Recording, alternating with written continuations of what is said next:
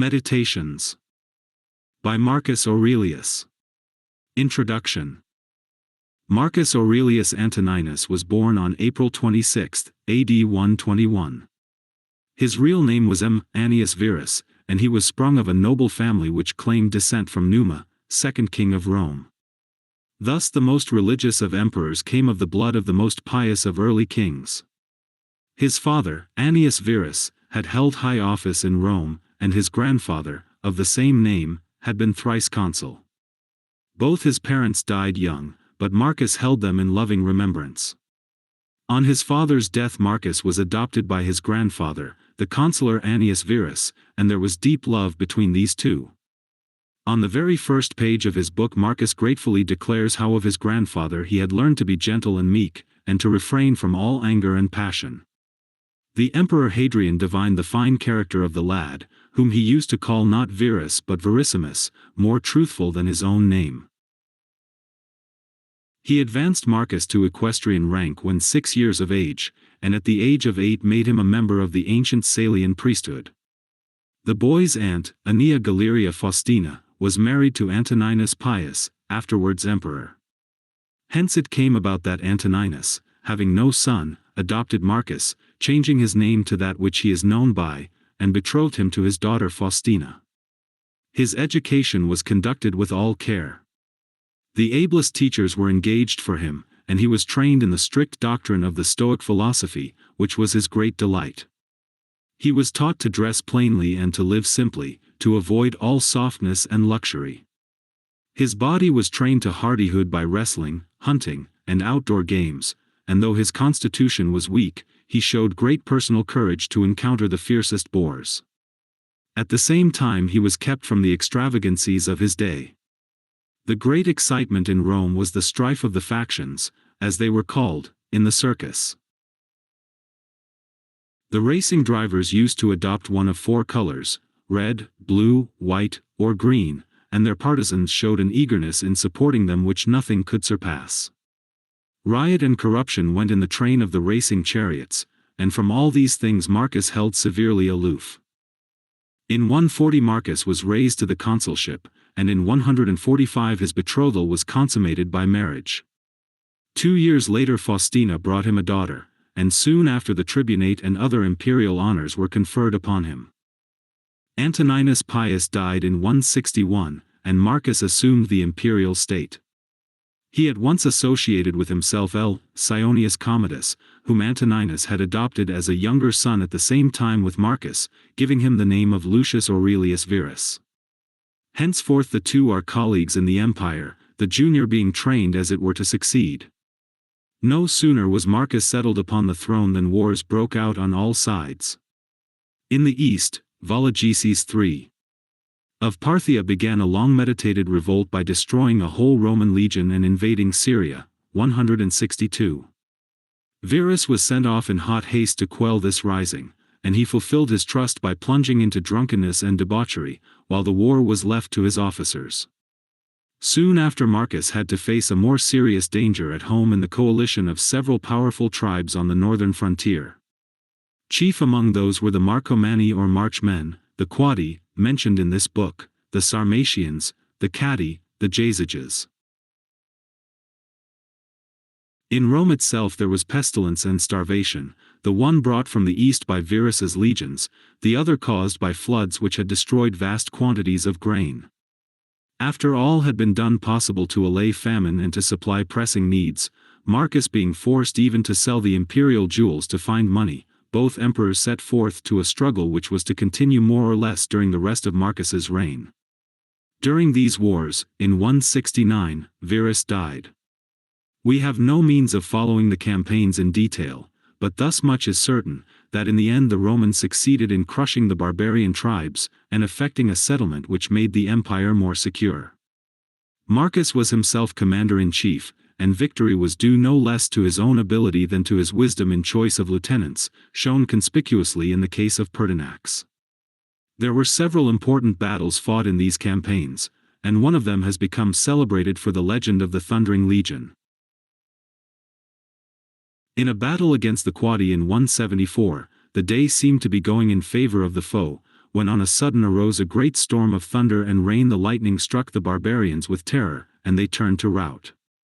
In later days this storm was said to have been sent in answer to the prayers of a legion which contained many Christians, and the name Thundering Legion should be given to it on this account. The title of Thundering Legion is known at an earlier date, so this part of the story at least cannot be true, but the aid of the storm is acknowledged by one of the scenes carved on Antonine's column at Rome, which commemorates these wars.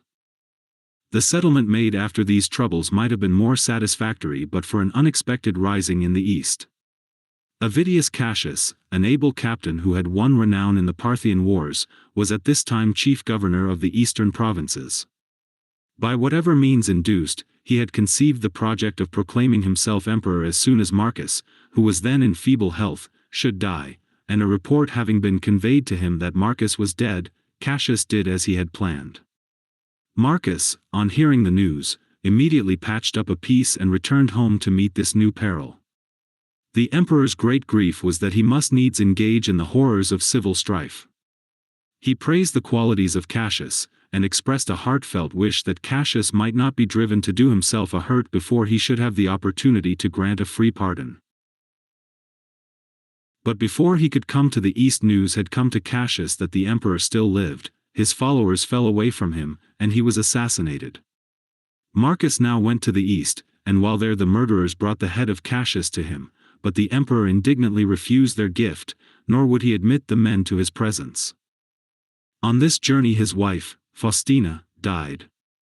At his return the emperor celebrated a triumph, 176. Immediately afterwards he repaired to Germany, and took up once more the burden of war.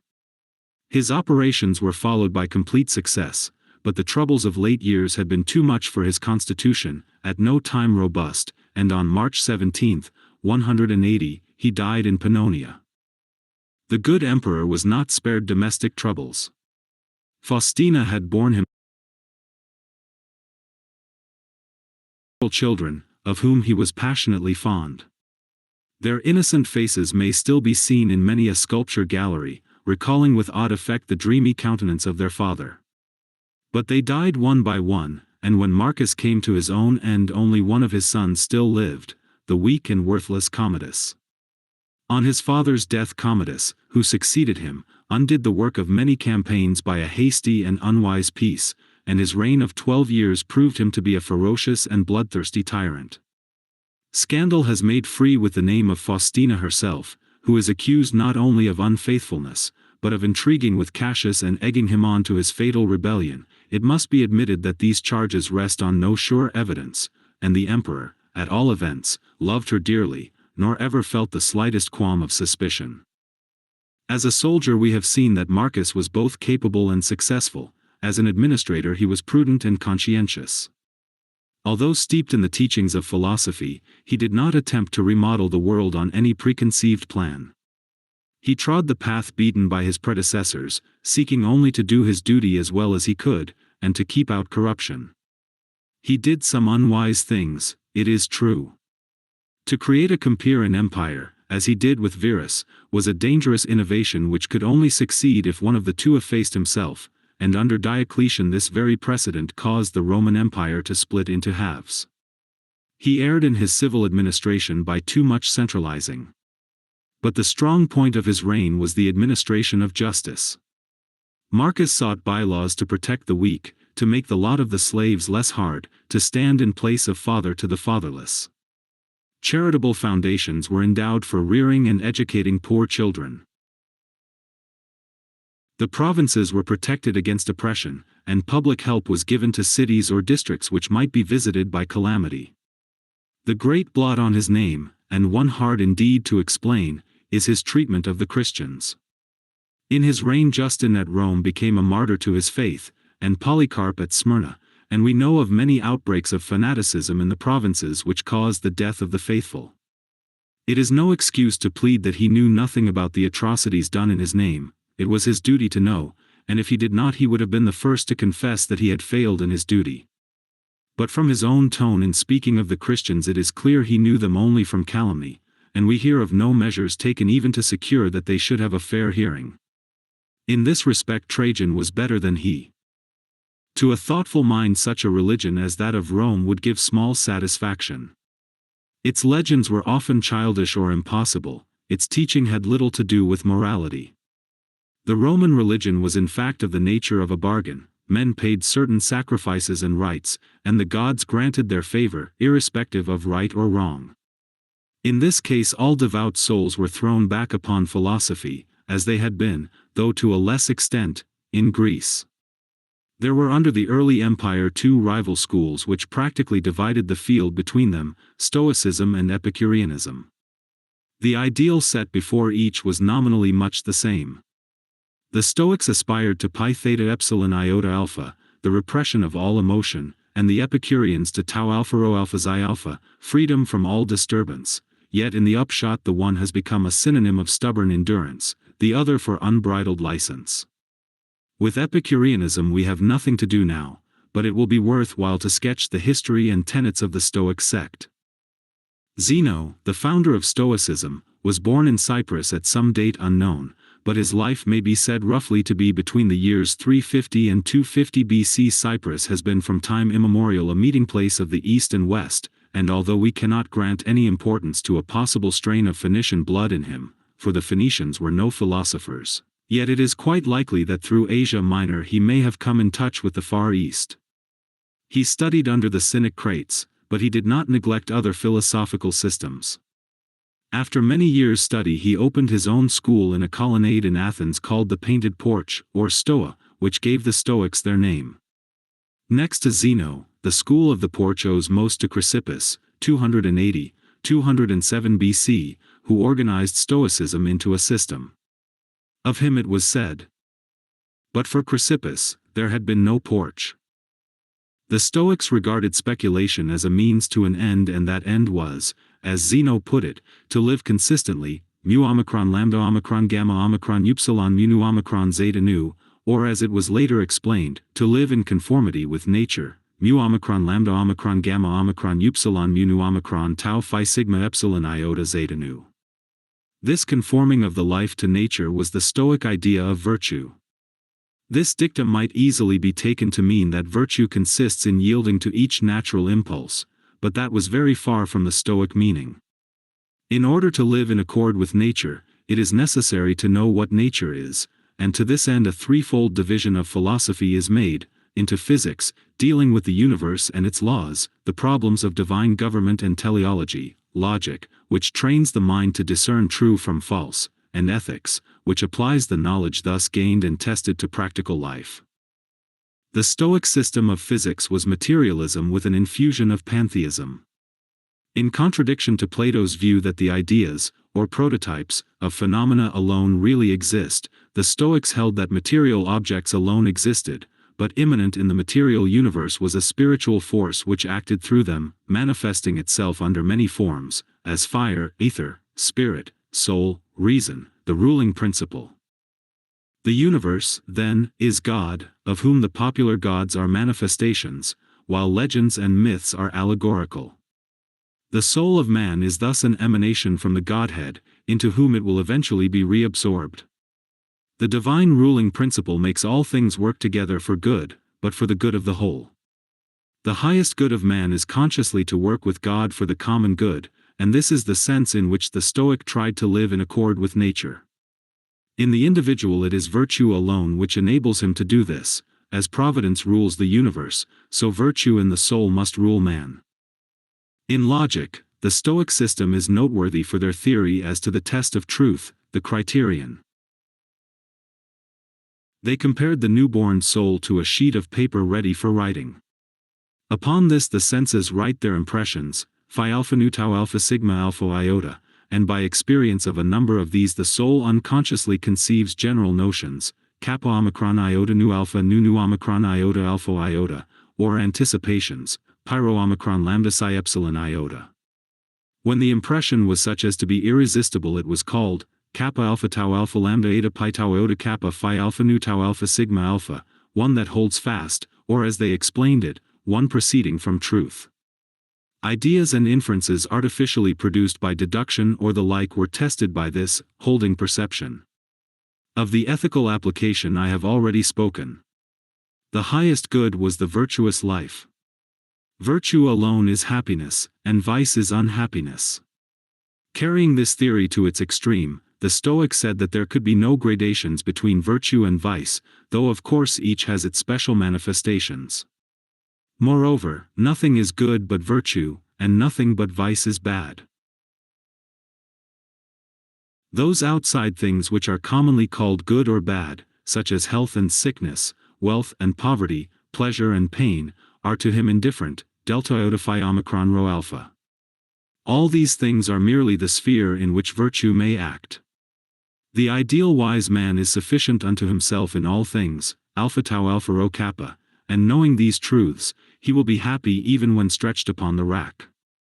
It is probable that no Stoic claimed for himself that he was this wise man, but that each strove after it as an ideal much as the Christian strives after a likeness to Christ.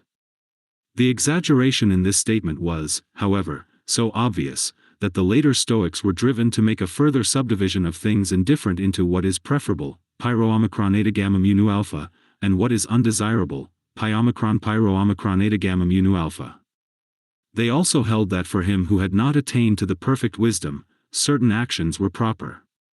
Kappa alpha theta kappa omicron nu tau alpha, these were neither virtuous nor vicious, but, like the indifferent things, held a middle place. 2 points in the Stoic system deserve special mention. One is a careful distinction between things which are in our power and things which are not.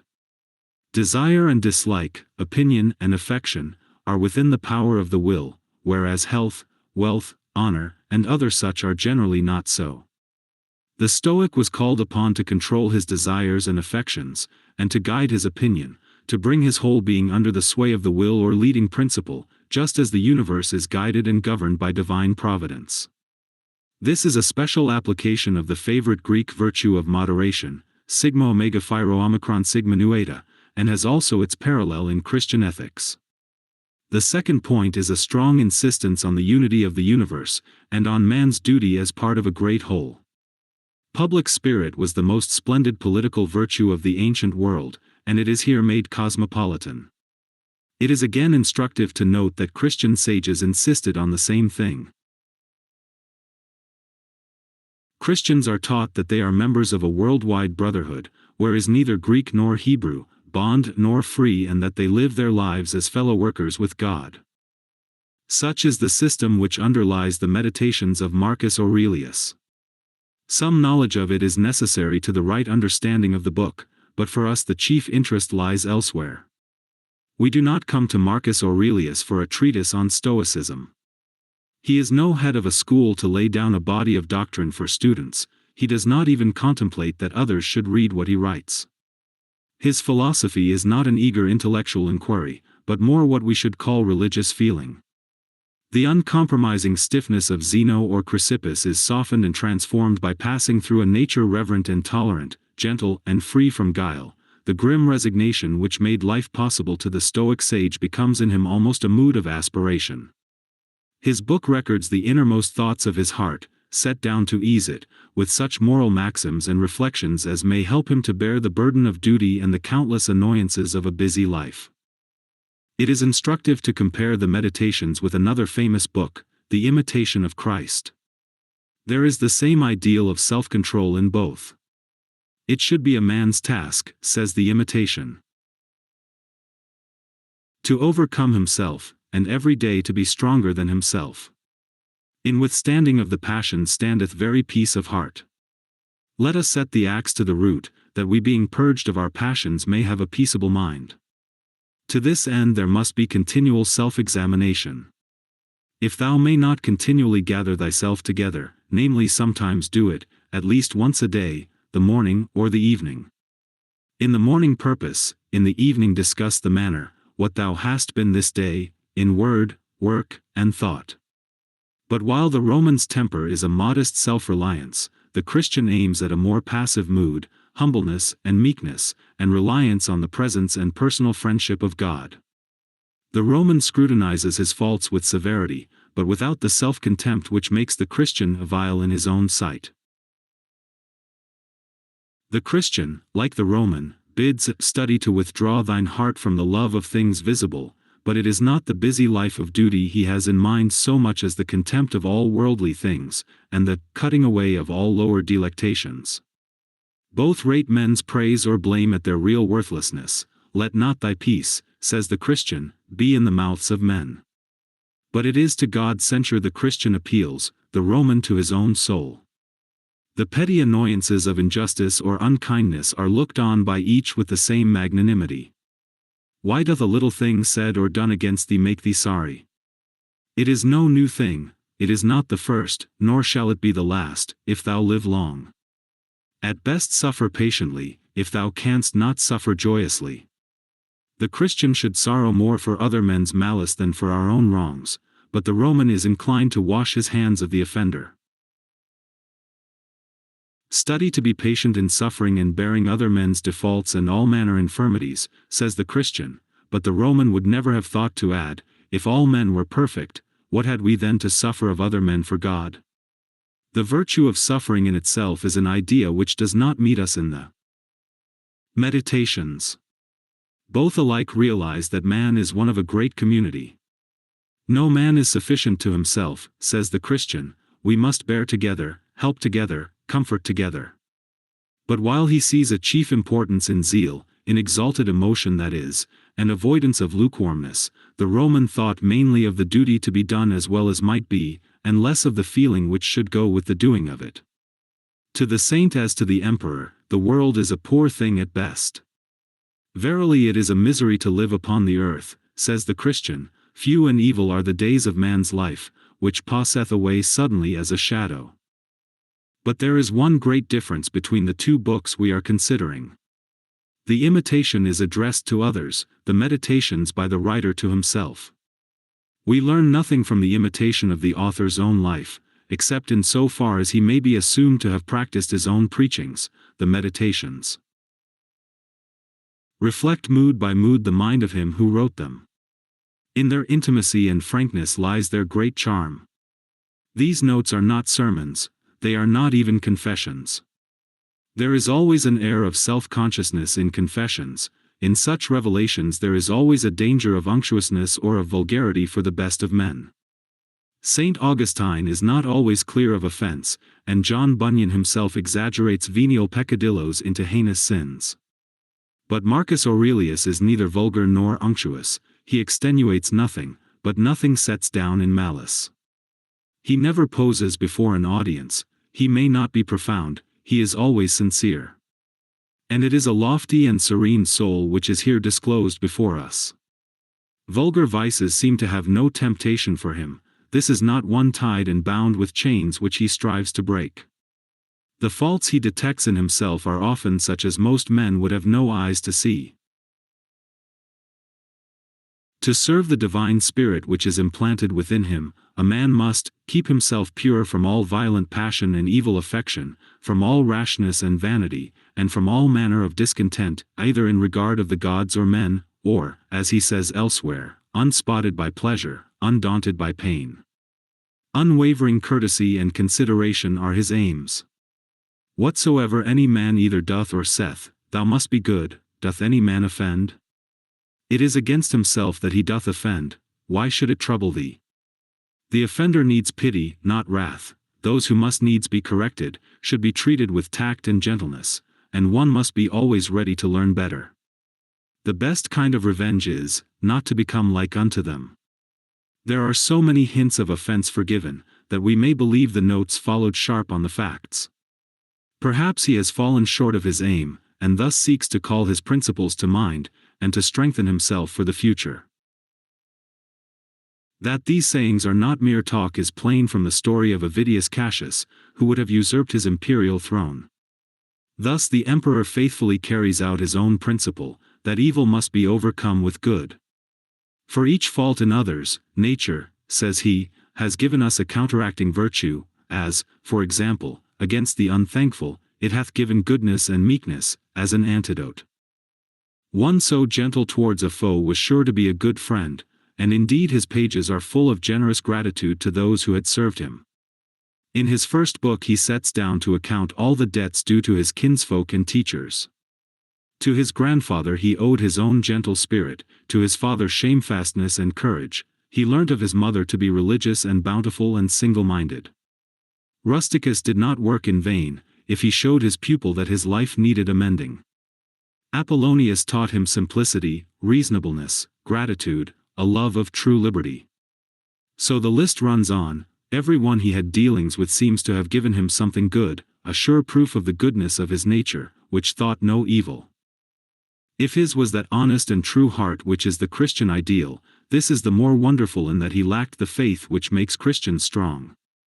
He could say, "It is true, either there is a God, and then all is well, or if all things go by chance and fortune, yet mayest thou use thine own providence in those things that concern thee properly, and then art thou well." Or again, "We must needs grant that there is a nature that doth govern the universe." But his own part in the scheme of things is so small, that he does not hope for any personal happiness beyond what a serene soul may win in this mortal life. O my soul, the time I trust will be, when thou shalt be good, simple, more open and visible, than that body by which it is enclosed, but this is said of the calm contentment with human lot which he hopes to attain, not of a time when the trammels of the body shall be cast off. For the rest, the world and its fame and wealth, all is vanity. The gods may perhaps have a particular care for him, but their especial care is for the universe at large, thus much should suffice. His gods are better than the Stoic gods, who sit aloof from all human things, untroubled and uncaring, but his personal hope is hardly stronger. On this point he says little, though there are many allusions to death as the natural end. Doubtless he expected his soul one day to be absorbed into the universal soul, since nothing comes out of nothing, and nothing can be annihilated. His mood is one of strenuous weariness. He does his duty as a good soldier, waiting for the sound of the trumpet which shall sound the retreat. He has not that cheerful confidence which led Socrates through a life no less noble, to a death which was to bring him into the company of gods he had worshipped and men whom he had revered.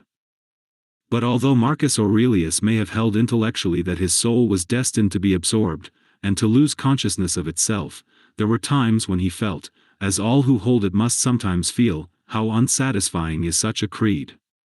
Then he gropes blindly after something less empty and vain. "Thou hast taken ship," he says, "thou hast sailed, thou art come to land, go out, if to another life, there also shalt thou find gods, who are everywhere." There is more in this than the assumption of a rival theory for argument's sake. If worldly things be but as a dream, the thought is not far off that there may be an awakening to what is real. When he speaks of death as a necessary change, and points out that nothing useful and profitable can be brought about without change, did he perhaps think of the change in a corn of wheat, which is not quickened except it die? Nature's marvelous power of recreating out of corruption is surely not confined to bodily things. Many of his thoughts sound like far-off echoes of St. Paul, and it is strange indeed that this most Christian of emperors has nothing good to say of the Christians. To him they are only sectaries violently and passionately set upon opposition. Profound as philosophy these meditations certainly are not, but Marcus Aurelius was too sincere not to see the essence of such things as came within his experience. Ancient religions were for the most part concerned with outward things. Do the necessary rites, and you propitiate the gods, and these rites were often trivial, sometimes violated right feeling or even morality. Even when the gods stood on the side of righteousness, they were concerned with the act more than with the intent. But Marcus Aurelius knows that what the heart is full of, the man will do. Such as thy thoughts and ordinary cogitations are, he says, such will thy mind be in time. And every page of the book shows us that he knew thought was sure to issue in act. He drills his soul, as it were, in right principles, that when the time comes, it may be guided by them. To wait until the emergency is to be too late. He sees also the true essence of happiness. If happiness did consist in pleasure, how came notorious robbers, impure abominable livers, parricides, and tyrants, in so large a measure to have their part of pleasures? He who had all the world's pleasures at command can write thus: a happy lot and portion is, good inclinations of the soul, good desires, good actions. By the irony of fate this man, so gentle and good, so desirous of quiet joys and a mind free from care, was set at the head of the Roman Empire when great dangers threatened from east and west. For several years he himself commanded his armies in chief. In camp before the Quadi he dates the first book of his meditations, and shows how he could retire within himself amid the coarse clangor of arms. The pomps and glories which he despised were all his. What to most men is an ambition or a dream, to him was a round of weary tasks which nothing but the stern sense of duty could carry him through. And he did his work well. His wars were slow and tedious, but successful. With a statesman's wisdom he foresaw the danger to Rome of the barbarian hordes from the north, and took measures to meet it. As it was, his settlement gave 2 centuries of respite to the Roman Empire. Had he fulfilled the plan of pushing the imperial frontiers to the Elbe, which seems to have been in his mind, much more might have been accomplished. But death cut short his designs. Truly a rare opportunity was given to Marcus Aurelius of showing what the mind can do in despite of circumstances. Most peaceful of warriors, a magnificent monarch whose ideal was quiet happiness in home life, bent to obscurity yet born to greatness, the loving father of children who died young or turned out hateful, his life was one paradox. That nothing might lack, it was in camp before the face of the enemy that he passed away and went to his own place. The following is a list of the chief English translations of Marcus Aurelius. 1. By Merrick Casaubon, 1634. 2. Jeremy Collier, 1701. 3. James Thomson, 1747. 4. Ark Graves, 1792. 5. H. McCormick, 1844. 6. George Long, 1862. 7. G. H. Rendell, 1898. And 8. J. Jackson, 1906. Renaz, Marc Aurèle, in his History of the Origins of Christianity, which appeared in 1882, is the most vital and original book to be had relating to the time of Marcus Aurelius. Pater's Marius the Epicurean forms another outside commentary, which is of service in the imaginative attempt to create again the period. The first book. Of my grandfather Verus I have learned to be gentle and meek, and to refrain from all anger and passion. From the fame and memory of him that begot me I have learned both shamefastness and manlike behavior. Of my mother I have learned to be religious, and bountiful, and to forbear, not only to do, but to intend any evil, to content myself with a spare diet, and to fly all such excess as is incidental to great wealth. Of my great-grandfather, both to frequent public schools and auditories, and to get me good and able teachers at home, and that I ought not to think much, if upon such occasions, I were at excessive charges. 2. Of him that brought me up, not to be fondly addicted to either of the 2 great factions of the coursers in the circus, called Prasini and Veneti, nor in the amphitheatre partially to favor any of the gladiators, or fencers, as either the Parmularii, or the Secutors. Moreover, to endure labor, nor to need many things, when I have anything to do it myself rather than by others, not to meddle with many businesses, and not easily to admit of any slander. 3. Of Diognetus, not to busy myself about vain things, and not easily to believe those things, which are commonly spoken, by such as take upon them to work wonders, and by sorcerers, or prestidigitators, and impostors, concerning the power of charms, and their driving out of demons, or evil spirits, and the like. Not to keep quails for the game, nor to be mad after such things. Not to be offended with other men's liberty of speech, and to apply myself unto philosophy. Him also I must thank, that ever I heard first Bacchius, then Tandisus and Martianus, and that I did write dialogues in my youth, and that I took liking to the philosopher's little couch and skins, and such other things, which by the Grecian discipline are proper to those who profess philosophy. 4. To Rusticus I am beholding, that I first entered into the conceit that my life wanted some redress and cure. And then, that I did not fall into the ambition of ordinary sophists, either to write tracts concerning the common theorems, or to exhort men unto virtue and the study of philosophy by public orations, as also that I never by way of ostentation did affect to show myself an active able man, for any kind of bodily exercises. And that I gave over the study of rhetoric and poetry, and of elegant neat language. That I did not use to walk about the house in my long robe, nor to do any such things. Moreover, I learned of him to write letters without any affectation, or curiosity, such as that was, which by him was written to my mother from Sinuessa, and to be easy and ready to be reconciled, and well pleased again with them that had offended me, as soon as any of them would be content to seek unto me again. To read with diligence, not to rest satisfied with a light and superficial knowledge, nor quickly to assent to things commonly spoken of, whom also I must thank that ever I lighted upon Epictetus his Hypomnemata, or moral commentaries and common factions, which also he gave me of his own.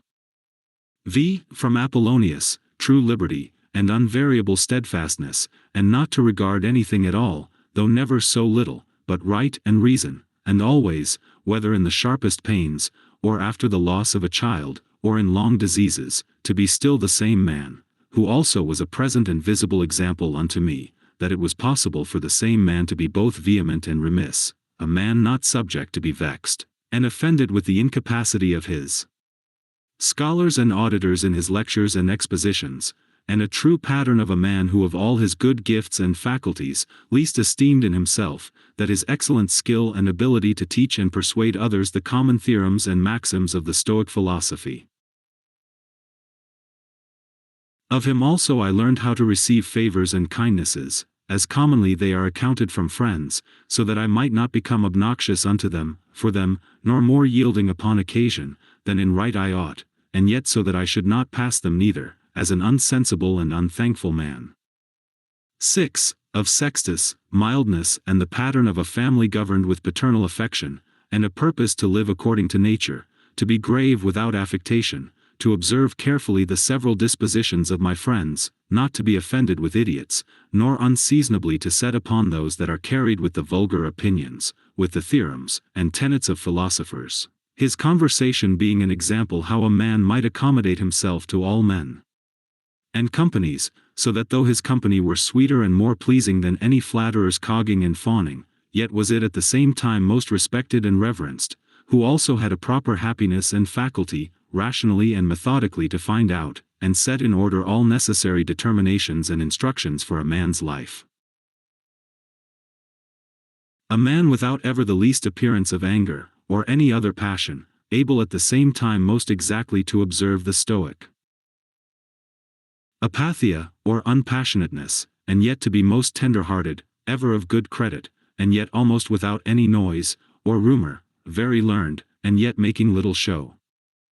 7. From Alexander the grammarian, to be unreprovable myself, and not reproachfully to reprehend any man for a barbarism, or a solecism, or any false pronunciation, but dexterously by way of answer, or testimony, or confirmation of the same matter, taking no notice of the word, to utter it as it should have been spoken, or by some other such close and indirect admonition, handsomely and civilly to tell him of it. 8. Of Fronto, to how much envy and fraud and hypocrisy the state of a tyrannous king is subject unto, and how they who are commonly called epsilon pi alpha tau rho delta alpha iota, i.e. nobly born, are in some sort incapable, or void of natural affection. 9. Of Alexander the Platonic, not often nor without great necessity to say, or to write to any man in a letter, I am not at leisure, nor in this manner still to put off those duties, which we owe to our friends and acquaintances, to every one in his kind, under pretence of urgent affairs. X. Of Catullus, not to contemn any friend's expostulation, though unjust, but to strive to reduce him to his former disposition, freely and heartily to speak well of all my masters upon any occasion, as it is reported of Domitius, and Athenodotus, and to love my children with true affection. 11. From my brother Severus, to be kind and loving to all them of my house and family, by whom also I came to the knowledge of Thracia and Helvidius, and Cato, and Dio, and Brutus. He it was also that did put me in the first conceit and desire of an equal commonwealth, administered by justice and equality, and of a kingdom wherein should be regarded nothing more than the good and welfare of the subjects. Of him also, to observe a constant tenor, not interrupted, with any other cares and distractions, in the study and esteem of philosophy, to be bountiful and liberal in the largest measure, always to hope the best, and to be confident that my friends love me. In whom I moreover observed open dealing towards those whom he reproved at any time, and that his friends might without all doubt or much observation know what he would, or would not, so open and plain was he. 12. From Claudius Maximus, in all things to endeavor to have power of myself, and in nothing to be carried about, to be cheerful and courageous in all sudden chances and accidents, as in sicknesses, to love mildness, and moderation, and gravity, and to do my business, whatsoever it be, thoroughly, and without querulousness. Whatsoever he said, all men believed him that as he spake, so he thought, and whatsoever he did, that he did it with a good intent. His manner was, never to wonder at anything, never to be in haste, and yet never slow, nor to be perplexed, or dejected, or at any time unseemly, or excessively to laugh, nor to be angry, or suspicious, but ever ready to do good, and to forgive, and to speak truth, and all this, as one that seemed rather of himself to have been straight and right, than ever to have been rectified or redressed. Neither was there any man that ever thought himself undervalued by him, or that could find in his heart, to think himself a better man than he. He would also be very pleasant and gracious.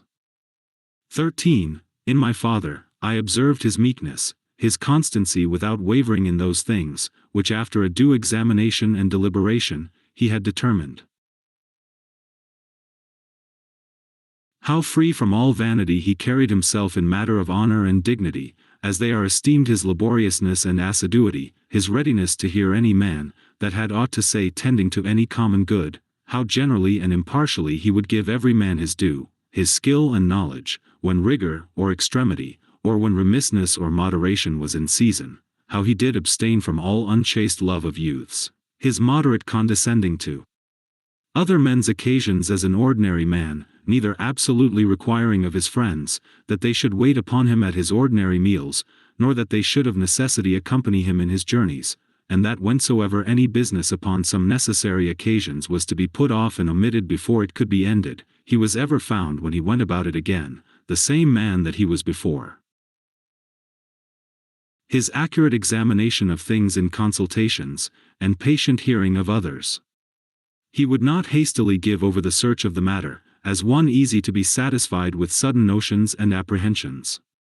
His care to preserve his friends, how neither at any time he would carry himself towards them with disdainful neglect, and grow weary of them, nor yet at any time be madly fond of them. His contented mind in all things, his cheerful countenance, his care to foresee things afar off, and to take order for the least, without any noise or clamor. Moreover, how all acclamations and flattery were repressed by him, how carefully he observed all things necessary to the government, and kept an account of the common expenses, and how patiently he did abide that he was reprehended by some for this his strict and rigid kind of dealing. How he was neither a superstitious worshipper of the gods, nor an ambitious pleaser of men, or studious of popular applause, but sober in all things, and everywhere observant of that which was fitting, no affecter of novelties, in those things which conduce to his ease and convenience, plenty whereof his fortune did afford him, without pride and bragging, yet with all freedom and liberty, so that as he did freely enjoy them without any anxiety or affectation when they were present, so when absent, he found no want of them. Moreover, that he was never commended by any man, as either a learned acute man, or an obsequious officious man, or a fine orator, but as a right mature man, a perfect sound man, one that could not endure to be flattered, able to govern both himself and others. Moreover, how much he did honor all true philosophers, without upbraiding those that were not so, his sociableness, his gracious and delightful conversation, but never unto satiety, his care of his body within bounds and measure, not as one that desired to live long, or over-studious of neatness and elegancy, and yet not as one that did not regard it, so that through his own care and providence, he seldom needed any inward physic or outward applications. But especially how ingeniously he would yield to any that had obtained any peculiar faculty, as either eloquence, or the knowledge of the laws, or of ancient customs, or the like. And how he concurred with them, in his best care and endeavor that every one of them might in his kind, for that wherein he excelled, be regarded and esteemed. And although he did all things carefully after the ancient customs of his forefathers, yet even of this was he not desirous that men should take notice, that he did imitate ancient customs. Again, how he was not easily moved and tossed up and down, but loved to be constant, both in the same places and businesses, and how after his great fits of headache he would return fresh and vigorous to his wonted affairs. Again, that secrets he neither had many, nor often, and such only as concerned public matters, his discretion and moderation, in exhibiting of the public sights and shows for the pleasure and pastime of the people, in public buildings, conjuries, and the like. In all these things, having a respect unto men only as men, and to the equity of the things themselves, and not unto the glory that might follow. Never wont to use the baths at unseasonable hours, no builder, never curious, or solicitous, either about his meat, or about the workmanship, or color of his clothes, or about anything that belonged to external beauty. In all his conversation, far from all inhumanity, all boldness, and incivility, all greediness and impetuosity, never doing anything with such earnestness and intention, that a man could say of him, that he did sweat about it, but contrariwise, all things distinctly, as at leisure, without trouble, orderly, soundly, and agreeably. A man might have applied that to him, which is recorded of Socrates, that he knew how to want, and to enjoy those things, in the want whereof, most men show themselves weak, and in the fruition, intemperate, but to hold out firm and constant, and to keep within the compass of true moderation and sobriety in either estate, is proper to a man, who hath a perfect and invincible soul, such as he showed himself in the sickness of Maximus. 14. From the gods I received that I had good grandfathers, and parents, a good sister, good masters, good domestics, loving kinsmen, almost all that I have, and that I never through haste and rashness transgressed against any of them, notwithstanding that my disposition was such, as that such a thing, if occasion had been, might very well have been committed by me, but that it was the mercy of the gods, to prevent such a concurring of matters and occasions, as might make me to incur this blame. That I was not long brought up by the concubine of my father, that I preserved the flower of my youth. That I took not upon me to be a man before my time, but rather put it off longer than I needed. That I lived under the government of my Lord and Father, who would take away from me all pride and vainglory, and reduce me to that conceit and opinion that it was not impossible for a prince to live in the court without a troop of guards and followers, extraordinary apparel, such and such torches and statues, and other like particulars of state and magnificence, but that a man may reduce and contract himself almost to the state of a private man, and yet, for all that not to become the more base and remiss in those public matters and affairs, wherein power and authority is requisite. That I have had such a brother, who by his own example might stir me up to think of myself, and by his respect and love, delight and please me. That I have got ingenuous children, and that they were not born distorted, nor with any other natural deformity. That I was no great proficient in the study of rhetoric and poetry, and of other faculties, which perchance I might have dwelt upon, if I had found myself to go on in them with success. That I did by times prefer those, by whom I was brought up, to such places and dignities, which they seemed unto me most to desire, and that I did not put them off with hope and expectation, that, since that they were yet but young, would do the same hereafter. That I ever knew Apollonius and Rusticus, and Maximus. That I have had occasion often and effectually to consider and meditate with myself, concerning that life which is according to nature, what the nature and manner of it is, so that as for the gods and such suggestions, helps and inspirations, as might be expected from them, nothing did hinder, but that I might have begun long before to live according to nature, or that even now that I was not yet partaker and in present possession of that life, that I myself, in that I did not observe those inward motions, and suggestions, yea, and almost plain and apparent instructions and admonitions of the gods, was the only cause of it. That my body in such a life, hath been able to hold out so long. That I never had to do with Benedicta and Theodotus, yea, and afterwards when I fell into some fits of love, I was soon cured. That having been often displeased with Rusticus, I never did him anything for which afterwards I had occasion to repent.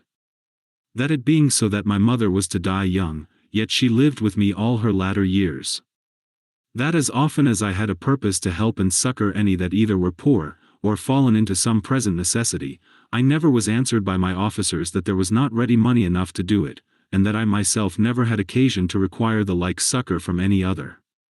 That I have such a wife, so obedient, so loving, so ingenuous. That I had choice of fit and able men, to whom I might commit the bringing up of my children. That by dreams I have received help, as for other things, so in particular, how I might stay my casting of blood, and cure my dizziness, as that also that happened to the Incageta, as unto Chryses when he prayed by the seashore. And when I did first apply myself to philosophy, that I did not fall into the hands of some sophists, or spent my time either in reading the manifold volumes of ordinary philosophers, nor in practicing myself in the solution of arguments and fallacies, nor dwelt upon the studies of the meteors, and other natural curiosities. All these things without the assistance of the gods, and fortune, could not have been. 15. In the country of the Quadi et Granua, these betimes in the morning say to thyself, this day I shalt have to do with an idle curious man, with an unthankful man, a railer, a crafty, false, or an envious man, an unsociable uncharitable man. All these ill qualities have happened unto them, through ignorance of that which is truly good and truly bad. But I that understand the nature of that which is good, that it only is to be desired, and of that which is bad, that it only is truly odious and shameful, who know moreover, that this transgressor, whosoever he be, is my kinsman, not by the same blood and seed, but by participation of the same reason, and of the same divine particle. How can I either be hurt by any of those, since it is not in their power to make me incur anything that is truly reproachful, or angry, and ill affected towards him, who by nature is so near unto me?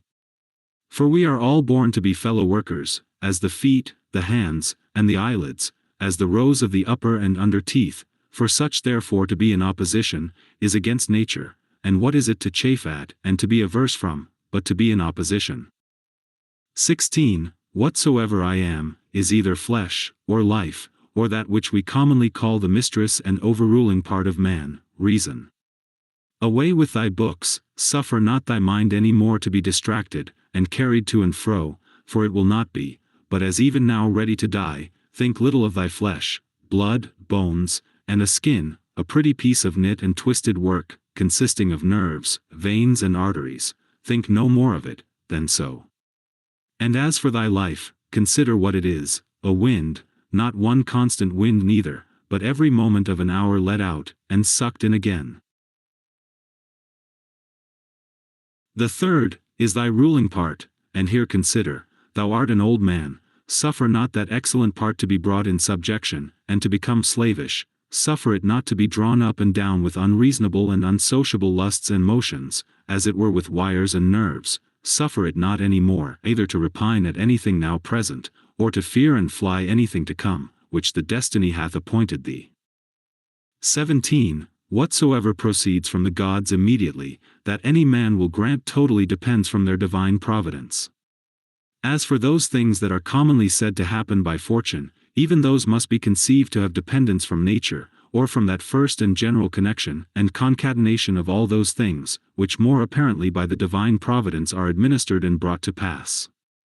All things flow from thence, and whatsoever it is that is both necessary, and conducing to the whole, part of which thou art, and whatsoever it is that is requisite and necessary for the preservation of the general, must of necessity for every particular nature, be good and be hopeful. And as for the whole, it is preserved, as by the perpetual mutation and conversion of the simple elements one into another, so also by the mutation and alteration of things mixed and compounded. Let these things suffice thee, let them be always unto thee, as thy general rules and precepts.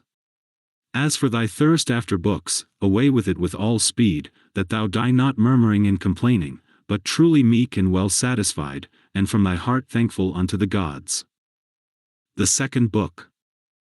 I remember how long thou hast already put off these things, and how often a certain day and hour as it were, having been set unto thee by the gods, thou hast neglected it. It is high time for thee to understand the true nature both of the world, whereof thou art a part, and of that Lord and Governor of the world, from whom, as a channel from the spring, thou thyself didst flow, and that there is but a certain limit of time appointed unto thee, which if thou shalt not make use of to calm and allay the many distempers of thy soul, it will pass away and thou with it, and never after return. 2. Let it be thy earnest and incessant care as a Roman and a man to perform whatsoever it is that thou art about, with true and unfeigned gravity, natural affection, freedom and justice, and as for all other cares, and imaginations, how thou mayest ease thy mind of them. Which thou shalt do, if thou shalt go about every action as thy last action, free from all vanity, all passionate and wilful aberration from reason, and from all hypocrisy, and self-love, and dislike of those things, which by the fates or appointment of God have happened unto thee. Thou sayest that those things, which for a man to hold on in a prosperous course, and to live a divine life, are requisite and necessary, are not many, for the gods will require no more of any man, that shall but keep and observe these things. 3. Do, soul, do, abuse and contemn thyself, yet a while and the time for thee to respect thyself, will be at an end. Every man's happiness depends from himself, but behold thy life is almost at an end, whiles affording thyself no respect, thou dost make thy happiness to consist in the souls, and conceits of other men. 4. Why should any of these things that happen externally, so much distract thee? Give thyself leisure to learn some good thing, and cease roving and wandering to and fro. Thou must also take heed of another kind of wandering, for they are idle in their actions, who toil and labor in this life, and have no certain scope to which to direct all their motions, and desires. For not observing the state of another man's soul, scarce was ever any man known to be unhappy. Tell whosoever they be that intend not, and guide not by reason and discretion the motions of their own souls, they must of necessity be unhappy. 6. These things thou must always have in mind. What is the nature of the universe, and what is mine, in particular, this unto that what relation it hath, what kind of part, of what kind of universe it is, and that there is nobody that can hinder thee, but that thou mayest always both do and speak those things which are agreeable to that nature, whereof thou art a part. 7. Theophrastus, where he compares sin with sin, as after a vulgar sense such things I grant may be compared, says well and like a philosopher, that those sins are greater which are committed through lust, than those which are committed through anger.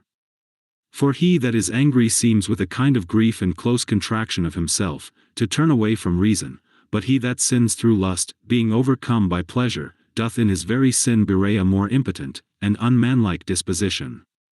Well then, and like a philosopher doth he say, that he of the two is the more to be condemned, that sins with pleasure, than he that sins with grief. For indeed this latter may seem first to have been wronged, and so in some manner through grief thereof to have been forced to be angry, whereas he who through lust doth commit anything, did of himself merely resolve upon that action. 8. Whatsoever thou dost effect, whatsoever thou dost project, so do, and so project all, as one who, for aught thou knowest, may at this very present depart out of this life. And as for death, if there be any gods, it is no grievous thing to leave the society of men. The gods will do thee no hurt, thou mayest be sure. But if it be so that there be no gods, or that they take no care of the world, why should I desire to live in a world void of gods, and of all divine providence? But gods there be certainly, and they take care for the world, and as for those things which be truly evil, as vice and wickedness, such things they have put in a man's own power, that he might avoid them if he would, and had there been anything besides that had been truly bad and evil, they would have had a care of that also, that a man might have avoided it. But why should that be thought to hurt and prejudice a man's life in this world, which cannot any ways make man himself the better, or the worse in his own person? Neither must we think that the nature of the universe did either through ignorance pass these things, or if not as ignorant of them, yet as unable either to prevent, or better to order and dispose them. It cannot be that she through want either of power or skill, should have committed such a thing, so as to suffer all things both good and bad, equally and promiscuously, to happen unto all both good and bad. As for life therefore, and death, honor and dishonor, labor and pleasure, riches and poverty, all these things happen unto men indeed, both good and bad, equally, but as things which of themselves are neither good nor bad, because of themselves, neither shameful nor praiseworthy. 9. Consider how quickly all things are dissolved and resolved, the bodies and substances themselves, into the matter and substance of the world, and their memories into the general age and time of the world. Consider the nature of all worldly sensible things, of those especially, which either ensnare by pleasure, or for their irksomeness are dreadful, or for their outward luster and show are in great esteem and request, how vile and contemptible, how base and corruptible, how destitute of all true life and being they are. It is the part of a man endowed with a good understanding faculty, to consider what they themselves are in very deed, from whose bare conceits and voices, honor and credit do proceed, as also what it is to die, and how if a man shall consider this by itself alone, to die, and separate from it in his mind all those things which with it usually represent themselves unto us, he can conceive of it no otherwise, than as of a work of nature, and he that fears any work of nature, is a very child. Now death, it is not only a work of nature, but also conducing to nature. 11. Consider with thyself how man, and by what part of his, is joined unto God, and how that part of man is affected, when it is said to be diffused. There is nothing more wretched than that soul, which in a kind of circuit compasseth all things, searching, as he saith, even the very depths of the earth, and by all signs and conjectures prying into the very thoughts of other men's souls, and yet of this, is not sensible, that it is sufficient for a man to apply himself wholly, and to confine all his thoughts and cares to the tendance of that spirit which is within him, and truly and really to serve him. His service doth consist in this, that a man keep himself pure from all violent passion and evil affection, from all rashness and vanity, and from all manner of discontent, either in regard of the gods or men.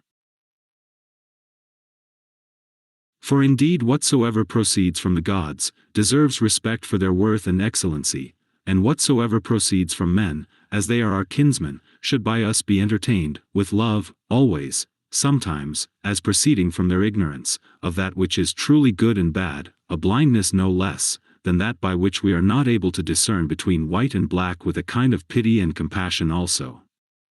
12. If thou shouldst live 3,000, or as many as 10,000 of years, yet remember this, that man can part with no life properly, save with that little part of life, which he now lives, and that which he lives, is no other, than that which at every instant he parts with. That then which is longest of duration, and that which is shortest, come both to one effect. For although in regard of that which is already past there may be some inequality, yet that time which is now present and in being, is equal unto all men. And that being it which we part with whensoever we die, it doth manifestly appear, that it can be but a moment of time, that we then part with. For as for that which is either past or to come, a man cannot be said properly to part with it. For how should a man part with that which he hath not? These two things therefore thou must remember. First, that all things in the world from all eternity, by a perpetual revolution of the same times and things ever continued and renewed, are of one kind and nature, so that whether for 100 or 200 years only, or for an infinite space of time, a man see those things which are still the same, it can be no matter of great moment. And secondly, that life which any the longest liver, or the shortest liver parts with, is for length and duration the very same, for that only which is present, is that, which either of them can lose, as being that only which they have, for that which he hath not, no man can truly be said to lose.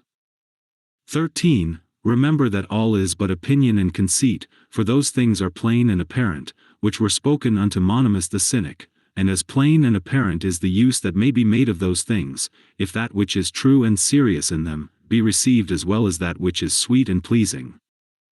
14. A man's soul doth wrong and disrespect itself first and especially, when as much as in itself lies it becomes an aposteme, and as it were an excrescency of the world, for to be grieved and displeased with anything that happens in the world, is direct apostasy from the nature of the universe, part of which, all particular natures of the world, are.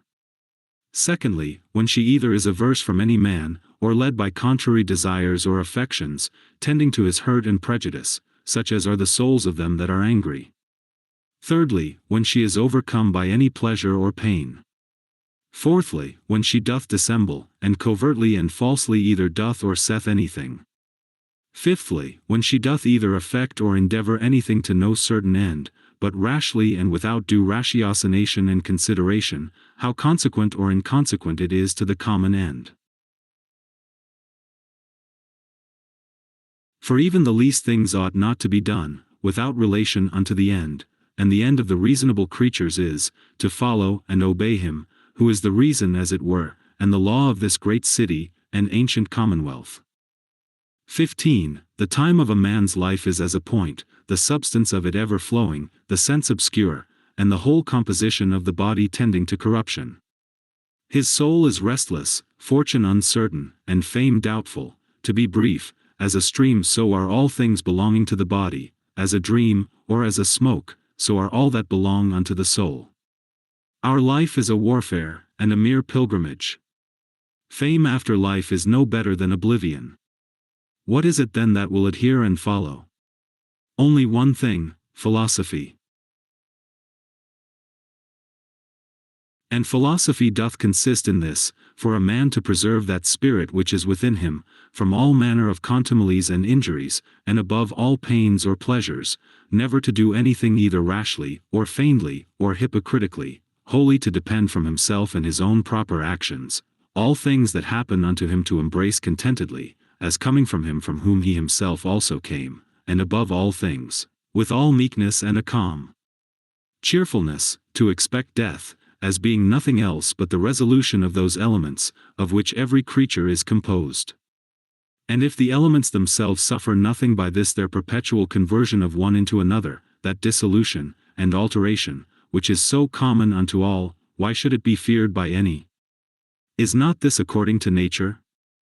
But nothing that is according to nature can be evil. Whilst I was at Carnuntum.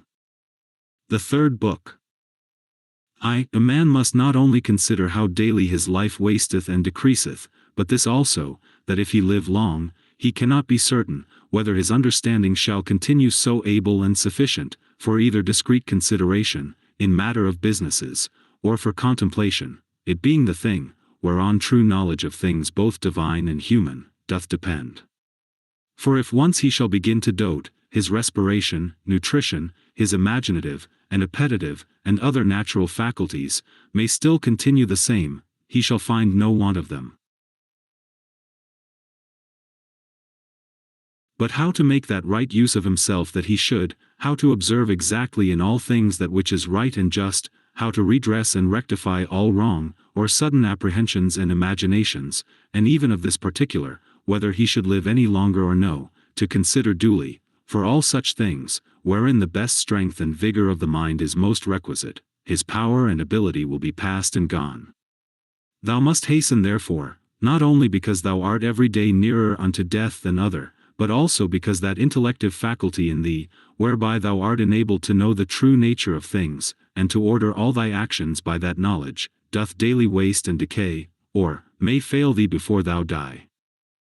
2. This also thou must observe, that whatsoever it is that naturally doth happen to things natural, hath somewhat in itself that is pleasing and delightful, as a great loaf when it is baked, some parts of it cleave as it were, and part asunder, and make the crust of it rugged and unequal, and yet those parts of it, though in some sort it be against the art and intention of baking itself, that they are thus cleft and parted, which should have been and were first made all even and uniform, they become it well nevertheless, and have a certain peculiar property, to stir the appetite. So figs are accounted fairest and ripest then, when they begin to shrink, and wither as it were. So ripe olives, when they are next to putrefaction, then are they in their proper beauty. The hanging down of grapes, the brow of a lion, the froth of a foaming wild boar, and many other like things, though by themselves considered, they are far from any beauty, yet because they happen naturally, they both are comely, and delightful, so that if a man shall with a profound mind and apprehension, consider all things in the world, even among all those things which are but mere accessories and natural appendices as it were, there will scarce appear anything unto him, wherein he will not find matter of pleasure and delight. So will he behold with as much pleasure the true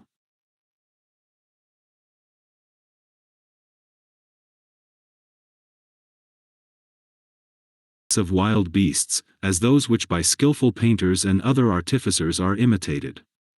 So will he be able to perceive the proper ripeness and beauty of old age, whether in man or woman, and whatsoever else it is that is beautiful and alluring in whatsoever is, with chaste and continent eyes he will soon find out and discern. Those and many other things will he discern, not credible unto every one, but unto them only who are truly and familiarly acquainted, both with nature itself, and all natural things. 3. Hippocrates, having cured many sicknesses, fell sick himself and died. The Chaldeans and astrologians, having foretold the deaths of divers, were afterwards themselves surprised by the fates. Alexander and Pompeius, and Caius Caesar, having destroyed so many towns, and cut off in the field so many thousands both of horse and foot, yet they themselves at last were fain to part with their own lives. Heraclitus, having written so many natural tracts concerning the last and general conflagration of the world, died afterwards all filled with water within, and all bedaubed with dirt and dung without. Lice killed Democritus, and Socrates, another sort of vermin, wicked ungodly men. How then stands the case? Thou hast taken ship, thou hast sailed, thou art come to land, go out, if to another life, there also shalt thou find gods, who are everywhere. If all life and sense shall cease, then shalt thou cease also to be subject to either pains or pleasures, and to serve and tend this vile cottage, so much the viler, by how much that which ministers unto it doth excel, the one being a rational substance, and a spirit, the other nothing but earth and blood. For, spend not the remnant of thy days in thoughts and fancies concerning other men, when it is not in relation to some common good, when by it thou art hindered from some other better work. That is, spend not thy time in thinking, what such a man doth, and to what end, what he saith, and what he thinks, and what he is about, and such other things or curiosities, which make a man to rove and wander from the care and observation of that part of himself, which is rational, and overruling.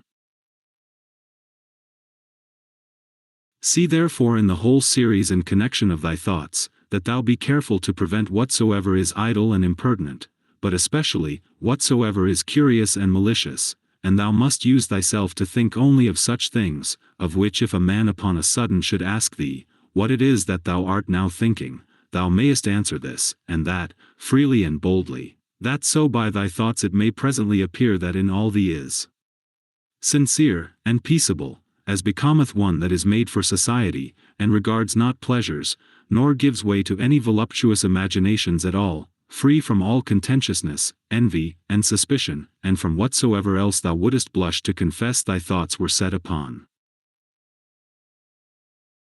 He that is such, is he surely that doth not put off to lay hold on that which is best indeed, a very priest and minister of the gods, well acquainted and in good correspondence with him, especially that is seated and placed within himself, as in a temple and sacrary, to whom also he keeps and preserves himself unspotted by pleasure, undaunted by pain, free from any manner of wrong, or contumely, by himself offered unto himself, not capable of any evil from others, a wrestler of the best sort, and for the highest prize, that he may not be cast down by any passion or affection of his own, deeply dyed and drenched in righteousness, embracing and accepting with his whole heart whatsoever either happeneth or is allotted unto him.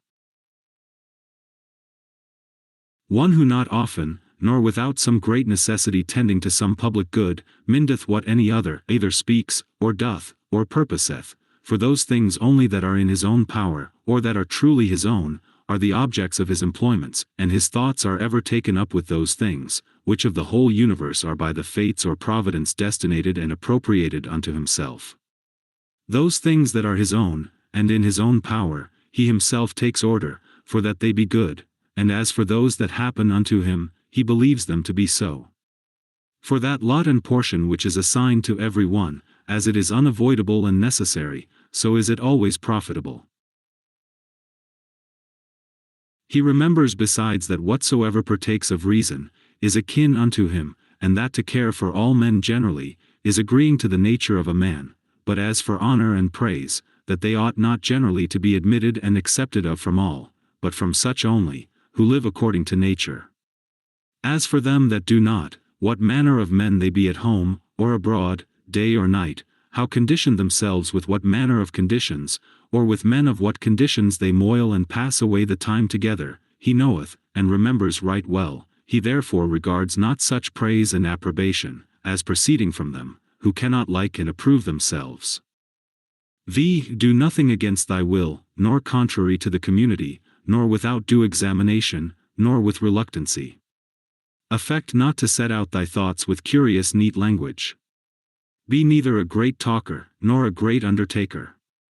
Moreover, let thy God that is in thee to rule over thee, find by thee, that he hath to do with a man, an aged man, a sociable man, a Roman, a prince, one that hath ordered his life, as one that expecteth, as it were, nothing but the sound of the trumpet, sounding a retreat to depart out of this life with all expedition. One who for his word or actions neither needs an oath, nor any man to be a witness. 6. To be cheerful, and to stand in no need, either of other men's help or attendance, or of that rest and tranquillity, which thou must be beholding to others for. Rather like one that is straight of himself, or hath ever been straight, than one that hath been rectified. 7. If thou shalt find anything in this mortal life better than righteousness, than truth, temperance, fortitude, and in general better than a mind contented both with those things which according to right and reason she doth, and in those, which without her will and knowledge happen unto thee by the providence, if I say, thou canst find out anything better than this, apply thyself unto it with thy whole heart, and that which is best wheresoever thou dost find it, enjoy freely. But if nothing thou shalt find worthy to be preferred to that spirit which is within thee, if nothing better than to subject unto thee thine own lusts and desires, and not to give way to any fancies or imaginations before thou hast duly considered of them, nothing better than to withdraw thyself, to use Socrates his words, from all sensuality, and submit thyself unto the gods, and to have care of all men in general, if thou shalt find that all other things in comparison of this, are but vile, and of little moment, then give not way to any other thing, which being once thou but affected and inclined unto, it will no more be in thy power without all distraction as thou oughtest to prefer and to pursue after that good, which is thine own and thy proper good. For it is not lawful, that anything that is of another and inferior kind and nature, be it what it will, as either popular applause, or honor, or riches, or pleasures, should be suffered to confront and contest as it were, with that which is rational, and operatively good. For all these things, if once though but for a while, they begin to please, they presently prevail, and pervert a man's mind, or turn a man from the right way. Do thou therefore I say absolutely and freely make choice of that which is best, and stick unto it. Now, that they say is best, which is most profitable. If they mean profitable to man as he is a rational man, stand thou to it, and maintain it, but if they mean profitable, as he is a creature, only reject it, and from this thy tenet and conclusion keep off carefully all plausible shows and colors of external appearance, that thou mayest be able to discern things rightly. 8. Never esteem of anything as profitable, which shall ever constrain thee either to break thy faith, or to lose thy modesty, to hate any man, to suspect, to curse, to dissemble, to lust after anything, that requireth the secret of walls or veils. But he that prefereth before all things his rational part and spirit, and the sacred mysteries of virtue which issueth from it, he shall never lament and exclaim, never sigh, he shall never want either solitude or company, and which is chiefest of all, he shall live without either desire or fear. And as for life, whether for a long or short time he shall enjoy his soul thus compassed about with a body, he is altogether indifferent. For if even now he were to depart, he is as ready for it, as for any other action, which may be performed with modesty and decency. For all his life long, this is his only care, that his mind may always be occupied in such intentions and objects, as are proper to a rational sociable creature. 9. In the mind that is once truly disciplined and purged, thou canst not find anything, either foul or impure, or as it were festered, nothing that is either servile or affected, no partial tie, no malicious averseness, nothing obnoxious, nothing concealed. The life of such an one, death can never surprise as imperfect, as of an actor, that should die before he had ended, or the play itself were at an end, a man might speak. Use thine opinative faculty with all honor and respect, for in her indeed is all, that thy opinion do not beget in thy understanding anything contrary to either nature, or the proper constitution of a rational creature. The end and object of a rational constitution is, to do nothing rashly, to be kindly affected towards men, and in all things willingly to submit unto the gods. Casting therefore all other things aside, keep thyself to these few, and remember withal that no man properly can be said to live more than that which is now present, which is but a moment of time. Whatsoever is besides either is already past, or uncertain. The time therefore that any man doth live, is but a little, and the place where he liveth, is but a very little corner of the earth, and the greatest fame that can remain of a man after his death, even that is but little, and that too, such as it is whilst it is by the succession of silly mortal men preserved, who likewise shall shortly die, and even whiles they live know not what in very deed they themselves are, and much less can no one, who long before is dead and gone. 11.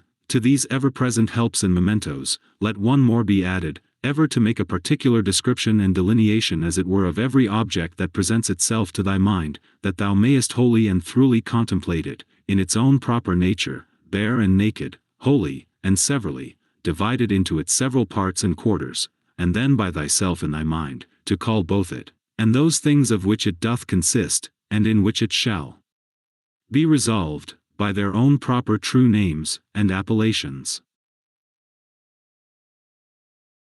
For there is nothing so effectual to beget true magnanimity, as to be able truly and methodically to examine and consider all things that happen in this life, and so to penetrate into their natures, that at the same time, this also may concur in our apprehensions. What is the true use of it? And what is the true nature of this universe, to which it is useful? How much in regard of the universe may it be esteemed?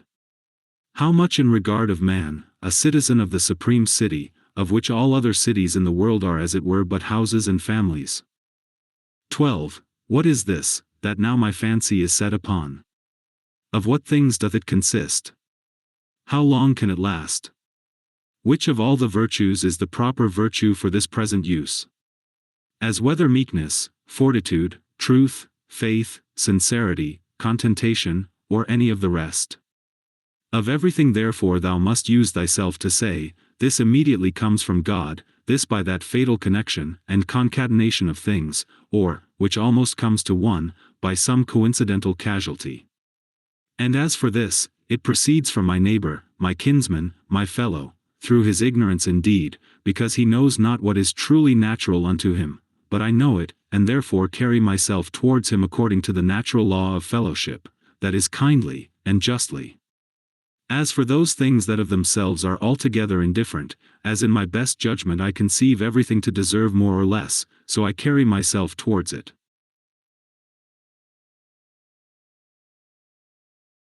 13. If thou shalt intend that which is present, following the rule of right and reason carefully, solidly, meekly, and shalt not intermix any other businesses, but shall study this only to preserve thy spirit unpolluted, and pure, and shall cleave unto him without either hope or fear of anything, in all things that thou shalt either do or speak, contenting thyself with heroical truth, thou shalt live happily, and from this, there is no man that can hinder thee.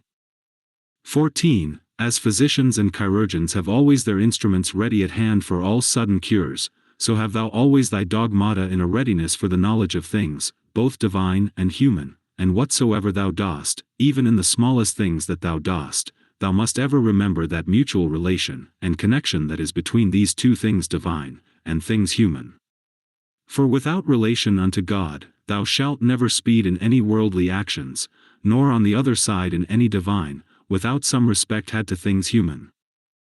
15. Be not deceived, for thou shalt never live to read thy moral commentaries, nor the acts of the famous Romans and Grecians, nor those excerpta from several books, all which thou hadst provided and laid up for thyself against thine old age. Hasten therefore to an end, and giving over all vain hopes, help thyself in time if thou carest for thyself, as thou oughtest to do. 16. To steal, to sow, to buy, to be at rest, to see what is to be done, which is not seen by the eyes, but by another kind of sight. What these words mean, and how many ways to be understood, they do not understand. The body, the soul, the understanding. As the senses naturally belong to the body, and the desires and affections to the soul, so do the dogmata to the understanding. 17. To be capable of fancies and imaginations, is common to man and beast. To be violently drawn and moved by the lusts and desires of the soul, is proper to wild beasts and monsters, such as Phalaris and Nero were. To follow reason for ordinary duties and actions is common to them also, who believe not that there be any gods, and for their advantage would make no conscience to betray their own country, and who when once the doors be shut upon them, dare do anything.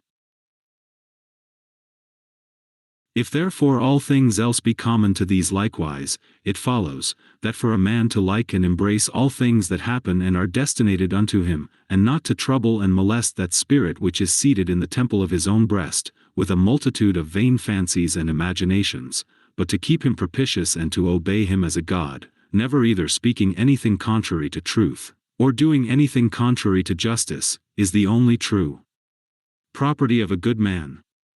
And such a one, though no man should believe that he liveth as he doth, either sincerely and conscionably, or cheerful and contentedly, yet is he neither with any man at all angry for it, nor diverted by it from the way that leadeth to the end of his life, through which a man must pass pure, ever ready to depart, and willing of himself without any compulsion to fit and accommodate himself to his proper lot and portion.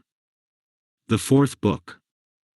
That inward mistress part of man, if it be in its own true natural temper, is towards all worldly chances and events ever so disposed and affected, that it will easily turn and apply itself to that which may be, and is within its own power to compass, when that cannot be which at first it intended.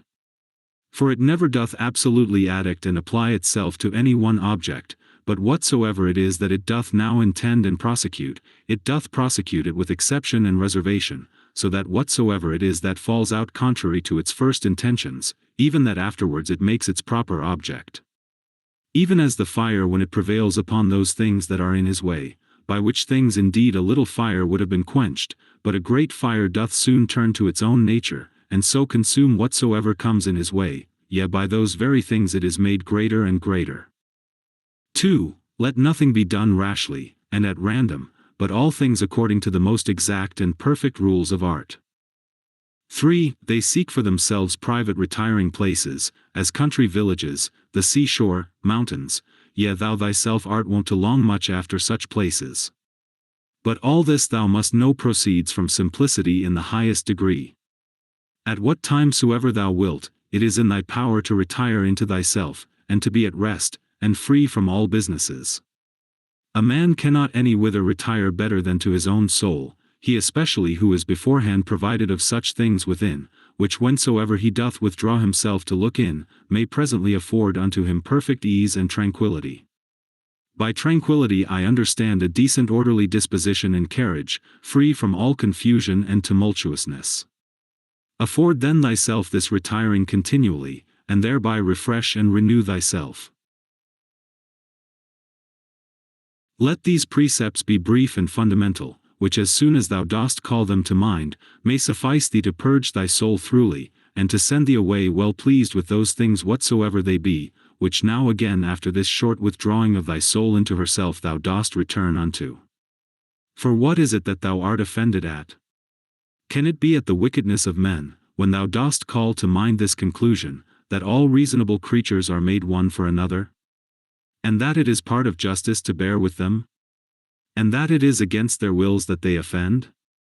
And how many already, who once likewise prosecuted their enmities, suspected, hated, and fiercely contended, are now long ago stretched out, and reduced unto ashes? It is time for thee to make an end. As for those things which among the common chances of the world happen unto thee as thy particular lot and portion, canst thou be displeased with any of them, when thou dost call that our ordinary dilemma to mind, either a providence, or Democritus his atoms? And with it, whatsoever we brought to prove that the whole world is as it were one city? And as for thy body, what canst thou fear, if thou dost consider that thy mind and understanding, when once it hath recollected itself, and knows its own power, hath in this life and breath, whether it run smoothly and gently, or whether harshly and rudely, no interest at all, but is altogether indifferent, and whatsoever else thou hast heard and assented unto concerning either pain or pleasure. But the care of thine honor and reputation will perchance distract thee? How can that be, if thou dost look back, and consider both how quickly all things that are forgotten, and what an immense chaos of eternity was before, and will follow after all things, and the vanity of praise, and the inconstancy and variableness of human judgments and opinions, and the narrowness of the place wherein it is limited and circumscribed? For the whole earth is but as one point, and of it, this inhabited part of it, is but a very little part, and of this part, how many in number, and what manner of men are they, that will commend thee? What remains then, but that thou often put in practice this kind of retiring of thyself, to this little part of thyself, and above all things, keep thyself from distraction, and intend not anything vehemently, but be free and consider all things, as a man whose proper object is virtue, as a man whose true nature is to be kind and sociable, as a citizen, as a mortal creature. Among other things, which to consider, and look into thou must use to withdraw thyself, let those two be among the most obvious and at hand. 1. That the things or objects themselves reach not unto the soul, but stand without still and quiet, and that it is from the opinion only which is within, that all the tumult and all the trouble doth proceed. The next, that all these things, which now thou sayest, shall within a very little while be changed, and be no more, and ever call to mind, how many changes and alterations in the world thou thyself hast already been an eye-witness of in thy time. This world is mere change, and this life, opinion. 4. If to understand and to be reasonable be common unto all men, then is that reason, for which we are termed reasonable, common unto all. If reason is general, then is that reason also, which prescribeth what is to be done and what not, common unto all. If that, then law. If law, then are we fellow citizens. If so, then are we partners in some one commonweal. If so, then the world is as it were a city. For which other commonweal is it, that all men can be said to be members of? From this common city it is, that understanding, reason, and law is derived unto us, for from whence else? For as that which in me is earthly I have from some common earth, and that which is moist from some other element is imparted, as my breath and life hath its proper fountain, and that likewise which is dry and fiery in me, for there is nothing which doth not proceed from something, as also there is nothing that can be reduced unto mere nothing, so also is there some common beginning from whence my understanding hath proceeded.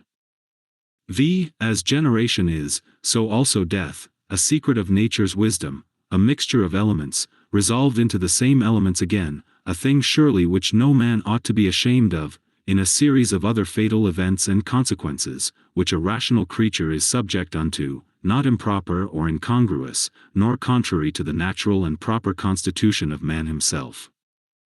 6. Such and such things, from such and such causes, must of necessity proceed. He that would not have such things to happen, is as he that would have the fig tree grow without any sap or moisture.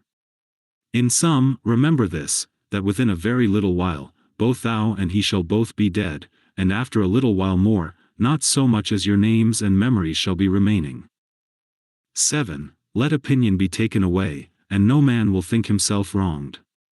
If no man shall think himself wronged, then is there no more any such thing as wrong.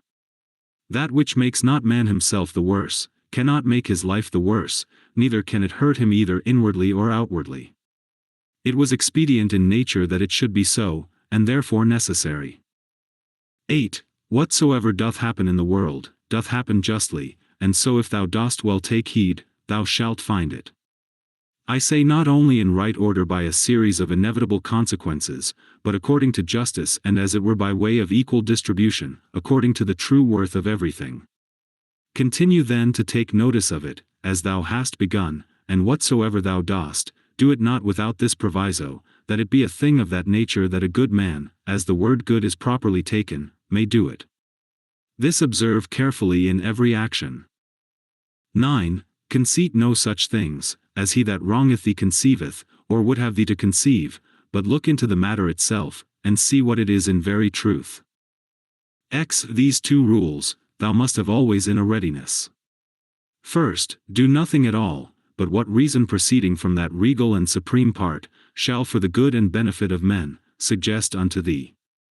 And secondly, if any man that is present shall be able to rectify thee or to turn thee from some erroneous persuasion, that thou be always ready to change thy mind, and this change to proceed, not from any respect of any pleasure or credit thereon depending, but always from some probable apparent ground of justice, or of some public good thereby to be furthered, or from some other such inducement.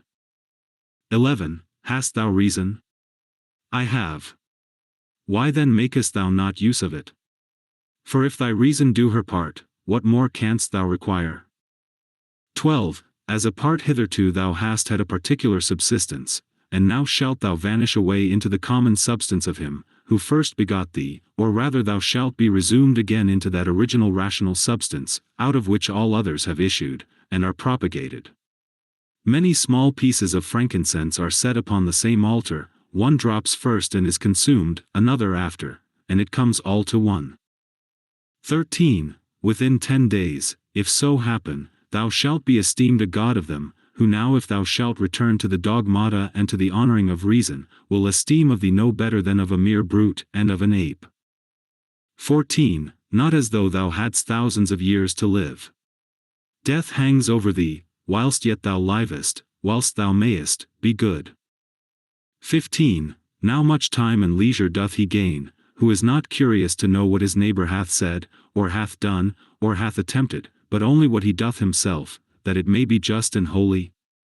Or to express it in Agathos words, not to look about upon the evil conditions of others, but to run on straight in the line, without any loose and extravagant agitation.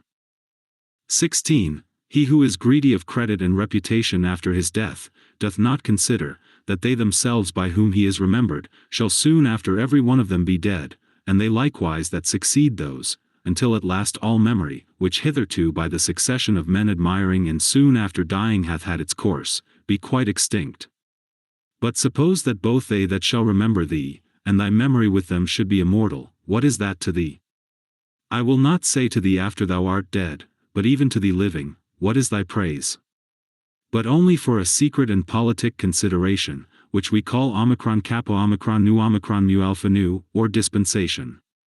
For as for that it is the gift of nature, whatsoever is commended in thee, what might be objected from thence, let that now that we are upon another consideration be omitted as unseasonable. That which is fair and goodly, whatsoever it be, and in what respect soever it be, that it is fair and goodly, it is so of itself, and terminates in itself, not admitting praise as a part or member, that therefore which is praised, is not thereby made either better or worse. This I understand even of those things, that are commonly called fair and good, as those which are commended either for the matter itself, or for curious workmanship. As for that which is truly good, what can it stand in need of more than either justice or truth, or more than either kindness and modesty? Which of all those either becomes good or fair, because commended, or dispraised suffers any damage? Doth the emerald become worse in itself, or more vile if it be not commended? Doth gold, or ivory, or purple? Is there anything that doth though never so common, as a knife, a flower, or a tree? 17. If so be that the souls remain after death, say they that will not believe it, how is the air from all eternity able to contain them? How is the earth, say I, ever from that time able to contain the bodies of them that are buried? For as here the change and resolution of dead bodies into another kind of subsistence, whatsoever it be winky face makes place for other dead bodies, so the souls after death transferred into the air, after they have conversed there a while, are either by way of transmutation, or transfusion, or conflagration, received again into that original rational substance, from which all others do proceed, and so give way to those souls, who before coupled and associated unto bodies, now begin to subsist single. This, upon a supposition that the souls after death do for a while subsist single, may be answered. And here, besides the number of bodies, so buried and contained by the earth, we may further consider the number of several beasts, eaten by us men, and by other creatures. For notwithstanding that such a multitude of them is daily consumed, and as it were buried in the bodies of the eaters, yet is the same place and body able to contain them, by reason of their conversion, partly into blood, partly into air and fire. What in these things is the speculation of truth? To divide things into that which is passive and material, and that which is active and formal. 18. Not to wander out of the way, but upon every motion and desire, to perform that which is just, and ever to be careful to attain to the true natural apprehension of every fancy that presents itself. 19. Whatsoever is expedient unto thee, O world, is expedient unto me. Nothing can either be unseasonable unto me, or out of date, which unto thee is seasonable. Whatsoever thy seasons bear, shall ever by me be esteemed as happy fruit, and increase. O nature! From thee are all things, in thee all things subsist, and to thee all tend. Could he say of Athens, thou lovely city of Cecrops, and shalt not thou say of the world, thou lovely city of God? XX They will say commonly, meddle not with many things, if thou wilt live cheerfully. Certainly there is nothing better, than for a man to confine himself to necessary actions, to such and so many only, as reason in a creature that knows itself born for society, will command and enjoin. This will not only procure that cheerfulness, which from the goodness, but that also, which from the paucity of actions doth usually proceed. For since it is so, that most of those things, which we either speak or do, are unnecessary, if a man shall cut them off, it must needs follow that he shall thereby gain much leisure, and save much trouble, and therefore at every action a man must privately by way of admonition suggest unto himself, what? May not this that now I go about, be of the number of unnecessary actions? Neither must he use himself to cut off actions only, but thoughts and imaginations also, that are unnecessary, for so will unnecessary consequent actions the better be prevented and cut off. XXI Try also how a good man's life, of one, who is well pleased with those things whatsoever, which among the common changes and chances of this world fall to his own lot and share, and can live well contented and fully satisfied in the justice of his own proper present action, and in the goodness of his disposition for the future will agree with thee. Thou hast had experience of that other kind of life, make now trial of this also. Trouble not thyself any more henceforth, reduce thyself unto perfect simplicity. Doth any man offend? It is against himself that he doth offend, why should it trouble thee? Hath anything happened unto thee? It is well, whatsoever it be, it is that which of all the common chances of the world from the very beginning in the series of all other things that have, or shall happen, was destinated and appointed unto thee. To comprehend all in a few words, our life is short, we must endeavor to gain the present time with best discretion and justice. Use recreation with sobriety.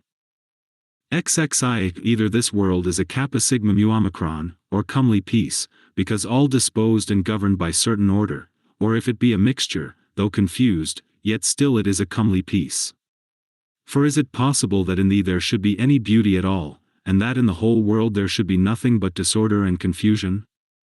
And all things in it too, by natural different properties one from another differenced and distinguished, and yet all through diffused, and by natural sympathy, one to another united, as they are?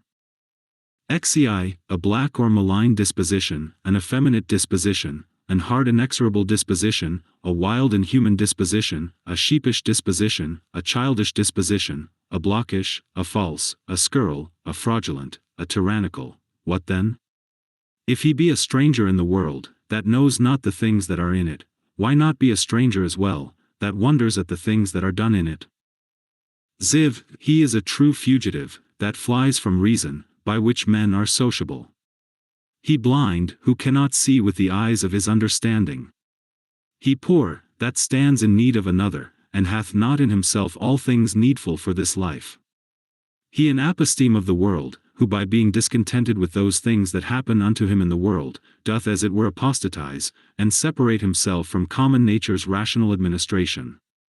For the same nature it is that brings this unto thee, whatsoever it be, that first brought thee into the world. He raises sedition in the city, who by irrational actions withdraws his own soul from that one and common soul of all rational creatures.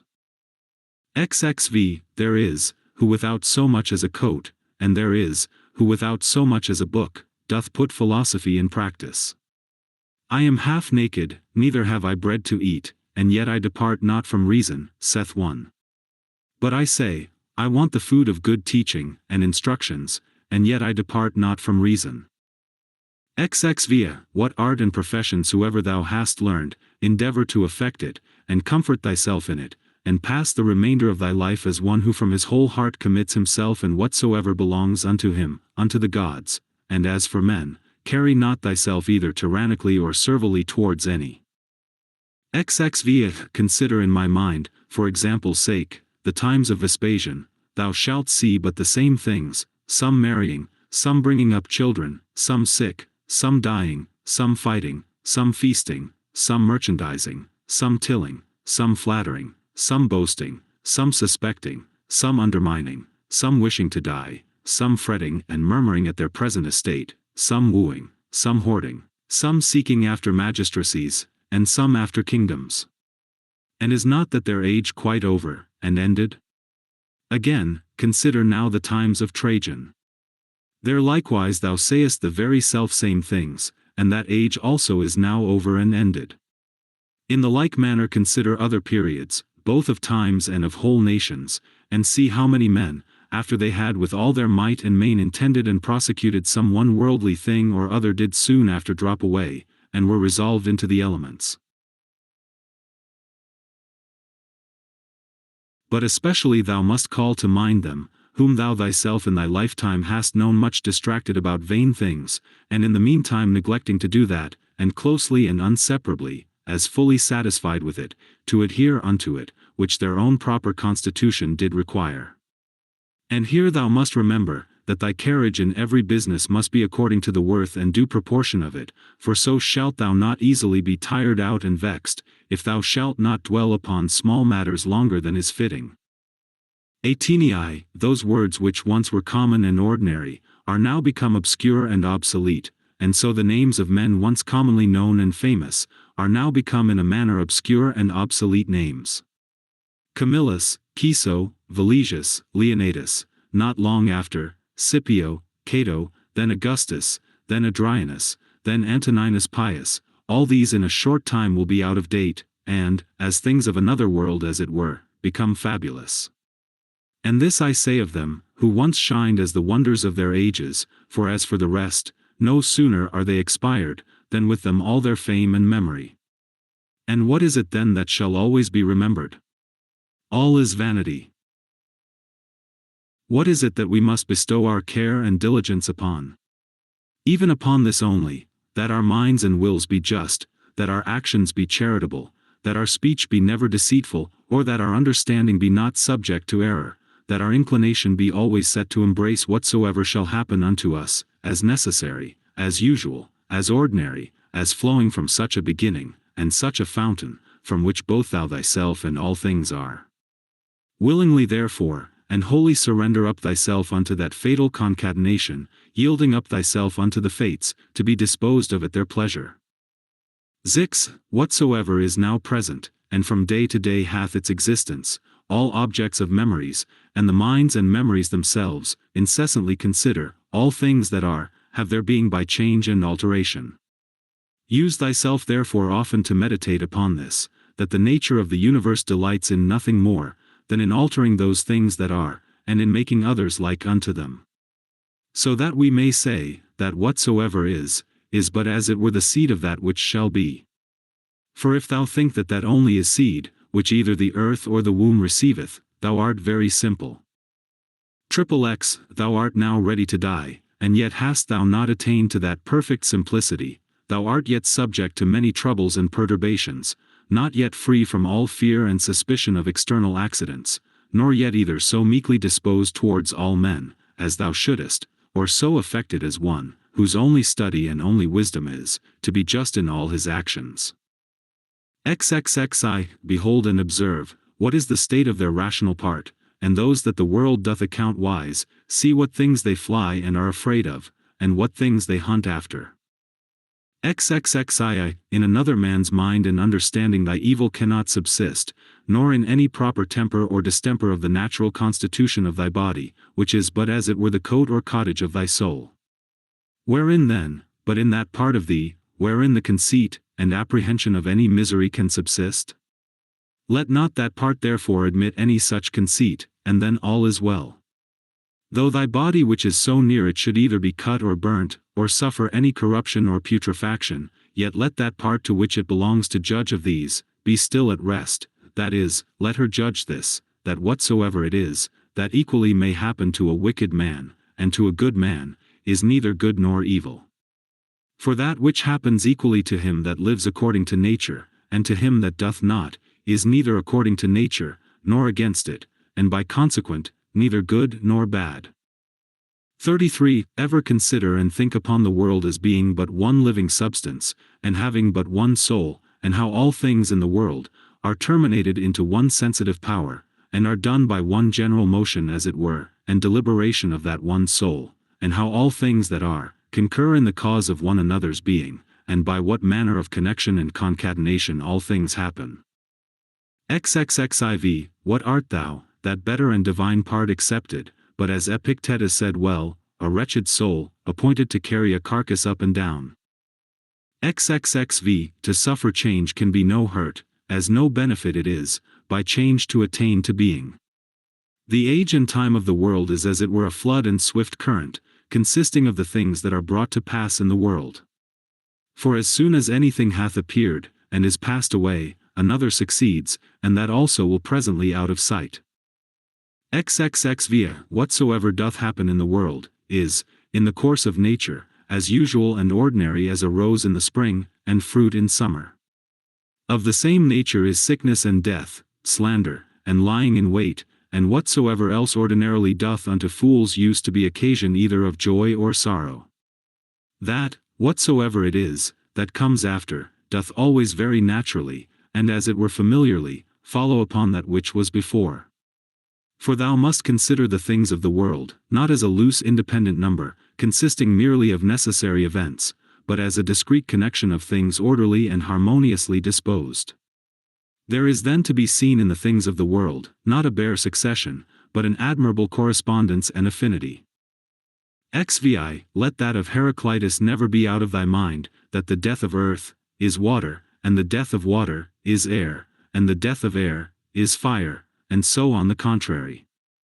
Remember him also who was ignorant whither the way did lead, and how that reason being the thing by which all things in the world are administered, and which men are continually and most inwardly conversant with, yet is the thing, which ordinarily they are most in opposition with, and how those things which daily happen among them, cease not daily to be strange unto them, and that we should not either speak, or do anything as men in their sleep, by opinion and bare imagination, for then we think we speak and do, and that we must not be as children, who follow their father's example, for best reason alleging their bare kappa alpha theta tau iota pi alpha rho epsilon iota lambda phi alpha mu epsilon nu, or, as by successive tradition from our forefathers we have received it. XXXV, even as if any of the gods should tell thee, thou shalt certainly die tomorrow, or next day, thou wouldst not, except thou wert extremely base and pusillanimous, take it for a great benefit, rather to die the next day after, than tomorrow, for alas, what is the difference? So, for the same reason, think it no great matter to die rather many years after, than the very next day. XXXX, let it be thy perpetual meditation, how many physicians who once looked so grim, and so theatrically shrunk their brows upon their patients, are dead and gone themselves. How many astrologers, after that in great ostentation they had foretold the death of some others, how many philosophers after so many elaborate tracts and volumes concerning either mortality or immortality, how many brave captains and commanders, after the death and slaughter of so many, how many kings and tyrants, after they had with such horror and insolency abused their power upon men's lives, as though themselves had been immortal, how many, that I may so speak, whole cities both men and towns, Hellas, Pompeii, Herculaneum, and others innumerable are dead and gone. Run them over also, whom thou thyself, one after another, hast known in thy time to drop away. Such and such a one took care of such and such a one's burial, and soon after was buried himself. So one, so another, and all things in a short time. For herein lieth all indeed, ever to look upon all worldly things, as things for their continuance, that are but for a day, and for their worth, most vile, and contemptible, as for example, what is man? That which but the other day when he was conceived was vile snivel, and within few days shall be either an embalmed carcass, or mere ashes. Thus must thou according to truth and nature, thoroughly consider how man's life is but for a very moment of time, and so depart meek and contented, even as if a ripe olive falling should praise the ground that bare her, and give thanks to the tree that begot her. Thou must be like a promontory of the sea, against which though the waves beat continually, yet it both itself stands, and about it are those swelling waves stilled and quieted. Oh, wretched I, to whom this mischance is happened. Nay, happy I, to whom this thing being happened, I can continue without grief, neither wounded by that which is present, nor in fear of that which is to come. For as for this, it might have happened unto any man, but any man having such a thing befallen him, could not have continued without grief. But that to bear it generously, is certainly great happiness. But that to bear it generously, is certainly great happiness. It is but an ordinary course one, yet it is a good effectual remedy against the fear of death, for a man to consider in his mind the examples of such, who greedily and covetously, as it were, did for a long time enjoy their lives. What have they got more, than they whose deaths have been untimely? Are not they themselves dead at the last? As Cadicians, Fabius, Julianus Lepidus, or any other who in their lifetime having buried many, were at the last buried themselves. The whole space of any man's life, is but little, and as little as it is, with what troubles, with what manner of dispositions, and in the society of how wretched a body must it be passed. Let it be therefore unto thee altogether as a matter of indifferency. For if thou shalt look backward, behold, what an infinite chaos of time doth present itself unto thee, and as infinite a chaos, if thou shalt look forward. In that which is so infinite, what difference can there be between that which liveth but 3 days, and that which liveth 3 ages? Let thy course ever be the most compendious way. The most compendious, is that which is according to nature, that is, in all both words and deeds, ever to follow that which is most sound and perfect.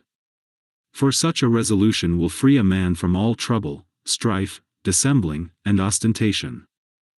The 5th Book. In the morning when thou findest thyself unwilling to rise, consider with thyself presently, it is to go about a man's work that I am stirred up. Am I then yet unwilling to go about that, for which I myself was born and brought forth into this world? Or was I made for this, to lay me down, and make much of myself in a warm bed? Oh, but this is pleasing. And was it then for this that thou wert born, that thou mightest enjoy pleasure? Was it not in very truth for this, that thou mightest always be busy and in action? Sayest thou not how all things in the world besides, how every tree and plant, how sparrows and ants, spiders and bees, how all in their kind are intent as it were orderly to perform whatsoever, towards the preservation of this orderly universe, naturally doth become and belong unto thin? And wilt not thou do that, which belongs unto a man to do? Wilt not thou run to do that, which thy nature doth require? But thou must have some rest. Yes, thou must. Nature hath of that also, as well as of eating and drinking, allowed thee a certain stint. But thou gest beyond thy stint, and beyond that which would suffice, and in matter of action, there thou comest short of that which thou mayest. It must needs be therefore, that thou dost not love thyself, for if thou didst, thou wouldst also love thy nature, and that which thy nature doth propose unto herself as her end. Others, as many as take pleasure in their trade and profession, can even pine themselves at their works, and neglect their bodies and their food for it, and doest thou less honor thy nature, than an ordinary mechanic his trade, or a good dancer his art? Than a covetous man his silver, and vainglorious man applause? These to whatsoever they take an affection, can be content to want their meat and sleep, to further that every one which he affects, and shall actions tending to the common good of human society, seem more vile unto thee, or worthy of less respect and intention. 2. How easy a thing is it for a man to put off from him all turbulent adventitious imaginations, and presently to be in perfect rest and tranquillity. 3. Think thyself fit and worthy to speak, or to do anything that is according to nature, and let not the reproach, or report of some that may ensue upon it, ever deter thee. If it be right and honest to be spoken or done, undervalue not thyself so much, as to be discouraged from it. As for them, they have their own rational overruling part, and their own proper inclination, which thou must not stand and look about to take notice of, but go on straight, whither both thine own particular, and the common nature do lead thee, and the way of both these, is but one. 4. I continue my course by actions according to nature, until I fall and cease, breathing out my last breath into that air, by which continually breathed in I did live, and falling upon that earth, out of whose gifts and fruits my father gathered his seed, my mother her blood, and my nurse her milk, out of which for so many years I have been provided, both of meat and drink. And lastly, which beareth me that tread upon it, and beareth with me that so many ways do abuse it, or so freely make use of it, so many ways to so many ends. No man can admire thee for thy sharp acute language, such is thy natural disability that way. Be it so, yet there be many other good things, for the want of which thou canst not plead the want or natural ability. Let them be seen in thee, which depend wholly from thee, sincerity, gravity, laboriousness, contempt of pleasures, be not querulous, be content with little, be kind, be free, avoid all superfluity, all vain prattling, be magnanimous. Doest not thou perceive, how many things there be, which notwithstanding any pretense of natural indisposition and unfitness, thou mightest have performed and exhibited, and yet still thou doest voluntarily continue drooping downwards? Or wilt thou say that it is through defect of thy natural constitution, that thou art constrained to murmur, to be base and wretched to flatter, now to accuse, and now to please, and pacify thy body, to be vainglorious, to be so giddy-headed, and unsettled in thy thoughts? Nay, witnesses be the gods, of all these thou mightest have been rid long ago, only, this thou must have been contented with, to have borne the blame of one that is somewhat slow and dull, wherein thou must so exercise thyself, as one who neither doth much take to heart this his natural defect, nor yet pleaseth himself in it. 6. Such there be, who when they have done a good turn to any, are ready to set them on the score for it, and to require retaliation. Others there be, who though they stand not upon retaliation, to require any, yet they think with themselves nevertheless, that such a one is their debtor, and they know as their word is what they have done. Others again there be, who when they have done any such thing, do not so much as know what they have done, but are like unto the vine, which beareth her grapes, and when once she hath borne her own proper fruit, is contented and seeks for no further recompense. As a horse after a race, and a hunting dog when he hath hunted, and a bee when she hath made her honey, look not for applause and commendation, so neither doth that man that rightly doth understand his own nature when he hath done a good turn, but from one doth proceed to do another, even as the vine after she hath once borne fruit in her own proper season, is ready for another time. Thou therefore must be one of them, who what they do, barely do it without any further thought, and are in a manner insensible of what they do. Nay but, will some reply perchance, this very thing a rational man is bound unto, to understand what it is, that he doeth. For it is the property, say they, of one that is naturally sociable, to be sensible, that he doth operate sociably, nay, and to desire, that the party himself that is sociably dealt with, should be sensible of it too. I answer, that which thou sayest is true indeed, but the true meaning of that which is said, thou dost not understand. And therefore art thou one of those first, whom I mentioned. For they also are led by a probable appearance of reason. But if thou dost desire to understand truly what it is that is said, fear not that thou shalt therefore give over any sociable action. 7. The form of the Athenians' prayer did run thus: O rain, rain, good Jupiter, upon all the grounds and fields that belong to the Athenians. Either we should not pray at all, or thus absolutely and freely, and not every one for himself in particular alone. 8. As we say commonly, the physician hath prescribed unto this man, riding, unto another, cold baths, unto a third, to go barefoot, so it is alike to say, the nature of the universe hath prescribed unto this man sickness, or blindness, or some loss, or damage, or some such thing.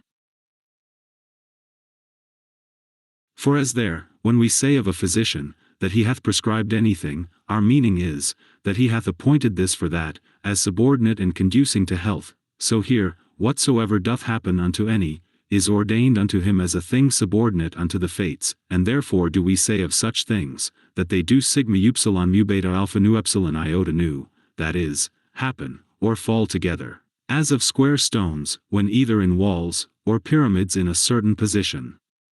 They fit one another, and agree as it were in an harmony.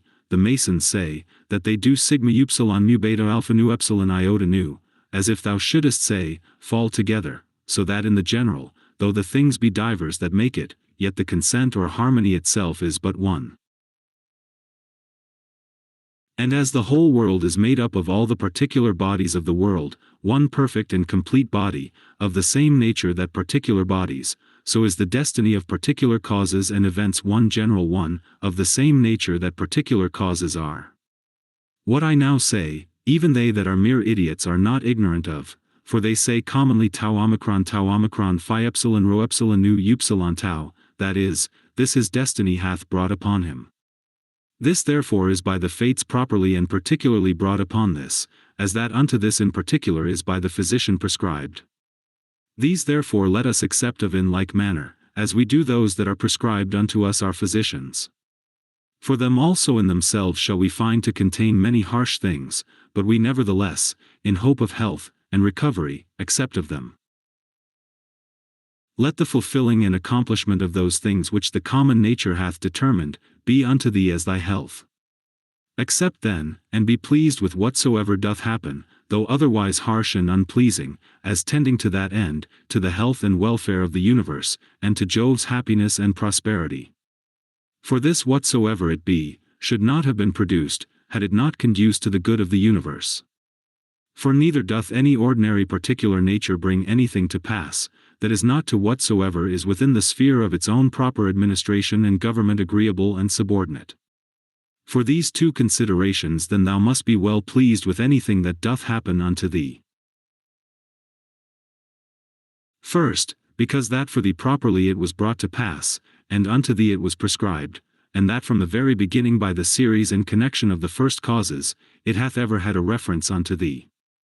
And secondly, because the good success and perfect welfare, and indeed the very continuance of him, that is the administrator of the whole, doth in a manner depend on it. For the whole, because whole, therefore entire and perfect, is maimed and mutilated, if thou shalt cut off anything at all, whereby the coherence and contiguity as of parts, so of causes, is maintained and preserved. Of which certain it is, that thou doest, as much as lieth in thee, cut off, and in some sort violently take somewhat away, as often as thou art displeased with anything that happeneth. 9. Be not discontented, be not disheartened, be not out of hope, if often it succeed not so well with thee punctually and precisely to do all things according to the right dogmata, but being once cast off, return unto them again. And as for those many and more frequent occurrences, either of worldly distractions, or human infirmities, which as a man thou canst not but in some measure be subject unto, be not thou discontented with them, but however, love and affect that only which thou dost return unto, a philosopher's life, and proper occupation after the most exact manner. And when thou dost return to thy philosophy, return not unto it as the manner of some is, after play and liberty as it were, to their schoolmasters and pedagogues, but as they that have sore eyes to their sponge and egg, or as another to his cataplasm, or as others to their fomentations, so shalt not thou make it a matter of ostentation at all to obey reason but of ease and comfort. And remember that philosophy requireth nothing of thee, but what thy nature requireth, and wouldest thou thyself desire anything that is not according to nature? For which of these sayest thou, that which is according to nature or against it, is of itself more kind and pleasing? Is it not for that respect especially, that pleasure itself is to so many men's hurt and overthrow, most prevalent, because esteemed commonly most kind, and natural? But consider well whether magnanimity rather, and true liberty, and true simplicity, and equanimity, and holiness, whether these be not most kind and natural?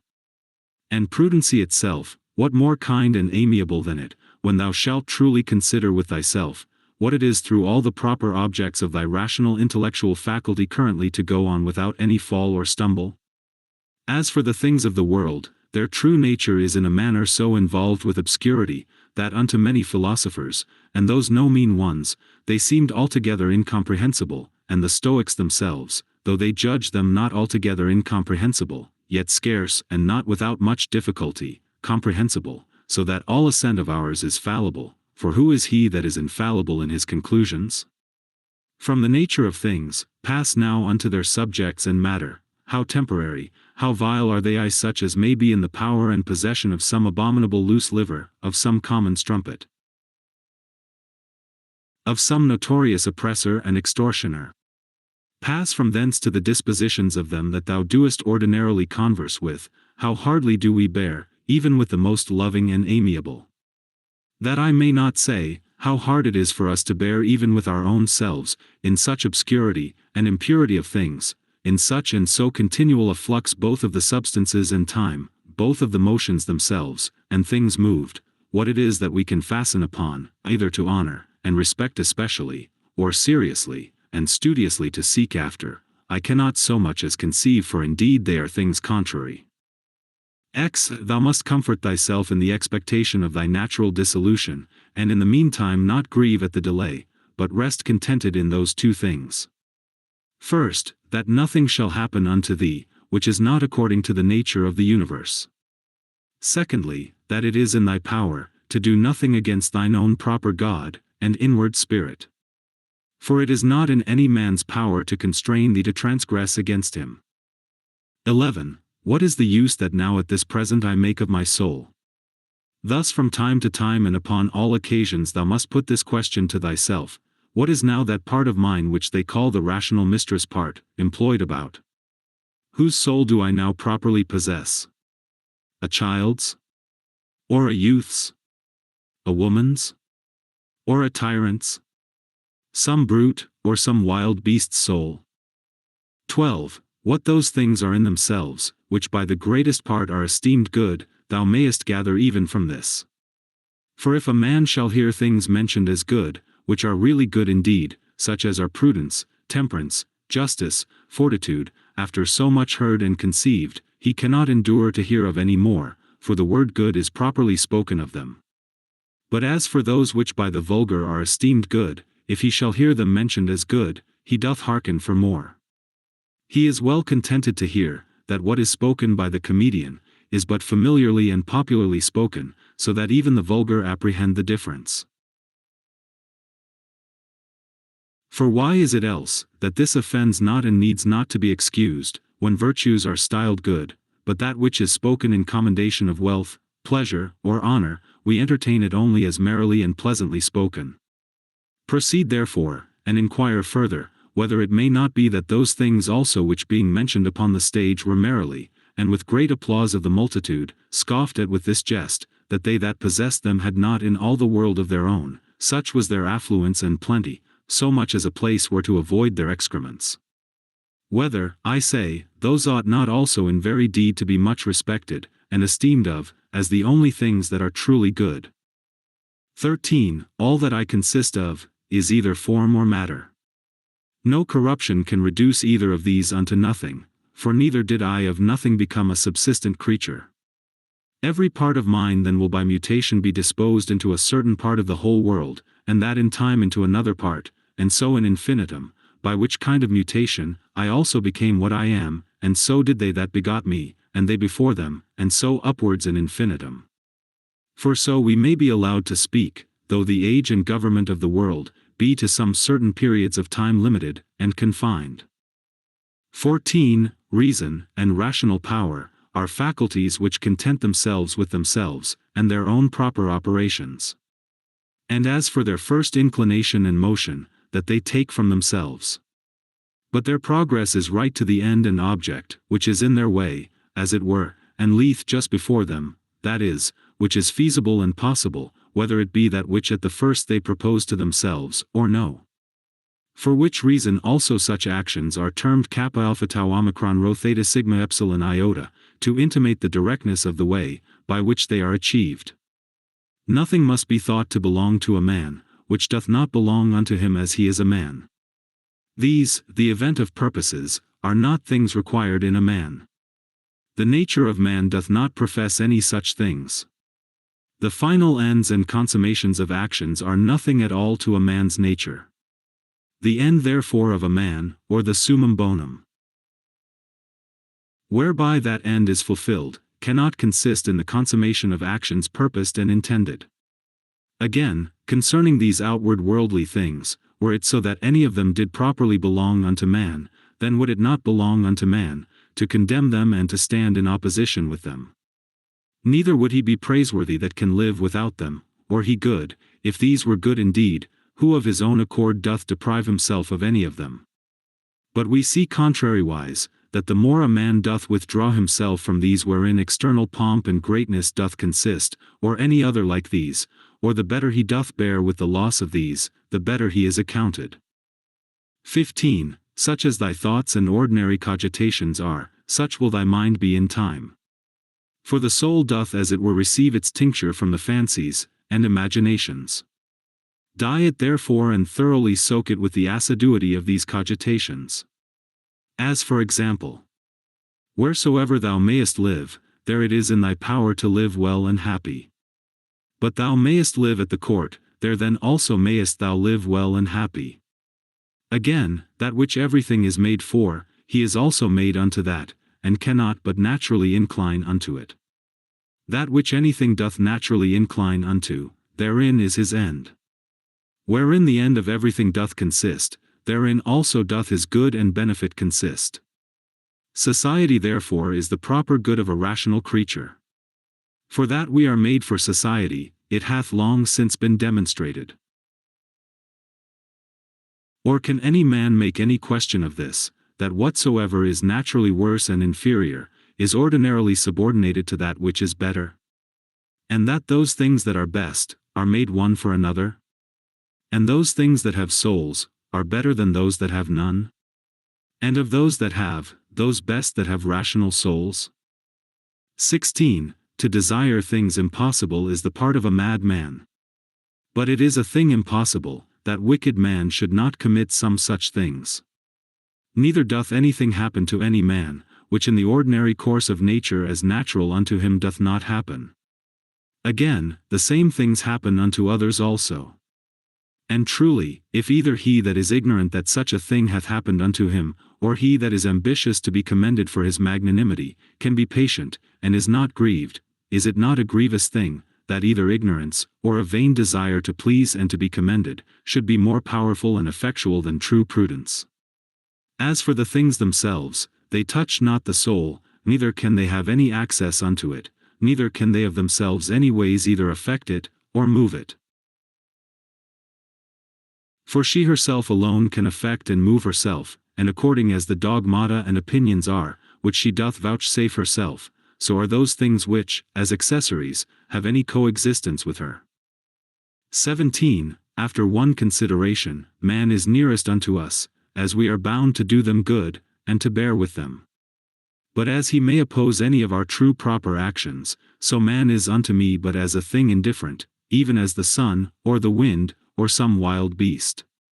By some of these it may be, that some operation or other of mine, may be hindered, however, of my mind and resolution itself, there can be no let or impediment, by reason of that ordinary constant both exception, or reservation wherewith it inclineth, and ready conversion of objects, from that which may not be, to that which may be, which in the prosecution of its inclinations, as occasion serves, it doth observe. For by these the mind doth turn and convert any impediment whatsoever, to be her aim and purpose. So that what before was the impediment, is now the principal object of her working, and that which before was in her way, is now her readiest way. 18. Honor that which is chiefest and most powerful in the world, and that is it, which makes use of all things, and governs all things. So also in thyself, honor that which is chiefest, and most powerful, and is of one kind and nature with that which we now spake of. For it is the very same, which being in thee, turneth all other things to its own use, and by whom also thy life is governed. 19. That which doth not hurt the city itself, cannot hurt any citizen. This rule thou must remember to apply and make use of upon every conceit and apprehension of wrong. If the whole city be not hurt by this, neither am I certainly. And if the whole be not, why should I make it my private grievance? Consider rather what it is wherein he is overseen that is thought to have done the wrong. Again, often meditate how swiftly all things that subsist, and all things that are done in the world, are carried away, and as it were conveyed out of sight, for both the substance themselves, we see as a flood, are in a continual flux, and all actions in a perpetual change, and the causes themselves, subject to 1,000 alterations, neither is there anything almost, that may ever be said to be now settled and constant. Next unto this, and which follows upon it, consider both the infiniteness of the time already past, and the immense vastness of that which is to come, wherein all things are to be resolved and annihilated. Art not thou then a very fool, who for these things, art either puffed up with pride, or distracted with cares, or canst find in thy heart to make such moans as for a thing that would trouble thee for a very long time? Consider the whole universe whereof thou art but a very little part, and the whole age of the world together, whereof but a short and very momentary portion is allotted unto thee, and all the fates and destinies together, of which how much is it that comes to thy part and share? Again, another doth trespass against me. Let him look to that. He is master of his own disposition, and of his own operation.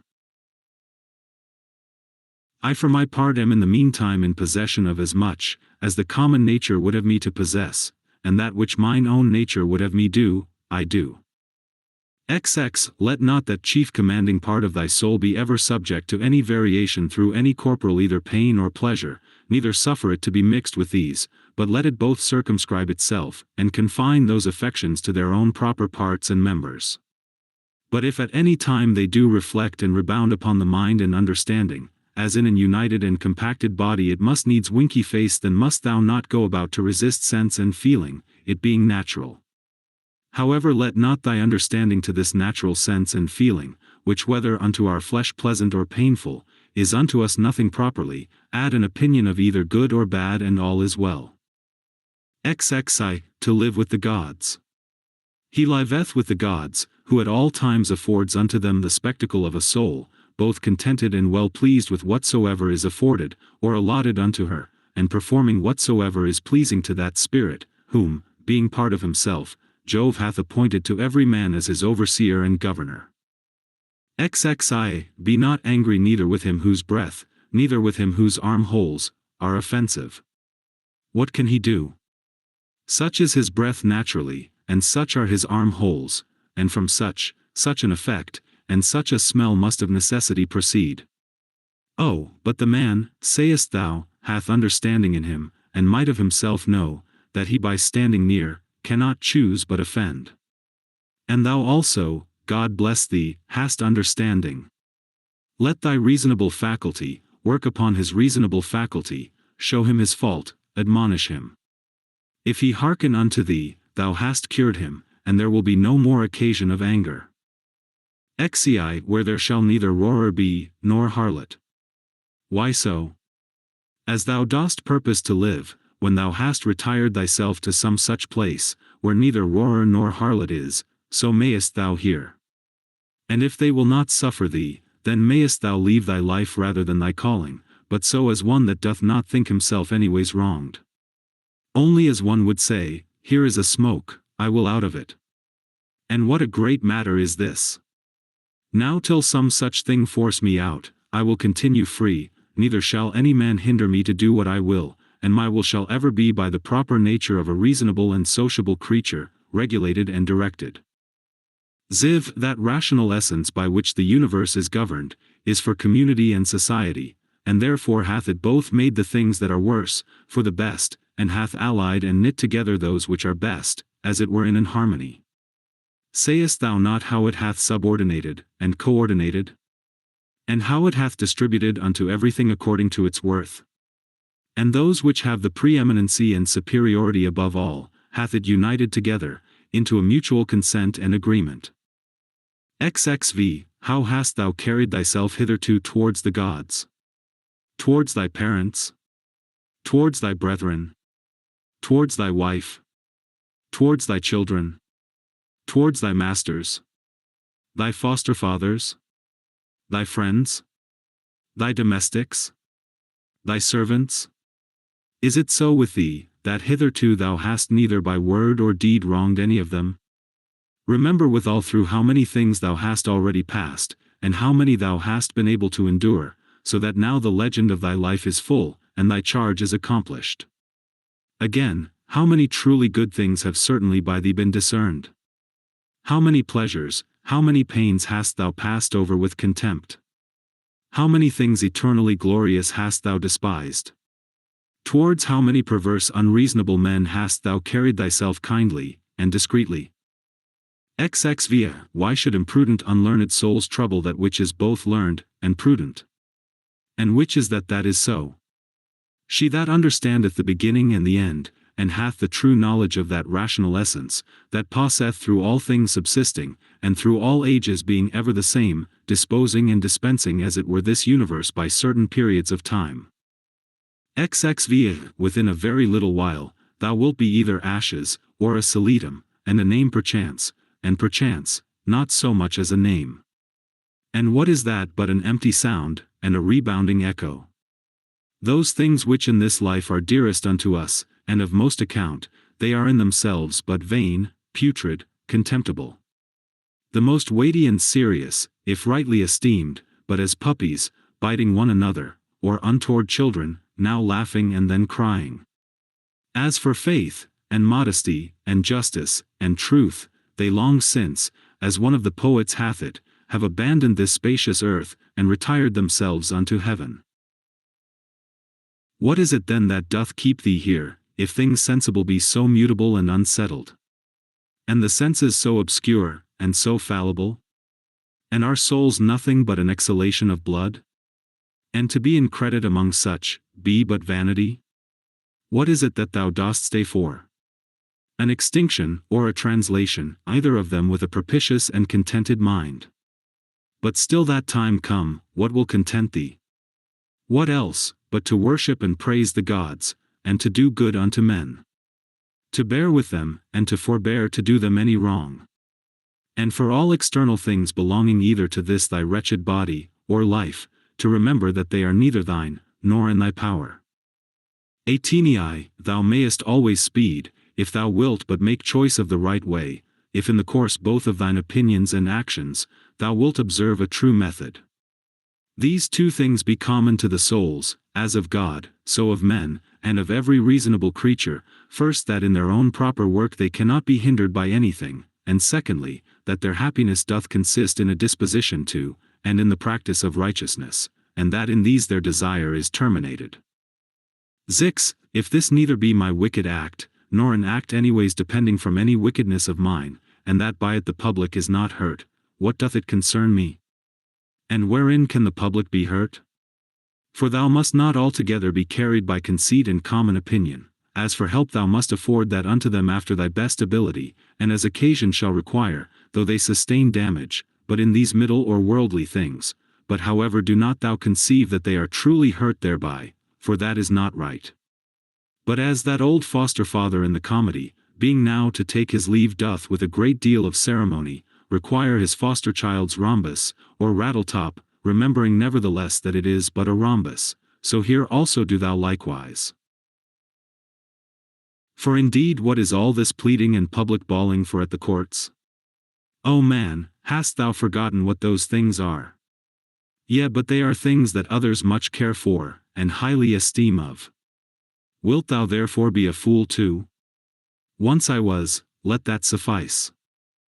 XXX, let death surprise me when it will, and where it will, I may be epsilon mu omicron iota rho omicron, or a happy man, nevertheless. For he is a happy man, who in his lifetime dealeth unto himself a happy lot and portion. A happy lot and portion is, good inclinations of the soul, good desires, good actions. The sixth book. The matter itself, of which the universe doth consist, is of itself very tractable and pliable. That rational essence that doth govern it, hath in itself no cause to do evil. It hath no evil in itself, neither can it do anything that is evil, neither can anything be hurt by it. And all things are done and determined according to its will and prescript. 2. Be it all one unto thee, whether half frozen or well warm, whether only slumbering, or after a full sleep, whether discommended or commended thou do thy duty, or whether dying or doing somewhat else, for that also, to die, must among the rest be reckoned as one of the duties and actions of our lives. 3. Look in, let not either the proper quality, or the true worth of anything pass thee, before thou hast fully apprehended it. For, all substances come soon to their change, and either they shall be resolved by way of exhalation, if so be that all things shall be reunited into one substance, or as others maintain, they shall be scattered and dispersed. As for that rational essence by which all things are governed, as it best understandeth itself, both its own disposition, and what it doth, and what matter it hath to do with and accordingly doth all things, so we that do not, no wonder, if we wonder at many things, the reasons whereof we cannot comprehend. The best kind of revenge is, not to become like unto them. 6. Let this be thy only joy, and thy only comfort, from one sociable kind action without intermission to pass unto another, God being ever in thy mind. 7. The rational commanding part, as it alone can stir up and turn itself, so it mocketh both itself to be, and everything that happeneth, to appear unto itself, as it will itself. 8. According to the nature of the universe all things particular are determined, not according to any other nature, either about compassing and containing, or within, dispersed and contained, or without, depending. Either this universe is a mere confused mass, and an intricate context of things, which shall in time be scattered and dispersed again, or it is an union consisting of order, and administered by providence. If the first, why should I desire to continue any longer in this fortuite confusion and commiction? Or why should I take care for anything else, but that as soon as may be I may be earth again? And why should I trouble myself any more whilst I seek to please the gods? Whatsoever I do, dispersion is my end, and will come upon me whether I will or no. But if the latter be, then am not I religious in vain, then will I be quiet and patient, and put my trust in him, who is the governor of all. 9. Whensoever by some present hard occurrences thou art constrained to be in some sort troubled and vexed, return unto thyself as soon as may be, and be not out of tune longer than thou must needs. For so shalt thou be the better able to keep thy part another time, and to maintain the harmony, if thou dost use thyself to this continually, once out, presently to have recourse unto it, and to begin again. If it were that thou hadst at one time both a stepmother, and a natural mother living, thou wouldst honor and respect her also, nevertheless to thine own natural mother would thy refuge, and recourse be continually. So let the court and thy philosophy be unto thee. Have recourse unto it often, and comfort thyself in her, by whom it is that those other things are made tolerable unto thee, and thou also in those things not intolerable unto others. 11. How marvelous useful it is for a man to represent unto himself meats, and all such things that are for the mouth, under a right apprehension and imagination. As for example, this is the carcass of a fish, this of a bird, and this of a hog. And again more generally, this falernum, this excellent highly commended wine, is but the bare juice of an ordinary grape. This purple robe, but sheep's hairs, dyed with the blood of a shellfish. So for coitus, it is but the attrition of an ordinary base entrail, and the excretion of a little vile snivel, with a certain kind of convulsion, according to Hippocrates his opinion. How excellent useful are these lively fancies and representations of things, thus penetrating and passing through the objects, to make their true nature known and apparent. This must thou use all thy life long, and upon all occasions, and then especially, when matters are apprehended as of great worth and respect, thy art and care must be to uncover them, and to behold their vileness, and to take away from them all those serious circumstances and expressions, under which they made so grave a show. For outward pomp and appearance is a great juggler, and then especially art thou most in danger to be beguiled by it, when, to a man's thinking, thou most seemest to be employed about matters of moment. 12. See what Crates pronounceth concerning Xenocrates himself. 13. Those things which the common sort of people do admire, are most of them such things as are very general, and may be comprehended under things merely natural, or naturally affected and qualified, as stones, wood, figs, vines, olives. Those that be admired by them that are more moderate and restrained, are comprehended under things animated, as flocks and herds. Those that are yet more gentle and curious, their admiration is commonly confined to reasonable creatures only, not in general as they are reasonable, but as they are capable of art, or of some craft and subtle invention, or perchance barely to reasonable creatures, as they that delight in the possession of many slaves. But he that honors a reasonable soul in general, as it is reasonable and naturally sociable, doth little regard anything else, and above all things is careful to preserve his own, in the continual habit and exercise both of reason and sociableness, and thereby doth cooperate with him, of whose nature he doth also participate, God. 14. Some things hasten to be, and others to be no more. And even whatsoever now is, some part thereof hath already perished. Perpetual fluxes and alterations renew the world, as the perpetual course of time doth make the age of the world, of itself infinite, to appear always fresh and new. In such a flux and course of all things, what of these things that hasten so fast away should any man regard, since among all there is not any that a man may fasten and fix upon? As if a man would settle his affection upon some ordinary sparrow living by him, who is no sooner seen, than out of sight. For we must not think otherwise of our lives, than as a mere exhalation of blood, or of an ordinary respiration of air. For what in our common apprehension is, to breathe in the air and to breathe it out again, which we do daily, so much is it and no more, at once to breathe out all thy respirative faculty into that common air from whence but lately, as being but from yesterday, and today, thou didst first breathe it in, and with it, life. 15. Not vegetative spiration, it is not surely, which plants have, that in this life should be so dear unto us, nor sensitive respiration, the proper life of beasts, both tame and wild, nor this our imaginative faculty, nor that we are subject to be led and carried up and down by the strength of our sensual appetites, or that we can gather, and live together, or that we can feed, for that in effect is no better, than that we can void the excrements of our food. What is it then that should be dear unto us? To hear a clattering noise? If not that, then neither to be applauded by the tongues of men. For the praises of many tongues, is in effect no better than the clattering of so many tongues. If then neither applause, what is there remaining that should be dear unto thee? This I think, that in all thy motions and actions thou be moved, and restrained according to thine own true natural constitution and construction only. And to this even ordinary arts and professions do lead us. For it is that which every art doth aim at, that whatsoever it is, that is by art affected and prepared, may be fit for that work that it is prepared for. This is the end that he that dresseth the vine, and he that takes upon him either to tame colts, or to train up dogs, doth aim at. What else doth the education of children, and all learned professions tend unto? Certainly then it is that, which should be dear unto us also. If in this particular it go well with thee, care not for the obtaining of other things. But is it so, that thou canst not but respect other things also? Then canst not thou truly be free? Then canst thou not have self-content, then wilt thou ever be subject to passions.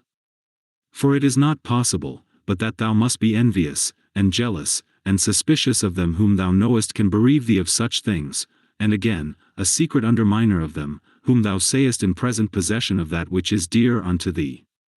To be short, he must of necessity be full of confusion within himself, and often accuse the gods, whosoever stands in need of these things.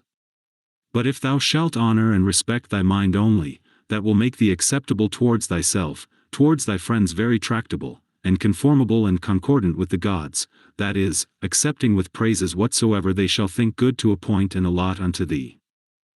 16. Under, above, and about, are the motions of the elements, but the motion of virtue is none of those motions, but is somewhat more excellent and divine. Whose way, to speed and prosper in it, must be through a way that is not easily comprehended. 17. Who can choose but wonder at them? They will not speak well of them that are at the same time with them, and live with them, yet they themselves are very ambitious, that they that shall follow, whom they have never seen, nor shall ever see, should speak well of them. As if a man should grieve that he hath not been commended by them, that lived before him. 18. Do not ever conceive anything impossible to man, which by thee cannot, or not without much difficulty be effected, but whatsoever in general thou canst conceive possible and proper unto any man, think that very possible unto thee also. 19. Suppose that at the palestra somebody hath all to torn thee with his nails, and hath broken thy head. Well, thou art wounded. Yet thou dost not exclaim, thou art not offended with him. Thou dost not suspect him for it afterwards, as one that watcheth to do thee a mischief. Yea, even then, though thou dost thy best to save thyself from him, yet not from him as an enemy. It is not by way of any suspicious indignation, but by way of gentle and friendly declination. Keep the same mind and disposition in other parts of thy life also. For many things there be, which we must conceit and apprehend, as though we had to do with an antagonist at the palestra. For as I said, it is very possible for us to avoid and decline, though we neither suspect, nor hate. XX. If anybody shall reprove me, and shall make it apparent unto me, that in any either opinion or action of mine I do err, I will most gladly retract. For it is the truth that I seek after, by which I am sure that never any man was hurt, and as sure, that he is hurt that continueth in any error, or ignorance whatsoever. XXI. I for my part will do what belongs unto me, as for other things, whether things unsensible or things irrational, or if rational, yet deceived and ignorant of the true way, they shall not trouble or distract me. For as for those creatures which are not endued with reason and all other things and matters of the world whatsoever I freely, and generously, as one endued with reason, of things that have none, make use of them. And as for men, towards them as naturally partakers of the same reason, my care is to carry myself sociably. But whatsoever it is that thou art about, remember to call upon the gods. And as for the time how long thou shalt live to do these things, let it be altogether indifferent unto thee, for even 3 such hours are sufficient. XXI. Alexander of Macedon, and he that dressed his mules, when once dead both came to one. For either they were both resumed into those original rational essences from whence all things in the world are propagated, or both after one fashion were scattered into atoms. XCI. Consider how many different things, whether they concern our bodies, or our souls, in a moment of time come to pass in every one of us, and so thou wilt not wonder if many more things or rather all things that are done, can at one time subsist, and coexist in that both one and general, which we call the world. Ziv. If any should put this question unto thee, how this word Antoninus is written, wouldst thou not presently fix thine intention upon it, and utter out in order every letter of it? And if any shall begin to gainsay thee, and quarrel with thee about it, wilt thou quarrel with him again, or rather go on meekly as thou hast begun, until thou hast numbered out every letter? Here then likewise remember, that every duty that belongs unto a man doth consist of some certain letters or numbers as it were, to which without any noise or tumult keeping thyself thou must orderly proceed to thy proposed end, forbearing to quarrel with him that would quarrel and fall out with thee. XXV. Is it not a cruel thing to forbid men to affect those things, which they conceive to agree best with their own natures, and to tend most to their own proper good and behoof? But thou after a sword deniest them this liberty, as often as thou art angry with them for their sins.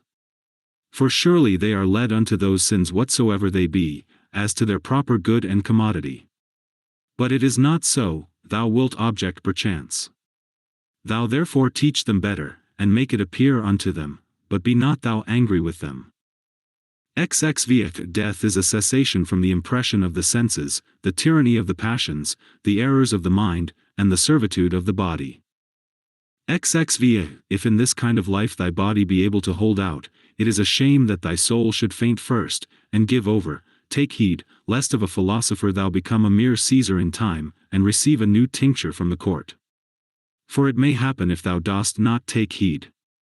Keep thyself therefore, truly simple, good, sincere, grave, free from all ostentation, a lover of that which is just, religious, kind, tender-hearted, strong and vigorous to undergo anything that becomes thee. Endeavor to continue such, as philosophy, hadst thou wholly and constantly applied thyself unto it, would have made, and secured thee. Worship the gods, procure the welfare of men, this life is short. Charitable actions, and a holy disposition, is the only fruit of this earthly life. 18. Do all things as becometh the disciple of Antoninus Pius. Remember his resolute constancy in things that were done by him according to reason, his equability in all things, his sanctity, the cheerfulness of his countenance, his sweetness, and how free he was from all vainglory, how careful to come to the true and exact knowledge of matters in hand, and how he would by no means give over till he did fully, and plainly understand the whole state of the business, and how patiently, and without any contestation he would bear with them that did unjustly condemn him, how he would never be over hasty in anything, nor give ear to slanders and false accusations, but examine and observe with best diligence the several actions and dispositions of men. Again, how he was no backbiter, nor easily frightened, nor suspicious, and in his language free from all affectation and curiosity, and how easily he would content himself with few things, as lodging, bedding, clothing, and ordinary nourishment, and attendance. How able to endure labor, how patient, able through his spare diet to continue from morning to evening without any necessity of withdrawing before his accustomed hours to the necessities of nature, his uniformity and constancy in matter of friendship. How he would bear with them that with all boldness and liberty opposed his opinions, and even rejoice if any man could better advise him, and lastly, how religious he was without superstition. All these things of him remember, that whensoever thy last hour shall come upon thee, it may find thee, as it did him, ready for it in the possession of a good conscience. Stir up thy mind, and recall thy wits again from thy natural dreams, and visions, and when thou art perfectly awoken, and canst perceive that they were but dreams that troubled thee, as one newly awakened out of another kind of sleep, look upon these worldly things with the same mind as thou didst upon those that thou sawest in thy sleep. I consist of body and soul. Unto my body all things are indifferent, for of itself it cannot affect one thing more than another with apprehension of any difference. As for my mind, all things which are not within the verge of her own operation, are indifferent unto her, and for her own operations, those altogether depend of her, neither does she busy herself about any, but those that are present, for as for future and past operations, those also are now at this present indifferent unto her. XXXI, as long as the foot doth that which belongeth unto it to do, and the hand that which belongs unto it, their labor, whatsoever it be, is not unnatural. So a man as long as he doth that which is proper unto a man, his labor cannot be against nature, and if it be not against nature, then neither is it hurtful unto him. But if it were so that happiness did consist in pleasure, how came notorious robbers, impure abominable livers, parricides, and tyrants, in so large a measure to have their part of pleasures? XXXII, dost thou not see, how even those that profess mechanic arts, though in some respect they be no better than mere idiots, yet they stick close to the course of their trade, neither can they find in their heart to decline from it? And is it not a grievous thing that an architect, or a physician shall respect the course and mysteries of their profession, more than a man the proper course and condition of his own nature, reason, which is common to him and to the gods? 33. Asia, Europe, what are they, but as corners of the whole world, of which the whole sea is but as one drop, and the great Mount Athos, but as a clod, as all present time is but as one point of eternity. All petty things, all things that are soon altered, soon perished. And all things come from one beginning, either all severally and particularly deliberated and resolved upon, by the general ruler and governor of all, or all by necessary consequence. So that the dreadful hiatus of a gaping lion, and all poison, and all hurtful things, are but, as the thorn and the mire, the necessary consequences of goodly fair things. Think not of these therefore, as things contrary to those which thou dost much honor, and respect, but consider in thy mind the true fountain of all. XXXIV He that seeth the things that are now, hath seen all that either was ever, or ever shall be, for all things are of one kind, and all like one unto another. Meditate often upon the connection of all things in the world, and upon the mutual relation that they have one unto another. For all things are after a sort folded and involved one within another, and by these means all agree well together. For one thing is consequent unto another, by local motion, by natural conspiration and agreement, and by substantial union, or reduction of all substances into one. XXXV Fit and accommodate thyself to that estate and to those occurrences, which by the destinies have been annexed unto thee, and love those men whom thy fate it is to live with, but love them truly. An instrument, a tool, an utensil, whatsoever it be, if it be fit for the purpose it was made for, it is as it should be, though he perchance that made and fitted it, be out of sight and gone. But in things natural, that power which hath framed and fitted them, is and abideth within them still, for which reason she ought also the more to be respected, and we are the more obliged, if we may live and pass our time according to her purpose and intention, to think that all is well with us, and according to our own minds. After this manner also, and in this respect it is, that he that is all in all doth enjoy his happiness.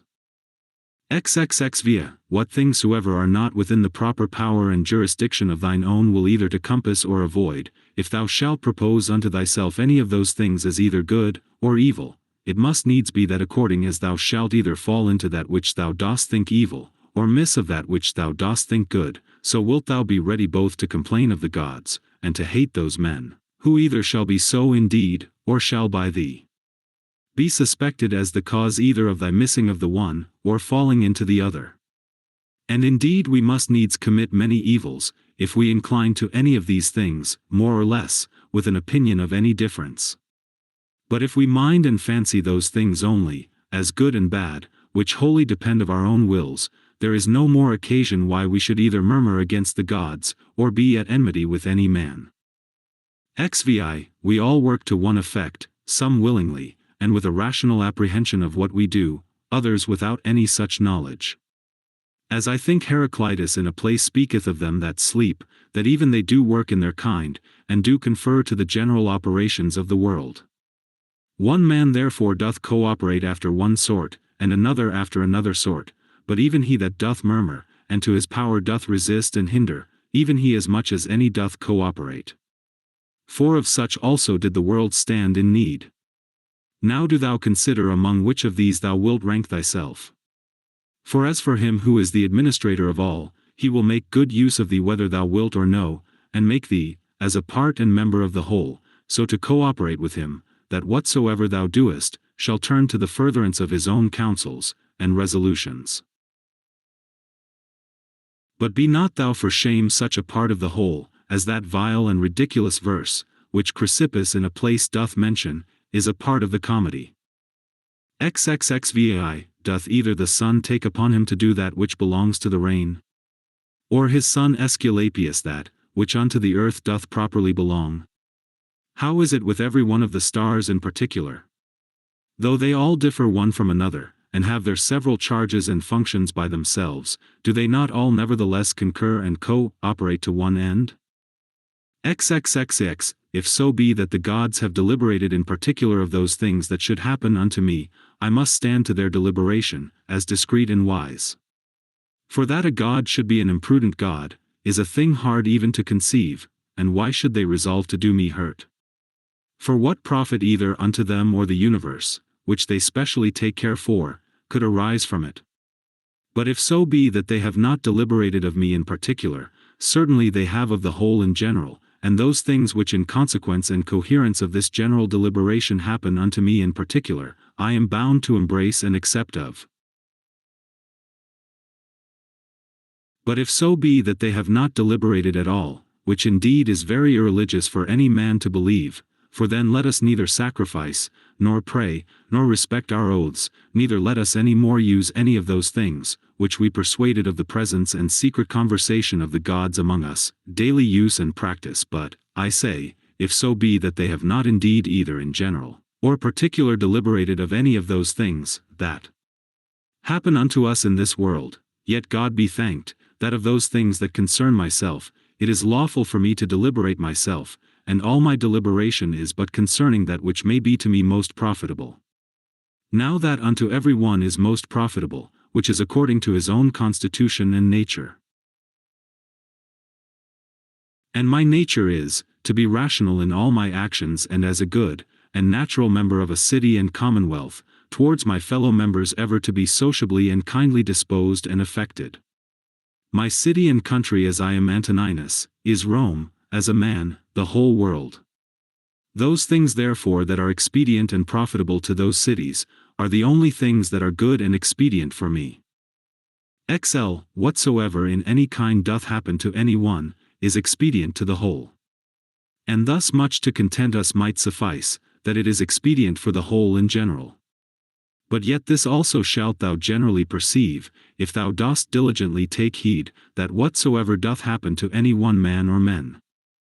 And now I am content that the word expedient should more generally be understood of those things which we otherwise call middle things, or things indifferent, as health, wealth, and the like. As the ordinary shows of the theatre and of other such places, when thou art presented with them, affect thee, as the same thing still seen, and in the same fashion, make the sight ingrateful and tedious, so must all the things that we see all our life long affect us. For all things, above and below, are still the same, and from the same causes. When then will there be an end? Let the several deaths of men of all sorts, and of all sorts of professions, and of all sort of nations, be a perpetual object of thy thoughts, so that thou mayst even come down to Philisco, Phoebus, and Origanian. Pass now to other generations. Thither shall we after many changes, where so many brave orators are, where so many grave philosophers, Heraclitus, Pythagoras, Socrates. Where so many heroes of the old times, and then so many brave captains of the latter times, and so many kings. After all these, where Eudoxus, Hipparchus, Archimedes, where so many other sharp, generous, industrious, subtle, peremptory dispositions, and among others, even they, that have been the greatest scoffers and deriders of the frailty and brevity of this our human life, as Menippus, and others, as many as there have been such as he. Of all these consider, that they long since are all dead, and gone. And what do they suffer by it? Nay, they that have not so much as a name remaining, what are they the worse for it? One thing there is, and that only, which is worth our while in this world, and ought by us much to be esteemed, and that is, according to truth and righteousness, meekly and lovingly to converse with false and unrighteous men. When thou wilt comfort and cheer thyself, call to mind the several gifts and virtues of them, whom thou dost daily converse with, as for example, the industry of the one, the modesty of another, the liberality of a third, of another some other thing. For nothing can so much rejoice thee, as the resemblances and parallels of several virtues, visible and eminent in the dispositions of those who live with thee, especially when, all at once, as near as may be, they represent themselves unto thee. And therefore thou must have them always in a readiness. Dost thou grieve that thou dost weigh but so many pounds, and not 300 rather? Just as much reason hast thou to grieve that thou must live but so many years, and not longer. For as for bulk and substance thou dost content thyself with that proportion of it that is allotted unto thee, so shouldst thou for time. Let us do our best endeavors to persuade them, but however, if reason and justice lead thee to it, do it, though they be never so much against it. But if any shall by force withstand thee, and hinder thee in it, convert thy virtuous inclination from one object unto another, from justice to contented equanimity, and cheerful patience, so that what in the one is thy hindrance, thou mayst make use of it for the exercise of another virtue, and remember that it was with due exception and reservation, that thou didst at first incline and desire. For thou didst not set thy mind upon things impossible. Upon what then? That all thy desires might ever be moderated with this due kind of reservation. And this thou hast, and mayst always obtain, whether the thing desired be in thy power or no. And what do I care for more, if that for which I was born and brought forth into the world, to rule all my desires with reason and discretion, may be? XLVI, the ambitious supposeth another man's act, praise, and applause, to be his own happiness, the voluptuous his own sense and feeling, but he that is wise, his own action. XLVI, it is in thy power absolutely to exclude all manner of conceit and opinion, as concerning this matter, and by the same means, to exclude all grief and sorrow from thy soul. For as for the things and objects themselves, they of themselves have no such power, whereby to beget and force upon us any opinion at all. XLV, use thyself when any man speaks unto thee, so to hearken unto him, as that in the interim thou give not way to any other thoughts, that so thou mayst, as far as is possible, seem fixed and fastened to his very soul, whosoever he be that speaks unto thee. 49. That which is not good for the beehive, cannot be good for the bee. Will either passengers, or patients, find fault and complain, either the one if they be well carried, or the others if well cured? Do they take care for any more than this, the one, that their shipmaster may bring them safe to land, and the other, that their physician may effect their recovery? Lee. How many of them who came into the world at the same time when I did, are already gone out of it? To them that are sick of the jaundice, honey seems bitter, and to them that are bitten by a mad dog, the water terrible, and to children, a little ball seems a fine thing. And why then should I be angry? Or do I think that error and false opinion is less powerful to make men transgress, than either choler, being immoderate and excessive, to cause the jaundice, or poison, to cause rage? No man can hinder thee to live as thy nature doth require. Nothing can happen unto thee, but what the common good of nature doth require. What manner of men they be whom they seek to please, and what to get, and by what actions, how soon time will cover and bury all things, and how many it hath already buried. The seventh book. What is wickedness? It is that which many time and often thou hast already seen and known in the world. And so oft as anything doth happen that might otherwise trouble thee, let this memento presently come to thy mind, that it is that which thou hast already often seen and known. Generally, above and below, thou shalt find but the same things. The very same things whereof ancient stories, middle-age stories, and fresh stories are full, whereof towns are full, and houses full. There is nothing that is new. All things that are both usual and of little continuance. 2. What fear is there that thy dogmata, or philosophical resolutions and conclusions, should become dead in thee, and lose their proper power and efficacy to make thee live happy, as long as those proper and correlative fancies, and representations of things on which they mutually depend, which continually to stir up and revive is in thy power, are still kept fresh and alive? It is in my power concerning this thing that is happened, whatsoever it be, to conceit that which is right and true. If it be, why then am I troubled? Those things that are without my understanding, are nothing to it at all, and that is it only, which doth properly concern me. Be always in this mind, and thou wilt be right. 3. That which most men would think themselves most happy for, and would prefer before all things, if the gods would grant it unto them after their deaths, thou mayst whilst thou livest grant unto thyself, to live again.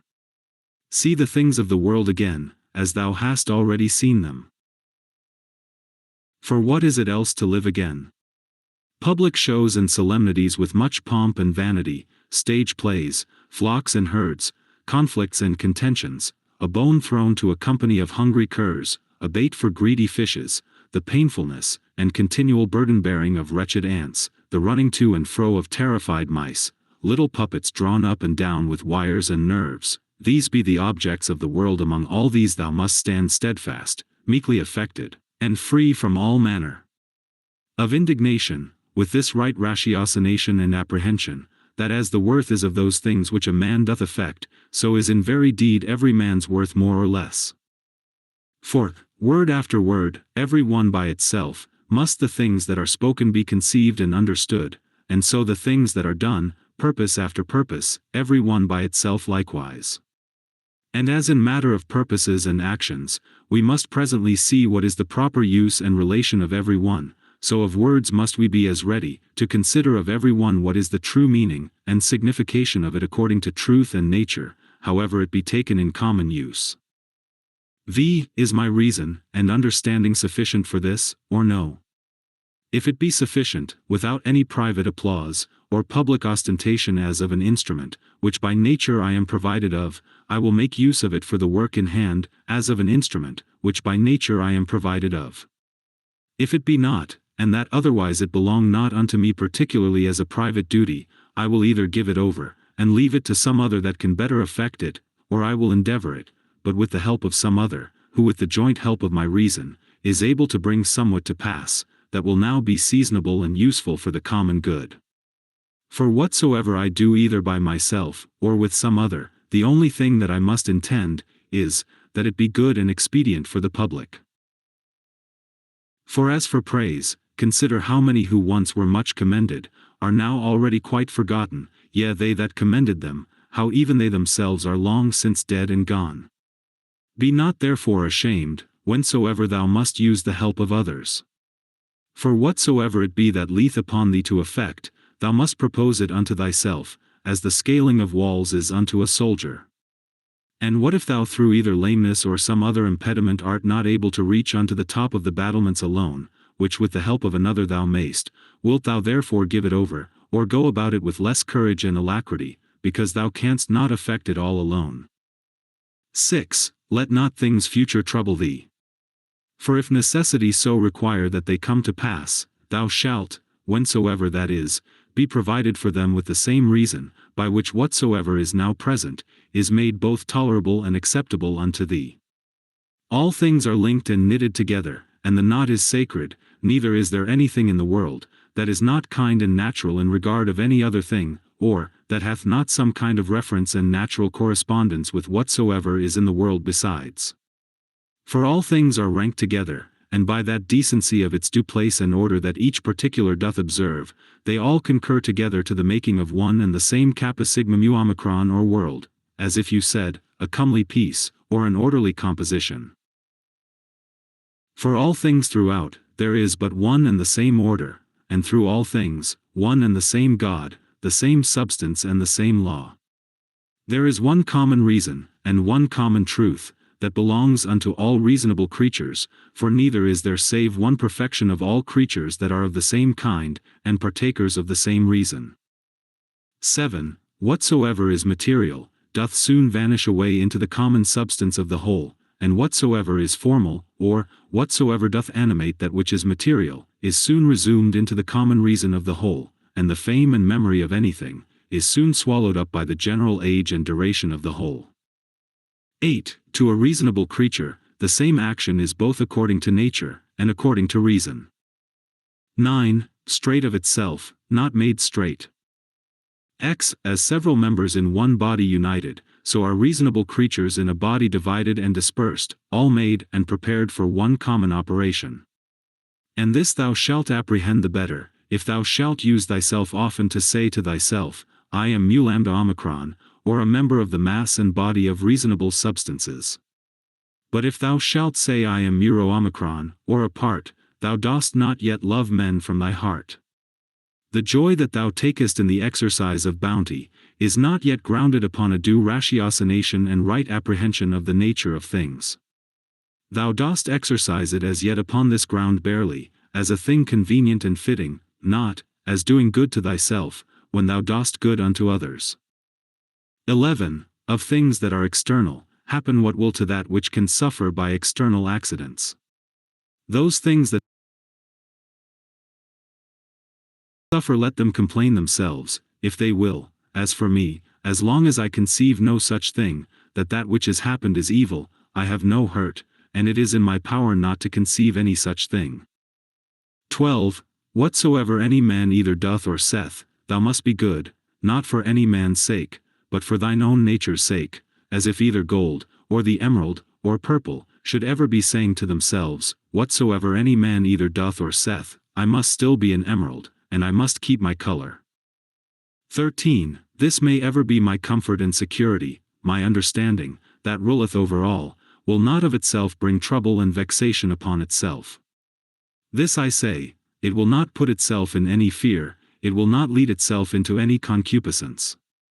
If it be in the power of any other to compel it to fear, or to grieve, it is free for him to use his power.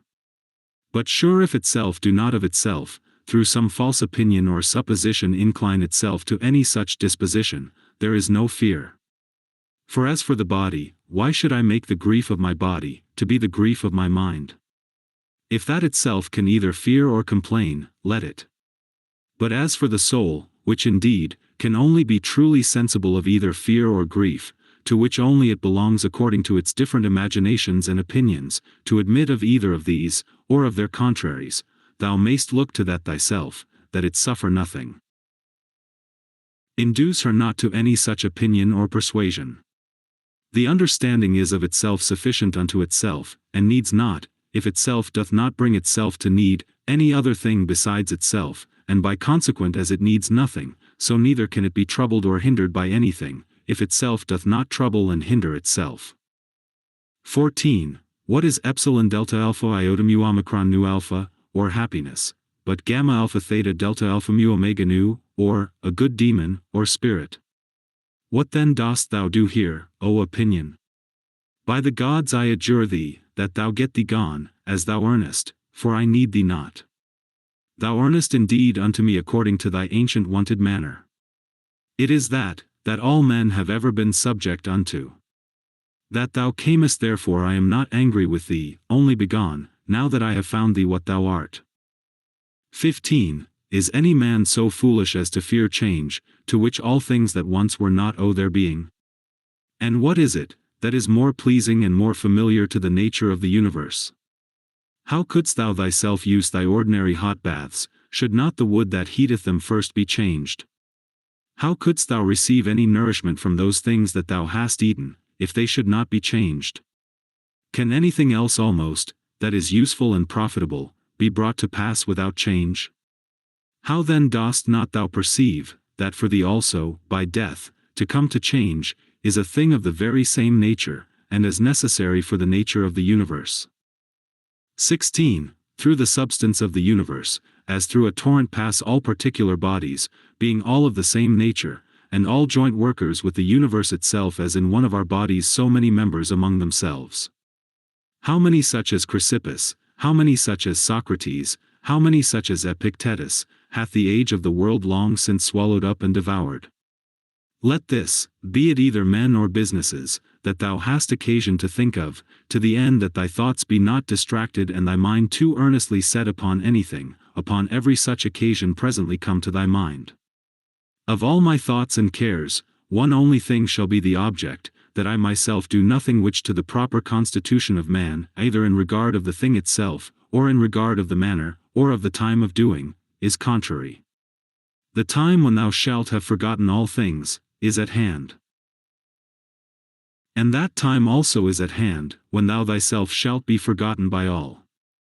Whilst thou art, apply thyself to that especially which unto man as he is a mart, is most proper and agreeable, and that is, for a man even to love them that transgress against him.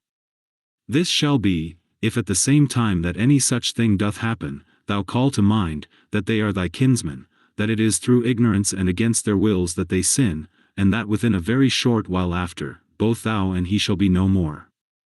But above all things, that he hath not done thee any hurt, for that by him thy mind and understanding is not made worse or more vile than it was before. 17. the nature of the universe, of the common substance of all things as it were of so much wax hath now perchance formed a horse, and then, destroying that figure, hath new tempered and fashioned the matter of it into the form and substance of a tree, then that again into the form and substance of a man, and then that again into some other. Now every one of these doth subsist but for a very little while. As for dissolution, if it be no grievous thing to the chest or trunk, to be joined together, why should it be more grievous to be put asunder? 18. An angry countenance is much against nature, and it is oftentimes the proper countenance of them that are at the point of death. But were it so, that all anger and passion were so thoroughly quenched in thee, that it were altogether impossible to kindle it any more, yet herein must not thou rest satisfied, but further endeavor by good consequence of true ratiocination, perfectly to conceive and understand, that all anger and passion is against reason. For if thou shalt not be sensible of thine innocence, if that also shall be gone from thee, the comfort of a good conscience, that thou doest all things according to reason, what shouldest thou live any longer for? All things that now thou sayest, are but for a moment. That nature, by which all things in the world are administered, will soon bring change and alteration upon them, and then of their substances make other things like unto them, and then soon after others again of the matter and substance of these, that so by these means, the world may still appear fresh and new. 19. Whensoever any man doth trespass against other, presently consider with thyself what it was that he did suppose to be good, what to be evil, when he did trespass. For this when thou knowest, thou wilt pity him, thou wilt have no occasion either to wonder, or to be angry. For either thou thyself dost yet live in that error and ignorance, as that thou dost suppose either that very thing that he doth, or some other like worldly thing, to be good, and so thou art bound to pardon him if he have done that which thou in the like case wouldst have done thyself.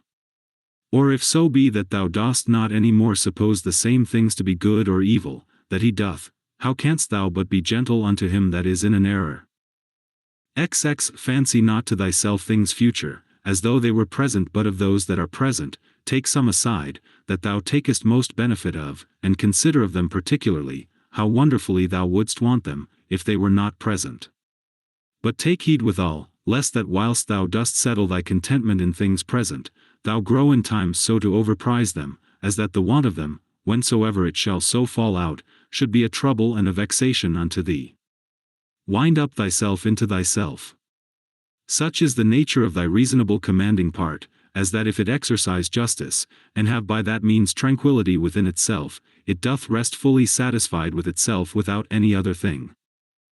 XXI Wipe off all opinion, stay the force and violence of unreasonable lusts and affections, circumscribe the present time, examine whatsoever it be that is happened, either to thyself or to another, divide all present objects, either in that which is formal or material, think of the last hour.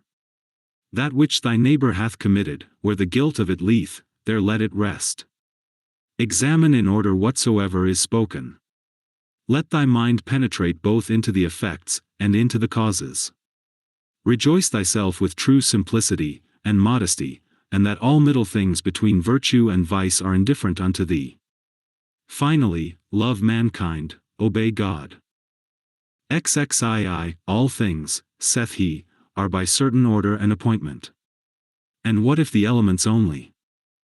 It will suffice to remember, that all things in general are by certain order and appointment, or if it be but few. And as concerning death, that either dispersion, or the atoms, or annihilation, or extinction, or translation will ensue.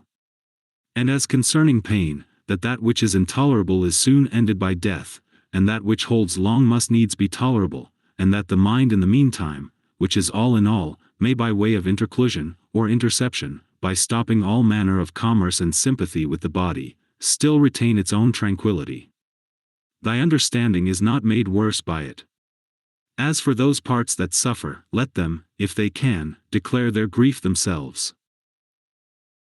As for praise and commendation, view their mind and understanding, what estate they are in, what kind of things they fly, and what things they seek after, and that as in the seaside, whatsoever was before to be seen, is by the continual succession of new heaps of sand cast up one upon another, soon hid and covered, so in this life, all former things by those which immediately succeed. XCI, out of Plato. He then whose mind is endowed with true magnanimity, who hath accustomed himself to the contemplation both of all times, and of all things in general, can this mortal life, thinkest thou, seem any great matter unto him? It is not possible, answered he. Then neither will such a one account death a grievous thing? By no means. Ziv, out of Antisthenes. It is a princely thing to do well, and to be ill spoken of.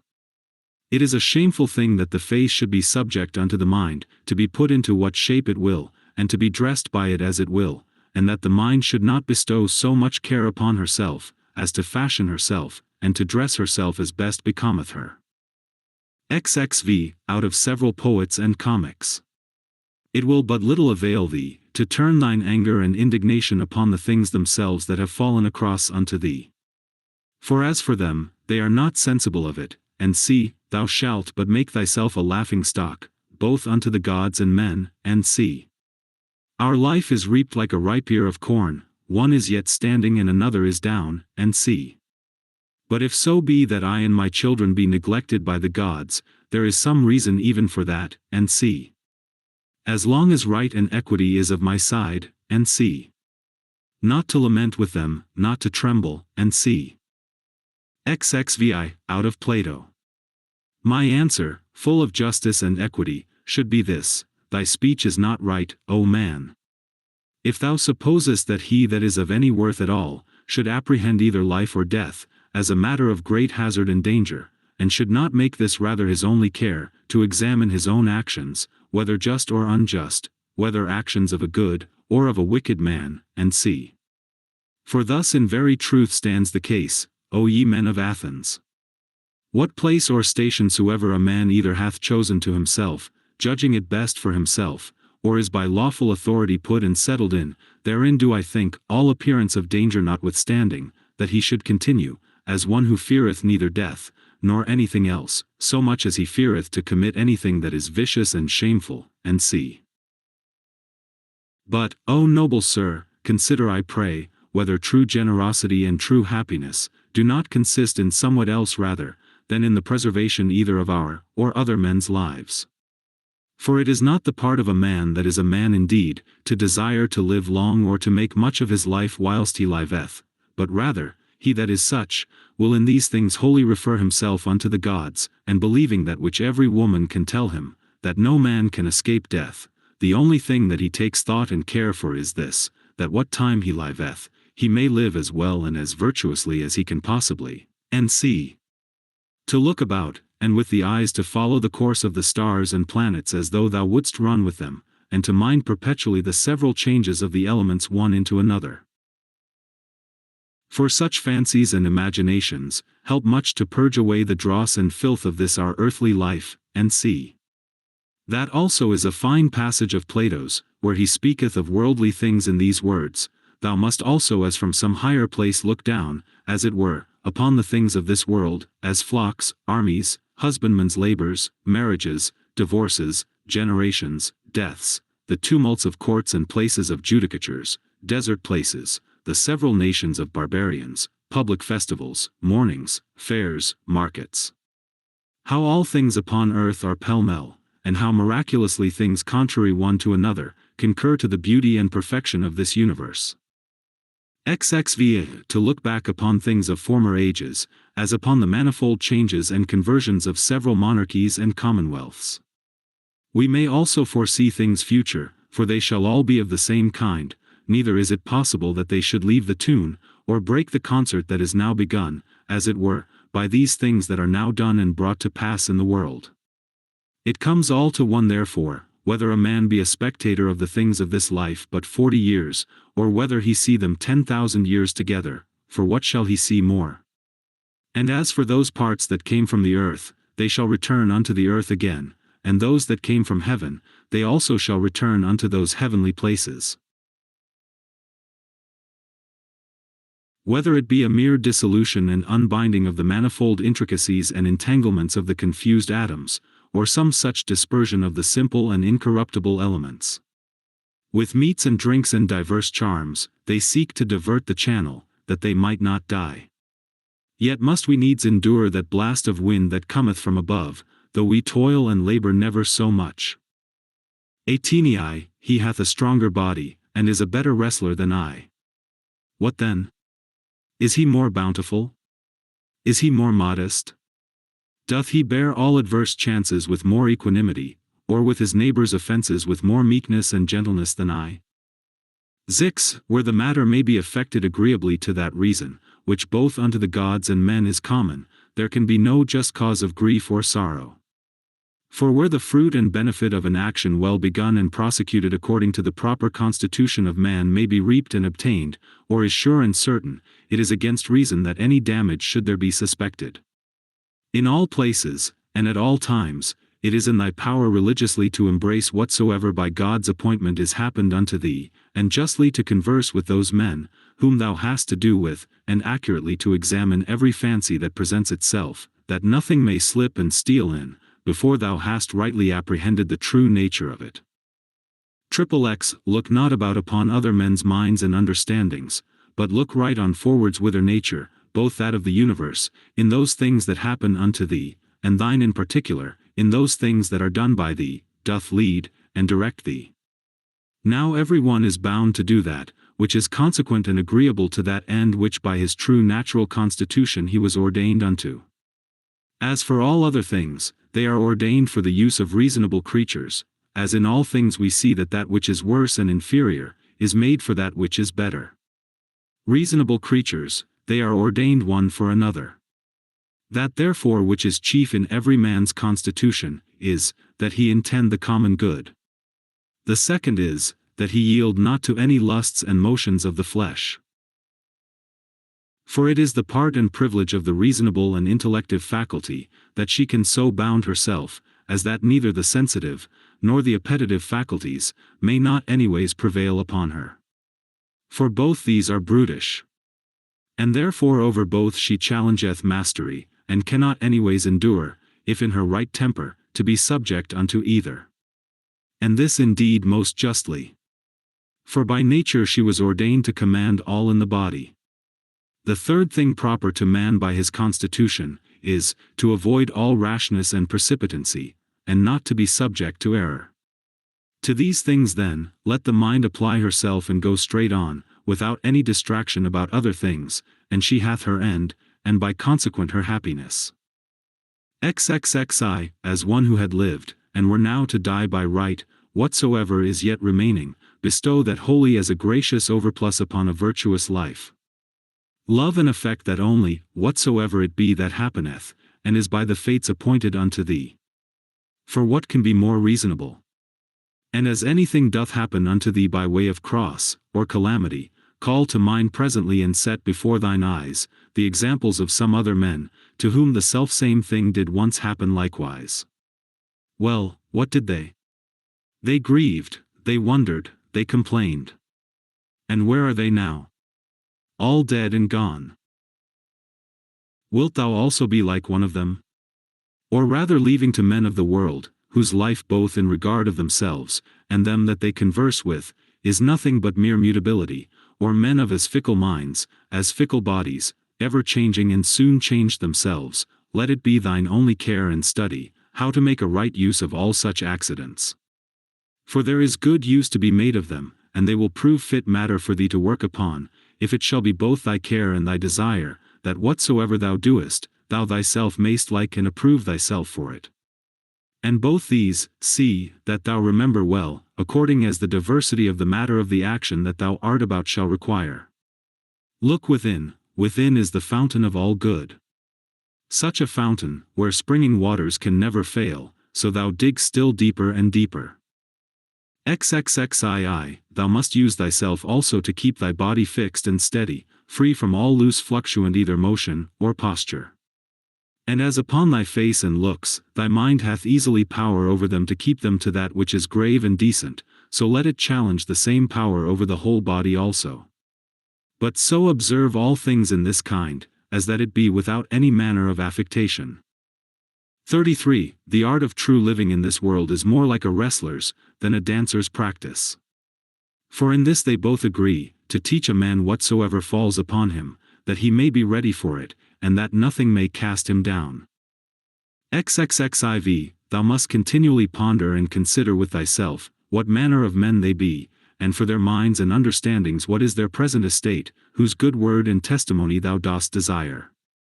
For then neither wilt thou see cause to complain of them that offend against their wills, or find any want of their applause, if once thou dost but penetrate into the true force and ground both of their opinions, and of their desires.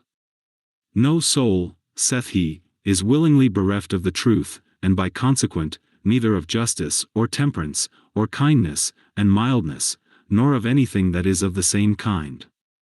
It is most needful that thou shouldst always remember this. For so shalt thou be far more gentle and moderate towards all men. XXXV, what pain soever thou art in, let this presently come to thy mind, that it is not a thing whereof thou needest to be ashamed, neither is it a thing whereby thy understanding, that hath the government of all, can be made worse. For neither in regard of the substance of it, nor in regard of the end of it, which is, to intend the common good, can it alter and corrupt it. This also of Epicurus mayst thou in most pains find some help of, that it is neither intolerable, nor eternal, so thou keep thyself to the true bounds and limits of reason and give not way to opinion. This also thou must consider, that many things there be, which oftentimes unsensibly trouble and vex thee, as not armed against them with patience, because they go not ordinarily under the name of pains, which in very deed are of the same nature as pain, as to slumber unquietly, to suffer heat, to want appetite. When therefore any of these things make thee discontented, check thyself with these words: now hath pain given thee the foil, thy courage hath failed thee. XXXVI, take heed lest at any time thou stand so affected, though towards unnatural evil men, as ordinary men are commonly one towards another. XVI, how know we whether Socrates were so eminent indeed, and of so extraordinary a disposition? For that he died more gloriously, that he disputed with the sophists more subtlety, that he watched in the frost more assiduously, that being commanded to fetch innocent Salaminius, he refused to do it more generously, all this will not serve. Nor that he walked in the streets, with much gravity and majesty, as was objected unto him by his adversaries, which nevertheless a man may well doubt of, whether it were so or no, or, which above all the rest, if so be that it were true, a man would well consider of, whether commendable, or discommendable. For we must not think that nature hath so mixed and tempered it with the body, as that she hath not power to circumscribe herself, and by herself to intend her own ends and occasions. For we must not XXXVII, for it is a thing very possible, that a man should be a very divine man, and yet be altogether unknown. This thou must ever be mindful of, as of this also, that a man's true happiness doth consist in very few things. And that although thou dost despair, that thou shalt ever be a good either logician, or naturalist, yet thou art never the further off by it from being either liberal, or modest, or charitable, or obedient unto God. XXXX, free from all compulsion, in all cheerfulness and alacrity thou mayst run out thy time, though men should exclaim against thee never so much, and the wild beasts should pull in sunder the poor members of thy pampered mass of flesh.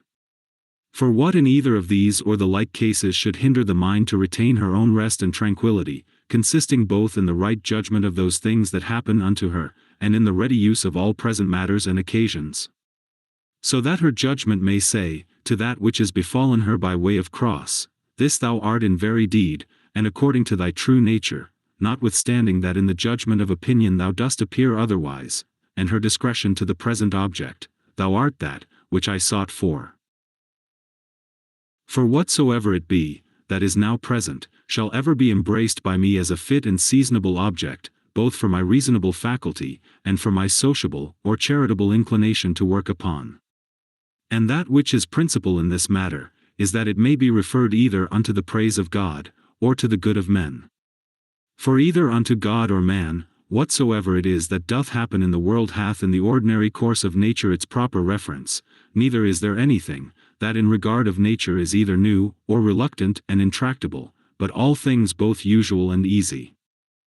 XL, then hath a man attained to the estate of perfection in his life and conversation, when he so spends every day, as if it were his last day, never hot and vehement in his affections, nor yet so cold and stupid as one that had no sense, and free from all manner of dissimulation.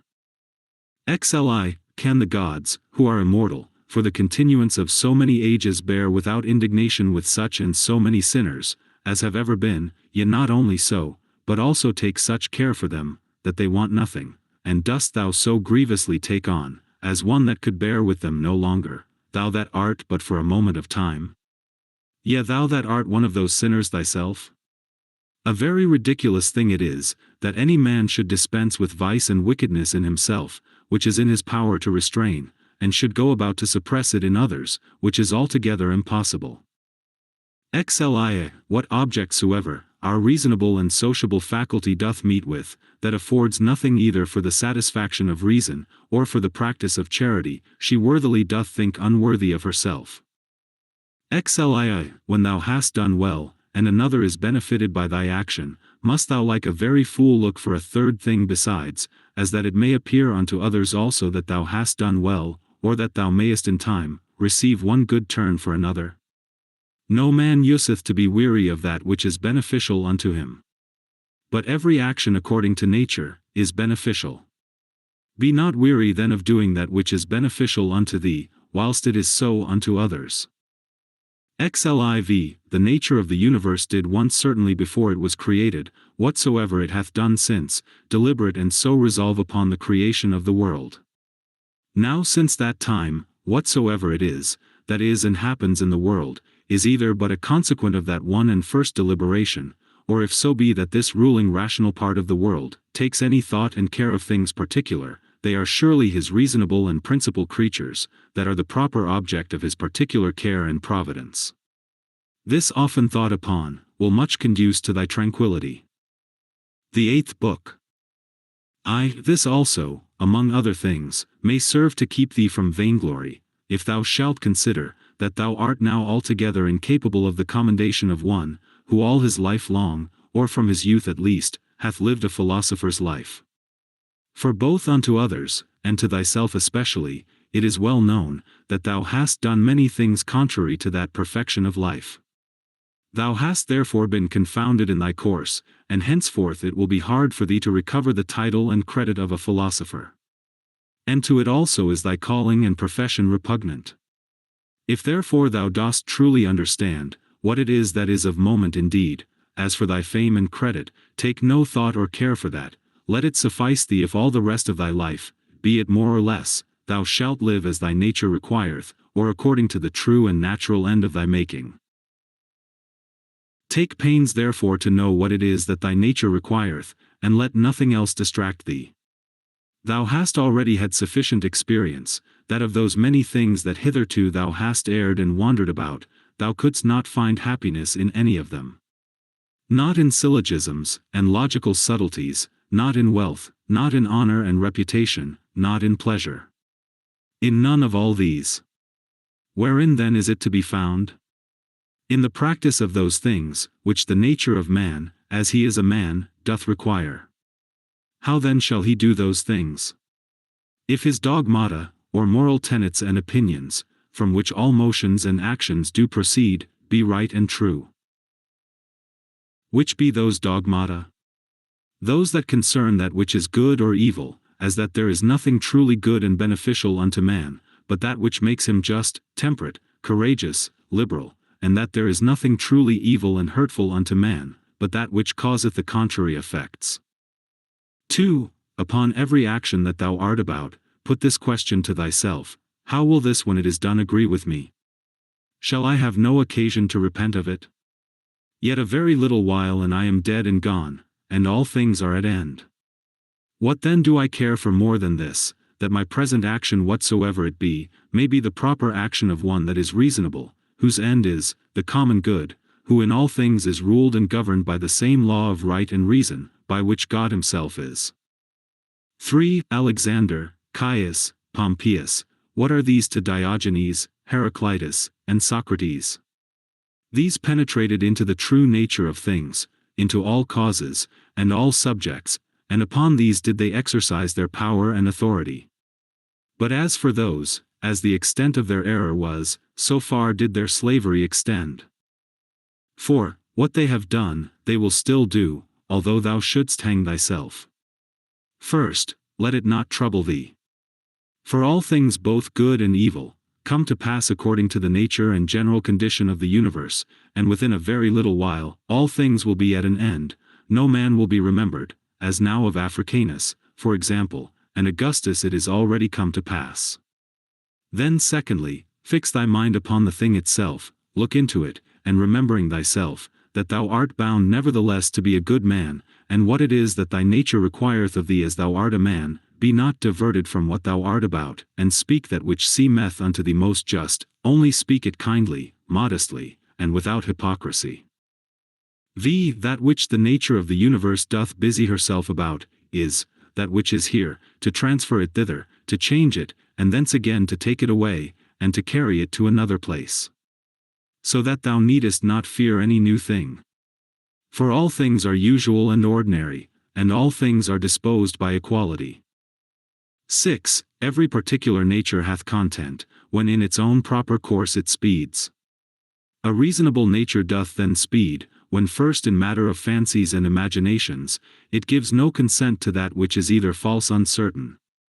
Secondly, when in all its motions and resolutions it takes its level at the common good only, and that it desireth nothing, and fleeth from nothing, but what is in its own power to compass or avoid.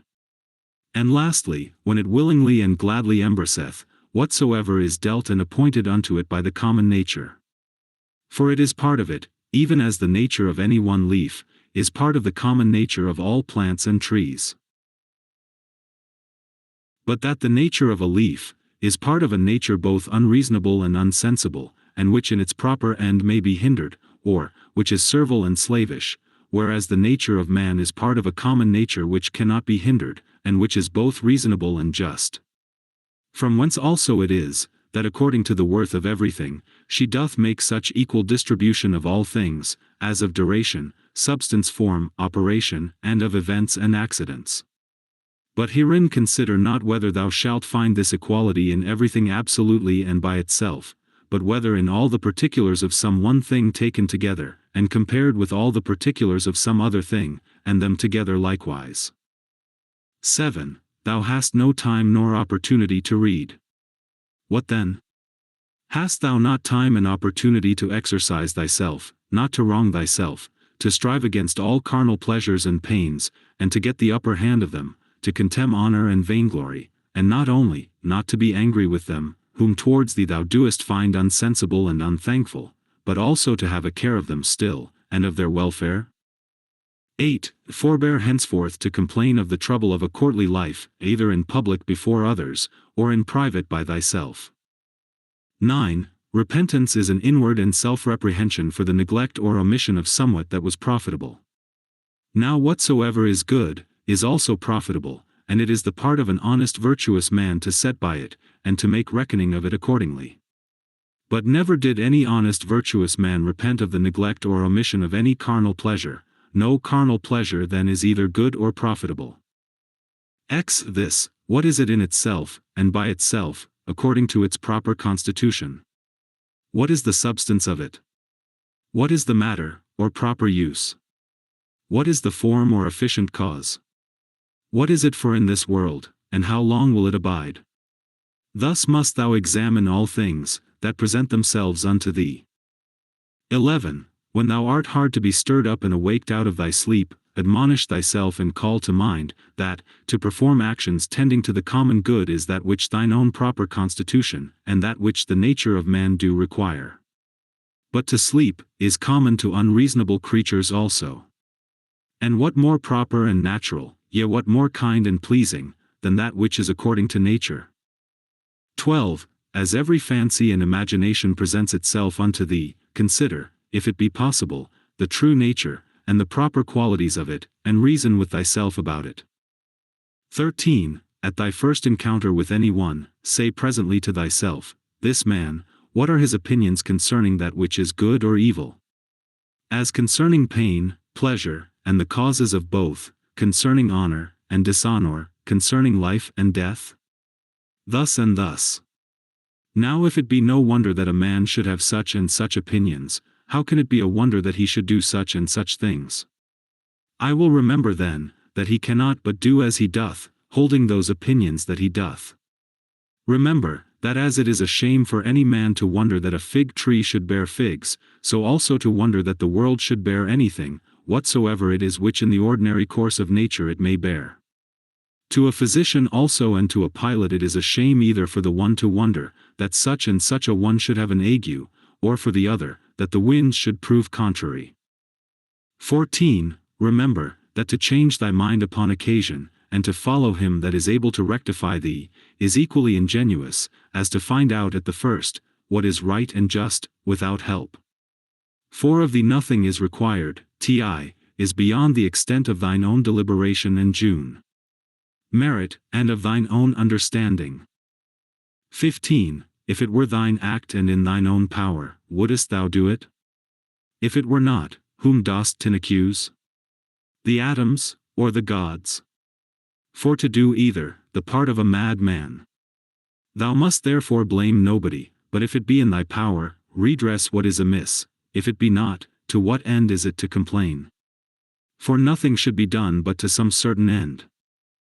16. Whatsoever dieth and falleth, however and wheresoever it die and fall, it cannot fall out of the world, here it have its abode and change, here also shall it have its dissolution into its proper elements. The same are the world's elements, and the elements of which thou dost consist. And they when they are changed, they murmur not, why shouldest thou? 17. Whatsoever is, was made for something, as a horse, a vine. Why wonderest thou? The sun itself will say of itself, I was made for something, and so hath every god its proper function. What then were then made for? To disport and delight thyself? See how even common sense and reason cannot brook it. 18. Nature hath its end as well in the end and final consummation of anything that is, as in the beginning and continuation of it. 19. As one that tosseth up a ball. And what is a ball the better, if the motion of it be upwards, or the worse if it be downwards, or if it chance to fall upon the ground? So for the bubble, if it continue, what it the better? And if it dissolve, what is it the worse? And so is it of a candle too. And so must thou reason with thyself, both in matter of fame, and in matter of death. For as for the body itself, the subject of death, wouldest thou know the vileness of it? Turn it about that thou mayest behold it the worst sides upwards as well, as in its more ordinary pleasant shape, how doth it look, when it is old and withered? When sick and pained? When in the act of lust, and fornication? And as for fame, this life is short. Both he that praiseth, and he that is praised, he that remembers, and he that is remembered, will soon be dust and ashes. Besides, it is but in one corner of this part of the world that thou art praised, and yet in this corner, thou hast not the joint praises of all men, no nor scarce of any one constantly. And yet the whole earth itself, what is it but as one point, in regard of the whole world?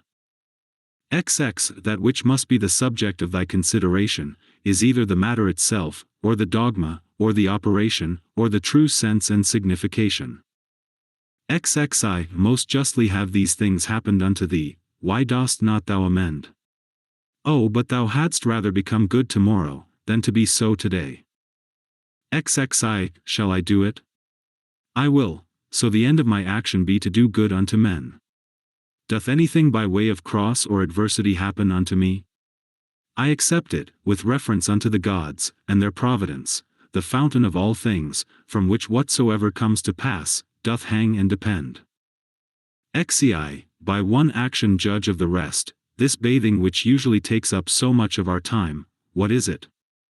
Oil, sweat, filth, or the swords of the body, an excrementitious viscosity, the excrements of oil and other ointments used about the body, and mixed with the swords of the body, all base and loathsome. And such almost is every part of our life, and every worldly object. Ziv, Lucilla buried Verus, then was Lucilla herself buried by others. So Secunda Maximus, then Secunda herself. So Epitincinus, Diotimus, then Epitincinus himself. So Antoninus Pius, Faustina his wife, then Antoninus himself. This is the course of the world. First seller, Adrianus, then Adrianus himself. And those austere ones, those that foretold other men's deaths, those that were so proud and stately, where are they now? Those austere ones I mean, such as were Charax, and Demetrius the Platonic, and Eudaemon, and others like unto those. They were all but for one day, all dead and gone long since. Some of them no sooner dead, than forgotten. Others soon turned into fables. Of others, even that which was fabulous, is now long since forgotten. This thereafter thou must remember, that whatsoever thou art compounded of, shall soon be dispersed, and that thy life and breath, or thy soul, shall either be no more or shall ranslated, sp, and appointed to some certain place and station. XXV, the true joy of a man, is to do that which properly belongs unto a man. That which is most proper unto a man, is, first, to be kindly affected towards them that are of the same kind and nature as he is himself, to contemn all sensual motions and appetites, to discern rightly all plausible fancies and imaginations, to contemplate the nature of the universe, both it, and things that are done in it. In which kind of contemplation three several relations are to be observed: the first, to the apparent secondary cause. The second to the first original cause, God, from whom originally proceeds whatsoever doth happen in the world. The third and last, to them that we live and converse with, what use may be made of it, to their use and benefit. XXVI, if pain be an evil, either it is in regard of the body, and that cannot be, because the body of itself is altogether insensible, or in regard of the soul, but it is in the power of the soul, to preserve her own peace and tranquility, and not to suppose that pain is evil. For all judgment and deliberation, all prosecution, or aversation is from within, whither the sense of evil, except it be let in by opinion, cannot penetrate. XXV, wipe off all idle fancies, and say unto thyself incessantly, now if I will, it is in my power to keep out of this my soul all wickedness, all lust and concupiscences, all trouble and confusion. But on the contrary, to behold and consider all things according to their true nature, and to carry myself towards everything according to its true worth. Remember then this thy power that nature hath given thee. 18. Whether thou speak in the Senate or whether thou speak to any particular, let thy speech in always grave and modest. But thou must not openly and vulgarly observe that sound and exact form of speaking, concerning that which is truly good and truly civil, the vanity of the world, and of worldly men, which otherwise truth and reason doth prescribe. Zix, Augustus his court, his wife, his daughter, his nephews, his sons-in-law, his sister, Agrippa, his kinsmen, his domestics, his friends, Arius, Maecenas, his slayers of beasts for sacrifice and divination, there thou hast the death of a whole court together. Proceed now on to the rest that have been since that of Augustus. Hath death dwelt with them otherwise, though so many and so stately whilst they lived, than it doth use to deal with any one particular man? Consider now the death of a whole kindred and family, as of that of the Pompeys, as that also that useth to be written upon some monuments, he was the last of his own kindred. Oh, what care did his predecessors take, that they might leave a successor, yet behold at last one or other must of necessity be the last. Here again therefore consider the death of a whole kindred. XXX, contract thy whole life to the measure and proportion of one single action. And if in every particular action thou dost perform what is fitting to the utmost of thy power, let it suffice thee. And who can hinder thee, but that thou mayest perform what is fitting? But there may be some outward let and impediment. Not any, that can hinder thee, but that whatsoever thou dost, thou may do it, justly, temperately, and with the praise of God. Yea, but there may be somewhat, whereby some operation or other of thine may be hindered. And then, with that very thing that doth hinder, thou mayest be well pleased, and so by this gentle and equanimous conversion of thy mind unto that which may be, instead of that which at first thou didst intend, in the room of that former action there succeedeth another, which agrees as well with this contraction of thy life, that we now speak of. XXXI, receive temporal blessings without ostentation, when they are sent, and thou shalt be able to part with them with all readiness and facility when they are taken from thee again. XXXIA, if ever thou sawest either a hand, or a foot, or a head lying by itself, in some place or other, as cut off from the rest of the body, such must thou conceive him to make himself, as much as in him lieth, that either is offended with anything that is happened, whatsoever it be, and as it were divides himself from it, or that commits anything against the natural law of mutual correspondence, and society among men, or, he that, commits any act of uncharitableness. Whosoever thou art such, thou art cast forth I know not whither out of the general unity, which is according to nature. Thou went born indeed apart, but now thou hast cut thyself off. However, herein is matter of joy and exultation, that thou mayst be united again. God hath not granted it unto any other part, that once separated and cut off, it might be reunited, and come together again. But, behold, that goodness! How great and immense it is! Which hath so much esteemed man. As at first he was so made, that he needed not, except he would himself, have divided himself from the whole, so once divided and cut off, it hath so provided and ordered it, that if he would himself, he might return, and grow together again, and be admitted into its former rank and place of a part, as he was before. 33. As almost all her other faculties and properties the nature of the universe hath imparted unto every reasonable creature, so this in particular we have received from her, that is whatsoever doth oppose itself unto her, and doth withstand her in her purposes and intentions, she doth, though against its will and intention, bring it about to herself, to serve herself of it in the execution of her own destinated ends, and so by this though not intended operation of it with herself makes it part of herself whether it will or no. So may every reasonable creature, what crosses and impediments soever it meets with in the course of this mortal life, it may use them as fit and proper objects, to the furtherance of whatsoever it intended and absolutely proposed unto itself as its natural end and happiness. XXXIV, let not the general representation unto thyself of the wretchedness of this our mortal life, trouble thee. Let not thy mind wander up and down, and heap together in her thoughts the many troubles and grievous calamities which thou art as subject unto as any other. But as everything in particular doth happen, put this question unto thyself, and say, what is it that in this present matter, seems unto thee so intolerable? For thou wilt be ashamed to confess it. Then upon this presently call to mind, that neither that which is future, nor that which is past can hurt thee, but that only which is present.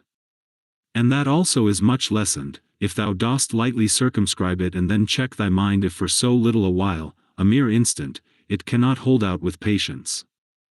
XXXV, what?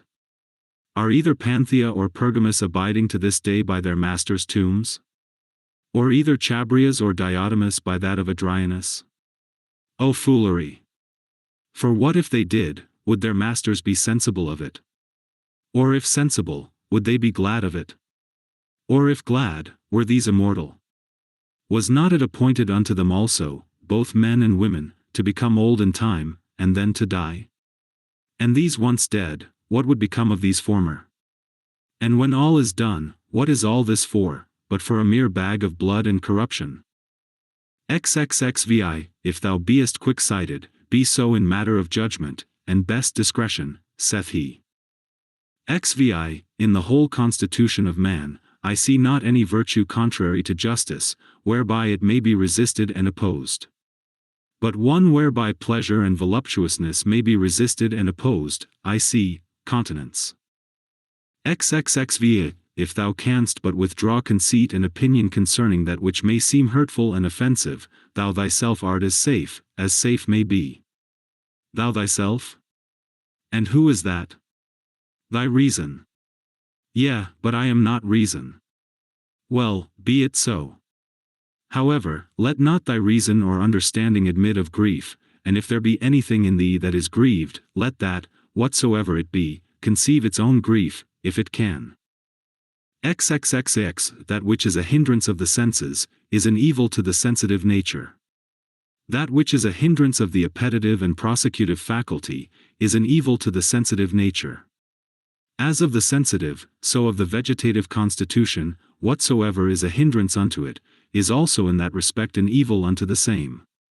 And so likewise, whatsoever is a hindrance unto the mind and understanding, must needs be the proper evil of the reasonable nature. Now apply all those things unto thyself. Do either pain or pleasure seize on thee? Let the senses look to that. Hast thou met with some obstacle or other in thy purpose and intention?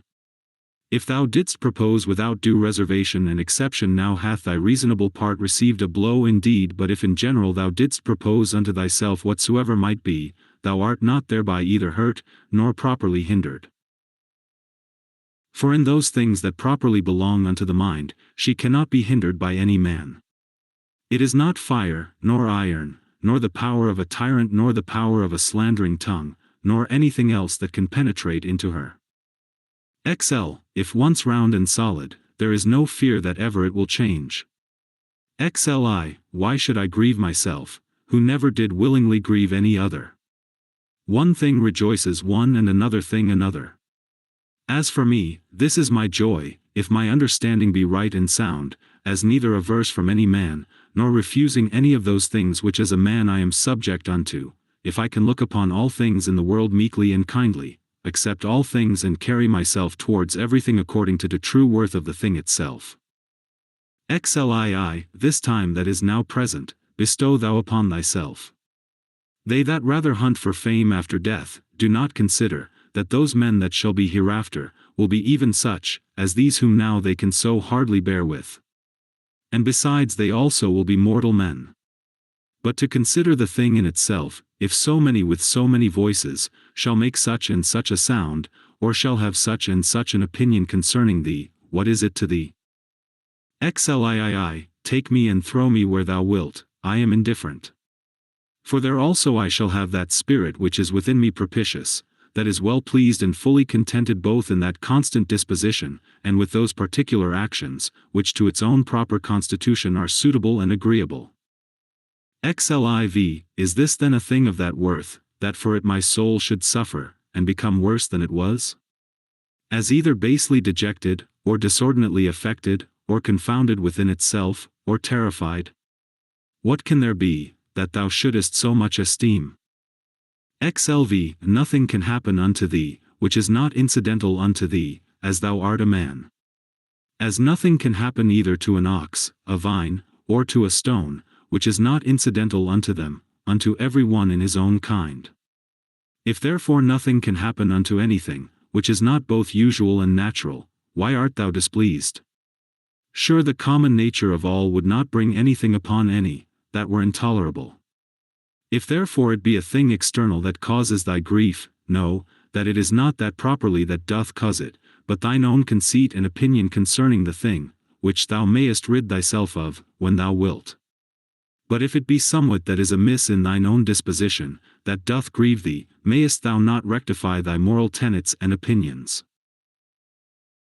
But if it grieve thee, that thou doest not perform that which seemeth unto thee right and just, why doest not thou choose rather to perform it than to grieve? But somewhat that is stronger than thyself doth hinder thee. Let it not grieve thee then, if it be not thy fault that the thing is not performed. Yea, but it is a thing of that nature, as that thy life is not worth the while, except it may be performed. If it be so, upon condition that thou be kindly and lovingly disposed towards all men, thou mayest be gone. For even then, as much as at any time, art thou in a very good estate of performance, when thou doest die in charity with those, that are an obstacle unto thy performance. Remember that thy mind is of that nature as that it becometh altogether unconquerable, when once recollected in herself, she seeks no other content than this, that she cannot be forced, yet though it so fall out, that it be even against reason itself, that it cloth bandy. How much less when by the help of reason she is able to judge of things with discretion? And therefore let thy chief fort and place of defense be, a mind free from passions. A stronger place, whereunto to make his refuge, and so to become impregnable, and better fortified than this, hath no man. He that seeth not this is unlearned. He that seeth it, and betaketh not himself to this place of refuge, is unhappy. XLV. Keep thyself to the first bare and naked apprehensions of things, as they present themselves unto thee, and add not unto them. It is reported unto thee, that such a one speaketh ill of thee. Well, that he speaketh ill of thee, so much is reported. But that thou art hurt thereby, is not reported, that is the addition of opinion, which thou must exclude. I see that my child is sick. That he is sick, I see, but that he is in danger of his life also, I see it not. Thus thou must use to keep thyself to the first motions and apprehensions of things, as they present themselves outwardly, and add not unto them from within thyself through mere conceit and opinion. Or rather add unto them, hut as one that understandeth the true nature of all things that happen in the world. XLVI. Is the cucumber bitter? Set it away. Brambles are in the way? Avoid them. Let this suffice. Add not presently speaking unto thyself, what serve these things for in the world?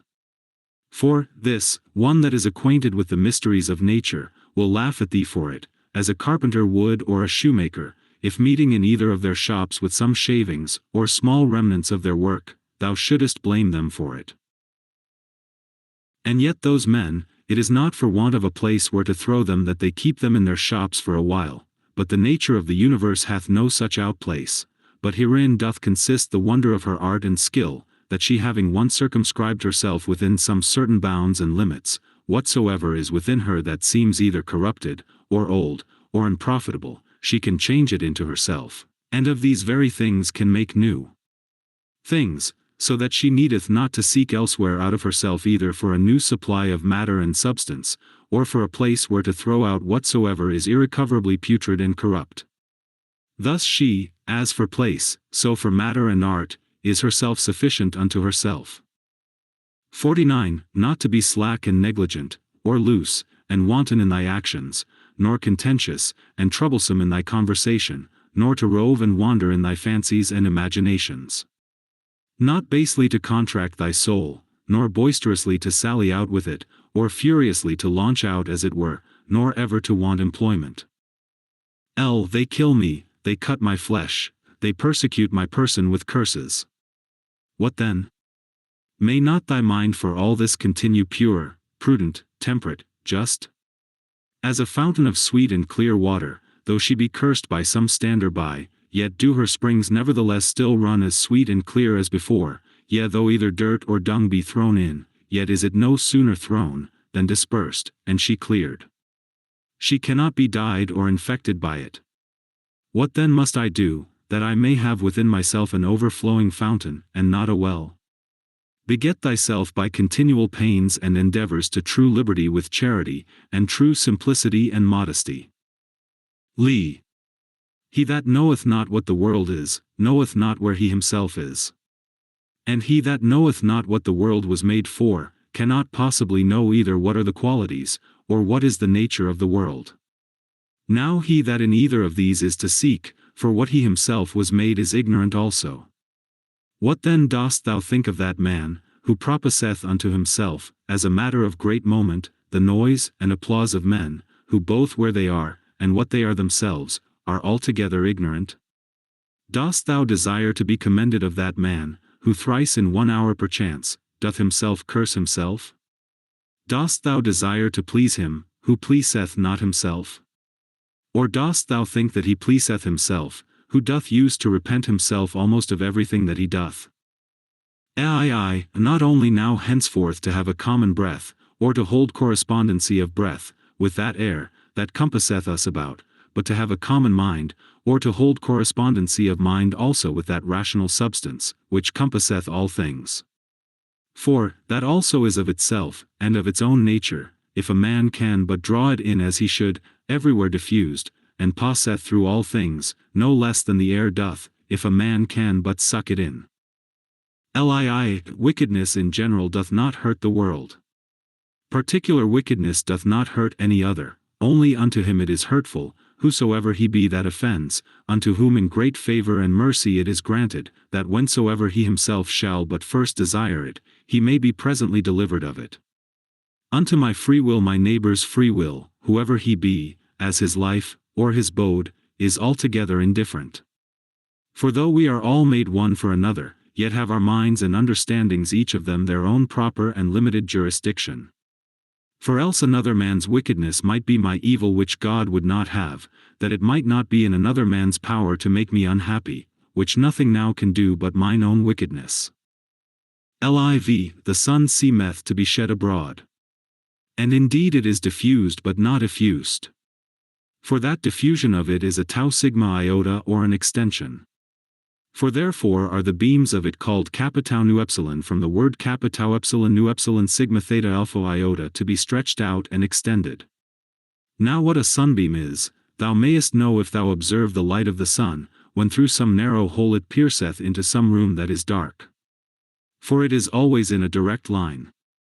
And as by any solid body, that it meets within the way that is not penetrable by air, it is divided and abrupt, and yet neither slides off, or falls down, but stayeth there nevertheless, such must the diffusion in the mind be, not an effusion, but an extension. What obstacles and impediments soever she meeteth within her way, she must not violently, and by way of an impetuous onset light upon them, neither must she fall down, but she must stand, and give light unto that which doth admit of it. For as for that which doth not, it is its own fault and loss, if it bereave itself of her light. Lv. He that feareth death, either feareth that he shall have no sense at all, or that his senses will not be the same.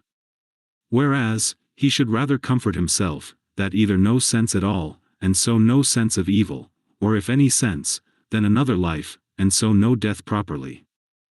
Lvi. All men are made one for another, either then teach them better, or bear with them. Lvii. The motion of the mind is not as the motion of a dart.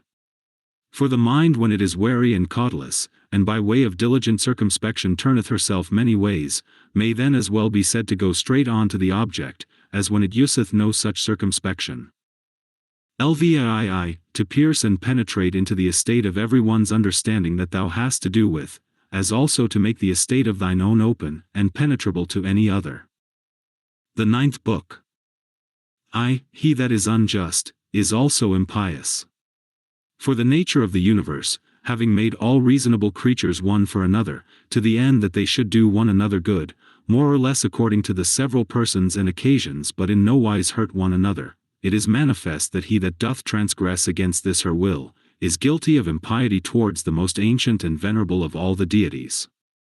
For the nature of the universe, is the nature the common parent of all, and therefore piously to be observed of all things that are, and that which now is, to whatsoever first was, and gave it its being, hath relation of blood and kindred. She is also called truth and is the first cause of all truths. He therefore that willingly and wittingly doth lie, is impious in that he doth receive, and so commit injustice, but he that against his will, in that he disagreeth from the nature of the universe, and in that striving with the nature of the world he doth in his particular, violate the general order of the world. For he doth no better than strive and war against it, who contrary to his own nature applieth himself to that which is contrary to truth. For nature had before furnished him with instincts and opportunities sufficient for the attainment of it, which he having hitherto neglected, is not now able to discern that which is false from that which is true. He also that pursues after pleasures, as that which is truly good and flies from pains, as that which is truly evil, is impious. For such a one must of necessity oftentimes accuse that common nature, as distributing many things both unto the evil, and unto the good, not according to the deserts of either, as unto the bad oftentimes pleasures, and the causes of pleasures, so unto the good, pains, and the occasions of pains. Again, he that feareth pains and crosses in this world, feareth some of those things which some time or other must needs happen in the world. And that we have already showed to be impious. And he that pursueth after pleasures, will not spare, to compass his desires, to do that which is unjust, and that is manifestly impious. Now those things which unto nature are equally indifferent, for she had not created both pain and pleasure, if both had not been unto her equally indifferent, they that will live according to nature, must in those things, as being of the same mind and disposition that she is, be as equally indifferent. Whosoever therefore in either matter of pleasure and pain, death and life, honor and dishonor, which things nature in the administration of the world, indifferently doth make use of, is not as indifferent, it is apparent that he is impious. When I say that common nature doth indifferently make use of them, my meaning is, that they happen indifferently in the ordinary course of things, which by a necessary consequence, whether as principal or accessory, come to pass in the world, according to that first and ancient deliberation of Providence, by which she from some certain beginning, did resolve upon the creation of such a world, conceiving then in her womb as it were some certain rational, generative seeds and faculties of things future, whether subjects, changes, successions, both such, and just so many. 2. It were indeed more happy and comfortable, for a man to depart out of this world, having lived all his life long clear from all falsehood, dissimulation, voluptuousness, and pride.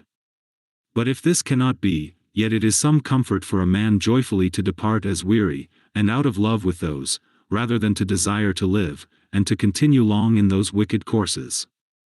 Hath not yet experience taught thee to fly from the plague? For a far greater plague is the corruption of the mind, than any certain change and distemper of the common air can be. This is a plague of creatures, as they are living creatures, but that of men as they are men or reasonable. 3. Thou must not in matter of death carry thyself scornfully, but as one that is well pleased with it, as being one of those things that nature hath appointed. For what thou dost conceive of these, of a boy to become a young man, to wax old, to grow, to ripen, to get teeth, or a beard, or grey hairs to beget, to bear, or to be delivered, or what other action soever it be, that is natural unto man according to the several seasons of his life, such a thing is it also to be dissolved. It is therefore the part of a wise man, in matter of death, not in any wise to carry himself either violently, or proudly but patiently to wait for it, as one of nature's operations, that with the same mind as now thou dost expect when that which yet is but an embryo in thy wife's belly shall come forth, thou mayst expect also when thy soul shall fall off from that outward coat or skin, wherein as a child in the belly it lieth involved and shut up. But thou desirest a more popular, and though not so direct and philosophical, yet a very powerful and penetrative recipe against the fear of death. Nothing can make thee more willing to part with thy life, than if thou shalt consider, both what the subjects themselves are that thou shalt part with, and what manner of disposition thou shalt no more have to do with. True it is, that, offended with them thou must not be by no means, but take care of them, and meekly bear with them. However, this thou mayst remember, that whensoever it happens that thou depart, it shall not be from men that held the same opinions that thou dost. For that indeed, if it were so, is the only thing that might make thee averse from death, and willing to continue here, if it were thy hap to live with men that had obtained the same belief that thou hast. But now, what a toil it is for thee to live with men of different opinions, thou sayest, so that thou hast rather occasion to say, Hasten, I thee pray, O death, lest I also in time forget myself. For, he that sinneth, sinneth unto himself. He that is unjust, hurts himself, in that he makes himself worse than he was before. Not he only that committeth, but he also that omitteth something, is oftentimes unjust. If my present apprehension of the object be right, and my present action charitable, and this, towards whatsoever doth proceed from God, be my present disposition, to be well pleased with it, it sufficeth. 6. To wipe away fancy, to use deliberation, to quench concupiscence, to keep the mind free to herself. 7. Of all unreasonable creatures, there is but one unreasonable soul, and of all that are reasonable, but one reasonable soul, divided betwixt them all. As of all earthly things there is but one earth, and but one light that we see by, and but one air that we breathe in, as many as either breathe or see. Now whatsoever partakes of some common thing, naturally affects and inclines unto that whereof it is part, being of one kind and nature with it. Whatsoever is earthly, presseth downwards to the common earth. Whatsoever is liquid, would flow together. And whatsoever is airy, would be together likewise. So that without some obstacle, and some kind of violence, they cannot well be kept asunder. Whatsoever is fiery, doth not only by reason of the elementary fire tend upwards, but here also is so ready to join, and to burn together, that whatsoever doth want sufficient moisture to make resistance, is easily set on fire. Whatsoever therefore is partaker of that reasonable common nature, naturally doth as much and more long after his own kind. For by how much in its own nature it excels all other things, by so much more is it desirous to be joined and united unto that, which is of its own nature. As for unreasonable creatures then, they had not long been, but presently begun among them swarms, and flocks, and broods of young ones, and a kind of mutual love and affection. For though but unreasonable, yet a kind of soul these had, and therefore was that natural desire of union more strong and intense in them, as in creatures of a more excellent nature, than either in plants, or stones, or trees. But among reasonable creatures, begun commonwealths, friendships, families, public meetings, and even in their wars, conventions, and truces. Now among them that were yet of a more excellent nature, as the stars and planets, though by their nature far distant one from another, yet even among them began some mutual correspondency and unity. So proper is it to excellency in a high degree to effect unity, as that even in things so far distant, it could operate unto a mutual sympathy. But now behold, what is now come to pass. Those creatures that are reasonable, are now the only creatures that have forgotten their natural affection and inclination of one towards another. Among them alone of all other things that are of one kind, there is not to be found a general disposition to flow together. But though they fly from nature, yet are they stopped in their course, and apprehended. Do they what they can, nature doth prevail. And so shalt thou confess, if thou dost observe it.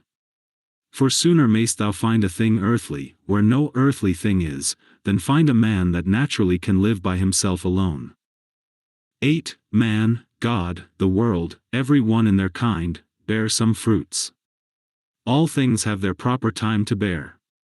Though by custom, the word itself is in a manner become proper unto the vine, and the like, yet is it so nevertheless, as we have said. As for reason, that beareth both common fruit for the use of others, and peculiar, which itself doth enjoy. Reason is of a diffusive nature, what itself is in itself, it begets in others, and so doth multiply. 9. Either teach them better if it be in thy power, or if it be not, remember that for this use, to bear with them patiently, was mildness and goodness granted unto thee. The gods themselves are good unto such, yea and in some things, as in matter of health, of wealth, of honor, are content often to further their endeavors, so good and gracious are they. And mightest thou not be so too? Or, tell me, what doth hinder thee? Labor not as one to whom it is appointed to be wretched, nor as one that either would be pitied, or admired, but let this be thine only care and desire, so always and in all things to prosecute or to forbear, as the law of charity, or mutual society doth require. 11. This day I did come out of all my trouble.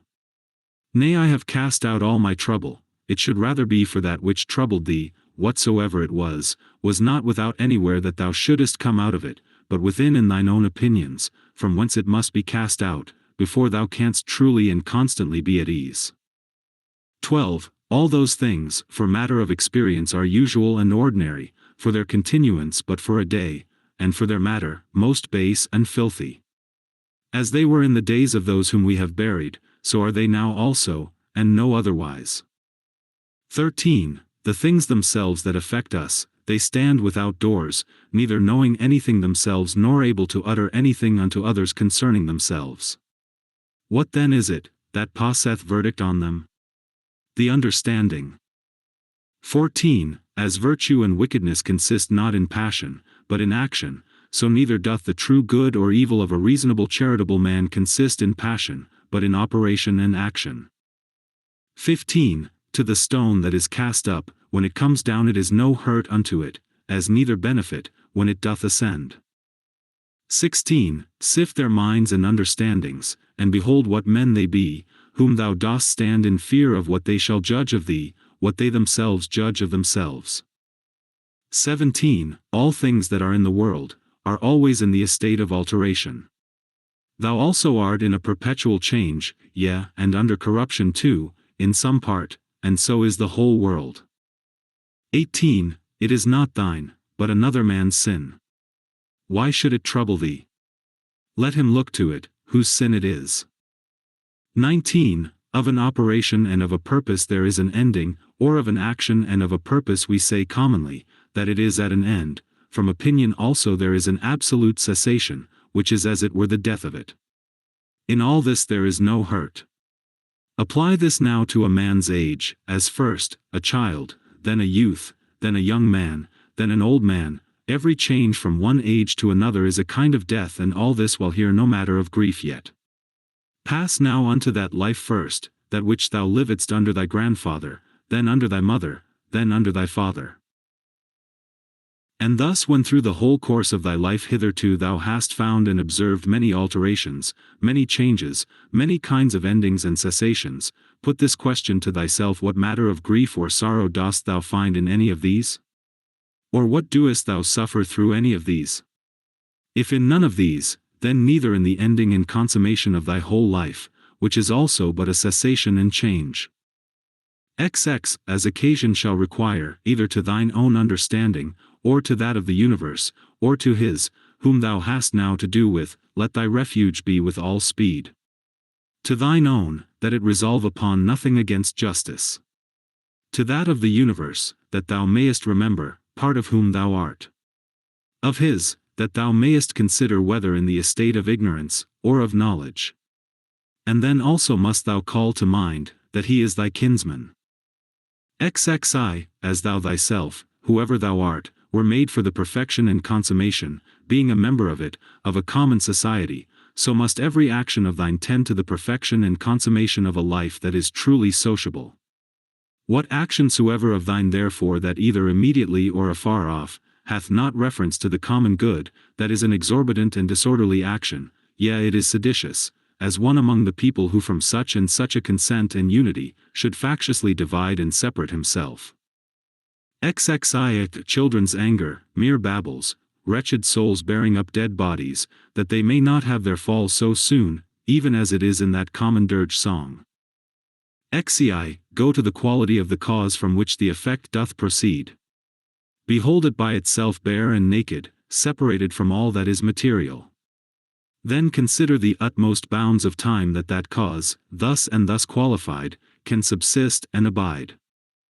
Ziv, infinite are the troubles and miseries, that thou hast already been put to, by reason of this only, because that for all happiness it did not suffice thee, or, that thou didst not account it sufficient happiness, that thy understanding did operate according to its natural constitution. XXV, when any shall either impeach thee with false accusations, or hatefully reproach thee, or shall use any such carriage towards thee, get thee presently to their minds and understandings, and look in them, and behold what manner of men they be. Thou shalt see, that there is no such occasion why it should trouble thee, what such as they are think of thee. Yet must thou love them still, for by nature they are thy friends. And the gods themselves, in those things that they seek from them as matters of great moment, are well content, all manner of ways, as by dreams and oracles, to help them as well as others. XXVI, up and down, from one age to another, go the ordinary things of the world, being still the same. And either of everything in particular before it come to pass, the mind of the universe doth consider with itself and deliberate, and if so, then submit for shame unto the determination of such an excellent understanding, or once for all it did resolve upon all things in general, and since that whatsoever happens, happens by a necessary consequence, and all things indivisibly in a manner and inseparably hold one of another. In sum, either there is a God, and then all is well, or if all things go by chance and fortune, yet mayest thou use thine own providence in those things that concern thee properly, and then art thou well. XXV, within a while the earth shall cover us all, and then she herself shall have her change. And then the course will be, from one period of eternity unto another, and so a perpetual eternity. Now can any man that shall consider with himself in his mind the several rollings or successions of so many changes and alterations, and the swiftness of all these rulings, can he otherwise but contemn in his heart and despise all worldly things? The cause of the universe is as it were a strong torrent, it carrieth all away. Atenei, and these your professed politicians, the only true practical philosophers of the world, as they think of themselves, so full of affected gravity, or such professed lovers of virtue and honesty, what wretches be they in very deed, how vile and contemptible in themselves. O man! What ado doest thou keep? Do what thy nature doth now require. Resolve upon it, if thou mayest, and take no thought, whether anybody shall know it or no. Yea, but sayest thou, I must not expect a Plato's commonwealth. If they profit though never so little, I must be content, and think much even of that little progress. Doth then any of them forsake their former false opinions that I should think they profit? For without a change of opinions, alas! What is all that ostentation, but mere wretchedness of slavish minds, that groan privately, and yet would make a show of obedience to reason and truth? Go to now and tell me of Alexander and Philippus, and Demetrius Phalereus. Whether they understood what the common nature requireth, and could rule themselves or no, they know best themselves. But if they kept a life, and swaggered, I, God be thanked, am not bound to imitate them. The effect of true philosophy is, unaffected simplicity and modesty. Persuade me not to ostentation and vainglory. Zix, from some high place as it were to look down, and to behold here flocks, and their sacrifices, without number, and all kind of navigation, some in a rough and stormy sea, and some in a calm, the general differences, or different estates of things, some, that are now first upon being, the several and mutual relations of those things that are together, and some other things that are at their last. Their lives also, who were long ago, and theirs who shall be hereafter, and the present estate and life of those many nations of barbarians that are now in the world, thou must likewise consider in thy mind. And how many there be, who never so much as heard of thy name, how many that will soon forget it, how many who but even now did commend thee, within a very little while perchance will speak ill of thee. So that neither fame, nor honor, nor anything else that this world doth afford, is worth the while. The sum then of all, whatsoever doth happen unto thee, whereof God is the cause, to accept it contentedly, whatsoever thou doest, whereof thou thyself art the cause, to do it justly, which will be, if both in thy resolution and in thy action thou have no further end, than to do good unto others, as being that, which by thy natural constitution, as a man, thou art bound unto. XXX Many of those things that trouble and straiten thee, it is in thy power to cut off, as wholly depending from mere conceit and opinion, and then thou shalt have room enough. XXXI, to comprehend the whole world together in thy mind, and the whole course of this present age to represent it unto thyself, and to fix thy thoughts upon the sudden change of every particular object. How short the time is from the generation of anything, unto the dissolution of the same, but how immense and infinite both that which was before the generation, and that which after the generation of it shall be. All things that thou sayest, will soon be perished, and they that see their corruptions, will soon vanish away themselves. He that dieth 100 years old, and he that dieth young, shall come all to one. XXXI, what are their minds and understandings, and what the things that they apply themselves unto, what do they love, and what do they hate for? Fancy to thyself the estate of their souls openly to be seen. When they think they hurt them shrewdly, whom they speak ill of, and when they think they do them a very good turn, whom they commend and extol, oh how full are they then of conceit and opinion. 33 Loss and corruption, is in very deed nothing else but change and alteration, and that is it, which the nature of the universe doth most delight in, by which, and according to which, whatsoever is done, is well done. For that was the estate of worldly things from the beginning, and so shall it ever be. Or wouldest thou rather say, that all things in the world have gone ill from the beginning for so many ages, and shall ever go ill? And then among so many deities, could no divine power be found all this while, that could rectify the things of the world? Or is the world, to incessant woes and miseries, for ever condemned? XXXIV, how base and putrid, every common matter is. Water, dust, and from the mixture of these bones, and all that loathsome stuff that our bodies do consist of, so subject to be infected and corrupted. And again those other things that are so much prized and admired, as marble stones, what are they, but as it were the kernels of the earth? Gold and silver, what are they, but as the more gross feces of the earth? Thy most royal apparel, for matter, it is but as it were the hair of a silly sheep, and for color, the very blood of a shellfish. Of this nature are all other things. Thy life itself is some such thing too, a mere exhalation of blood, and it also, apt to be changed into some other common thing. XXXV, will this querulousness, this murmuring, this complaining and dissembling never be at an end? What then is it, that troubleth thee?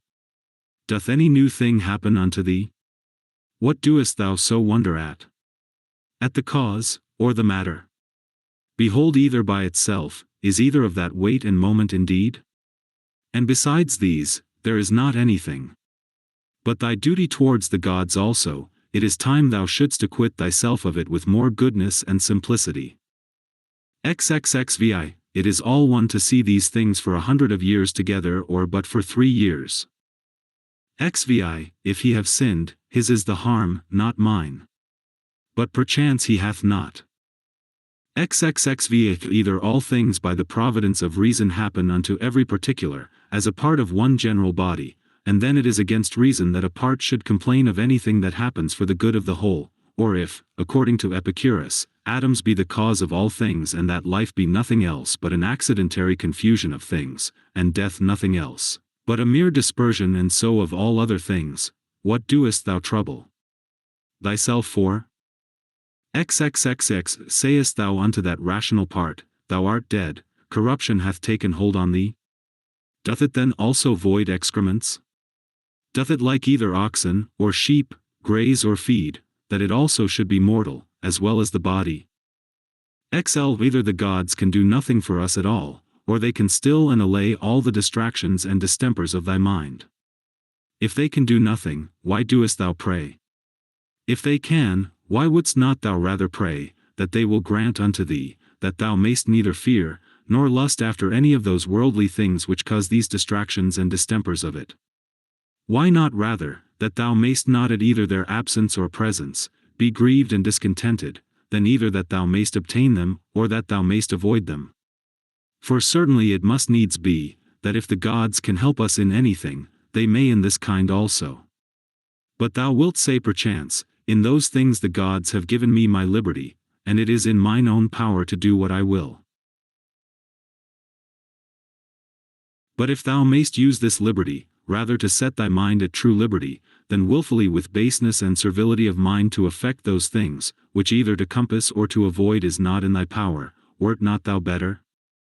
And as for the gods, who hath told thee, that they may not help us up even in those things that they have put in our own power? Whether it be so or no, thou shalt soon perceive, if thou wilt but try thyself and pray. One prayeth that he may compass his desire, to lie with such or such a one, pray thou that thou mayst not lust to lie with her. Another how he may be rid of such a one, pray thou that thou mayst so patiently bear with him, as that thou have no such need to be rid of him. Another, that he may not lose his child. Pray thou that thou mayst not fear to lose him. To this end and purpose, let all thy prayer be, and see what will be the event. XLI, in my sickness, saith Epicurus of himself. My discourses were not concerning the nature of my disease, neither was that, to them that came to visit me, the subject of my talk, but in the consideration and contemplation of that, which was of especial weight and moment, was all my time bestowed and spent, and among others in this very thing, how my mind, by a natural and unavoidable sympathy partaking in some sort with the present indisposition of my body, might nevertheless keep herself free from trouble, and in present possession of her own proper happiness. Neither did I leave the ordering of my body to the physicians altogether to do with me what they would, as though I expected any great matter from them, or as though I thought it a matter of such great consequence, by their means to recover my health, for my present estate, methought, liked me very well, and gave me good content.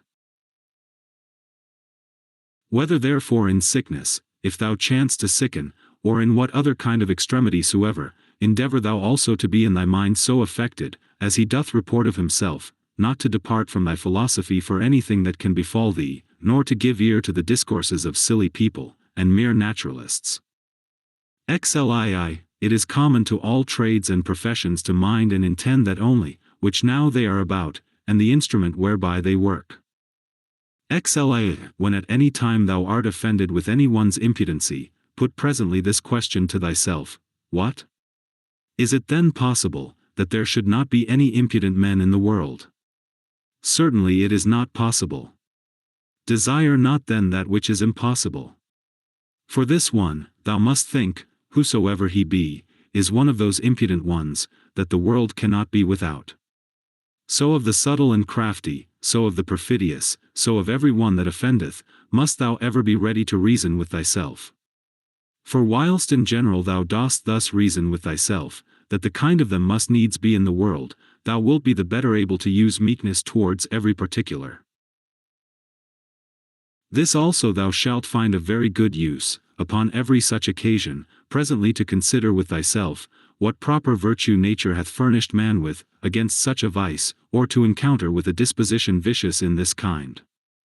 As for example, against the unthankful, it hath given goodness and meekness, as an antidote, and so against another vicious in another kind some other peculiar faculty. And generally, is it not in thy power to instruct him better, that is in an error? For whosoever sinneth, doth in that decline from his purposed end, and is certainly deceived, and again, what art thou the worse for his sin? For thou shalt not find that any one of these, against whom thou art incensed, hath in very deed done anything whereby thy mind, the only true subject of thy hurt and evil, can be made worse than it was. And what a matter of either grief or wonder is this, if he that is unlearned, do the deeds of one that is unlearned? Should not thou rather blame thyself, who, when upon very good grounds of reason, thou mightst have thought it very probable, that such a thing would by such a one be committed, didst not only not foresee it, but moreover dost wonder at it, that such a thing should be? But then especially, when thou dost find fault with either an unthankful, or a false man, must thou reflect upon thyself. For without all question, thou thyself art much in fault, if either of one that were of such a disposition, thou didst expect that he should be true unto thee, or when unto any thou didst a good turn, thou didst not there bound thy thoughts, as one that had obtained his end, nor didst not think that from the action itself thou hadst received a full reward of the good that thou hadst done. For what wouldst thou have more? Unto him that is a man, thou hast done a good turn, doth not that suffice thee? What thy nature required, that hast thou done. Must thou be rewarded for it? As if either the eye for that it seeth, or the feet that they go, should require satisfaction.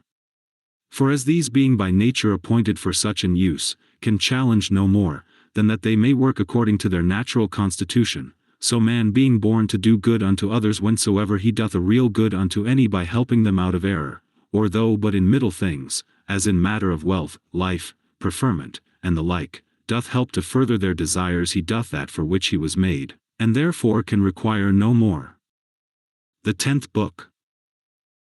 O my soul, the time I trust will be, when thou shalt be good, simple, single, more open and visible, than that body by which it is enclosed.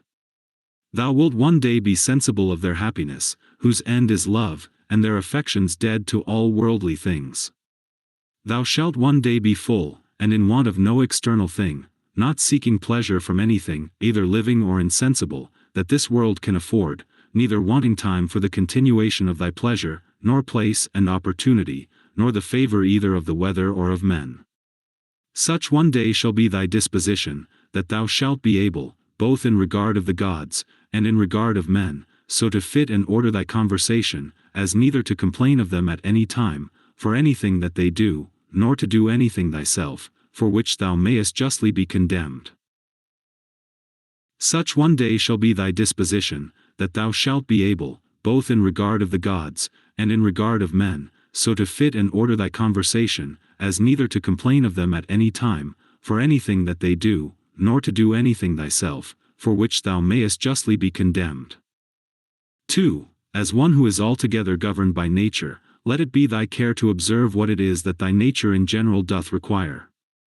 That done, if thou find not that thy nature, as thou art a living sensible creature, will be the worse for it, thou mayest proceed.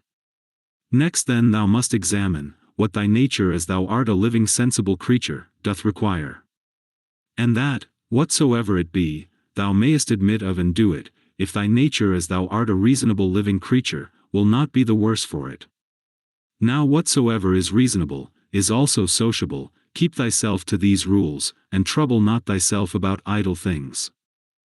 3. Whatsoever doth happen unto thee, thou art naturally by thy natural constitution either able, or not able to bear.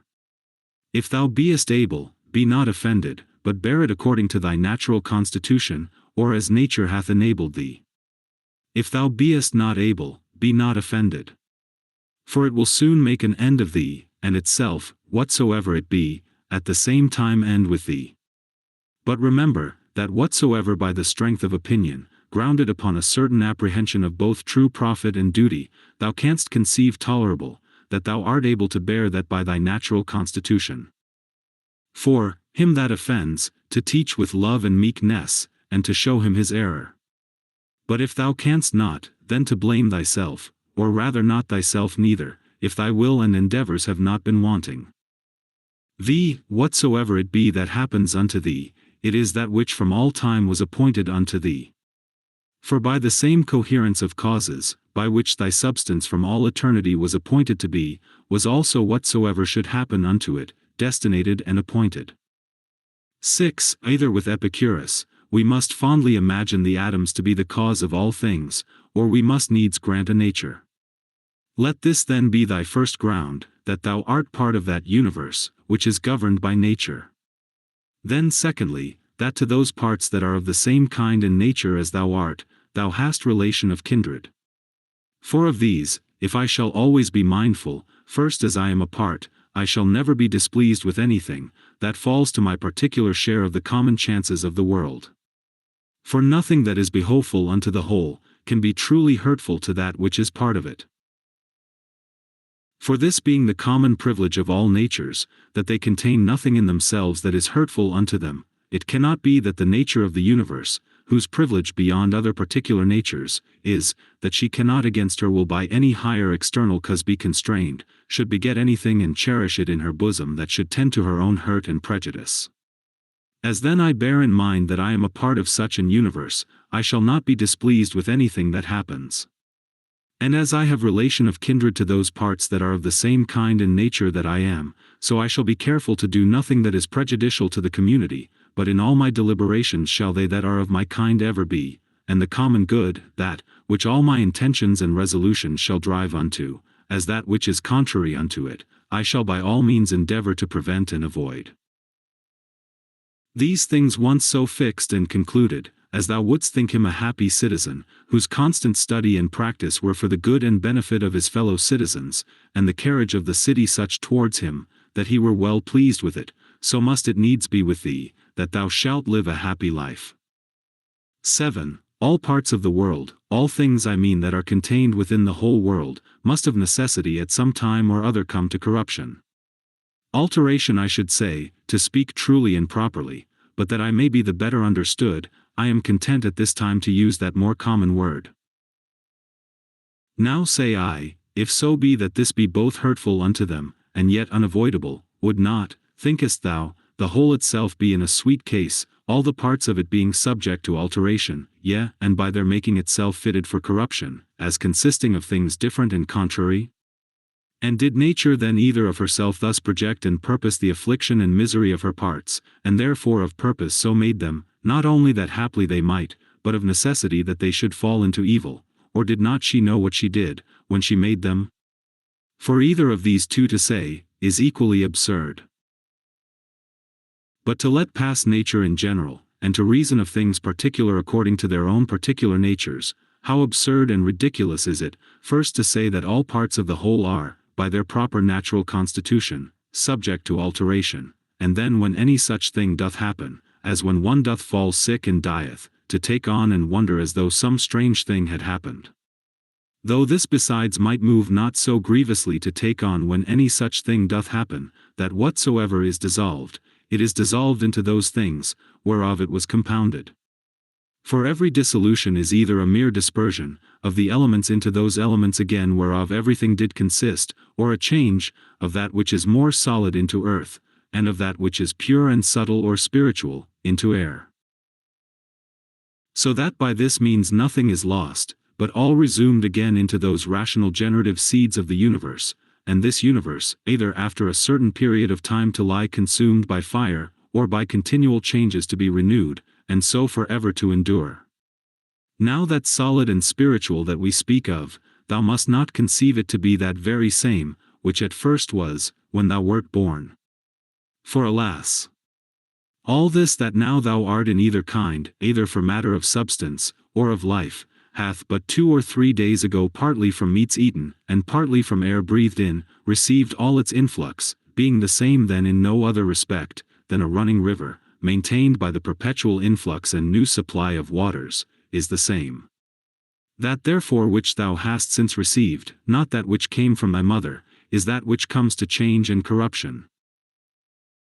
But suppose that for the general substance, and more solid part of it, should still cleave unto thee never so close, yet what is that to the proper qualities and affections of it, by which persons are distinguished, which certainly are quite different?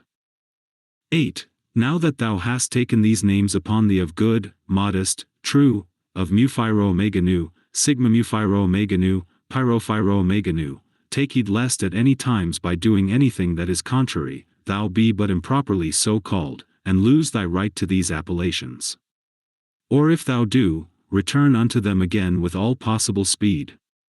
And remember, that the word mu phi-rho omega nu notes unto thee an intent and intelligent consideration of every object that presents itself unto thee, without distraction. And the word sigma mu phi-rho omega nu, a ready and contented acceptation of whatsoever by the appointment of the common nature, happens unto thee.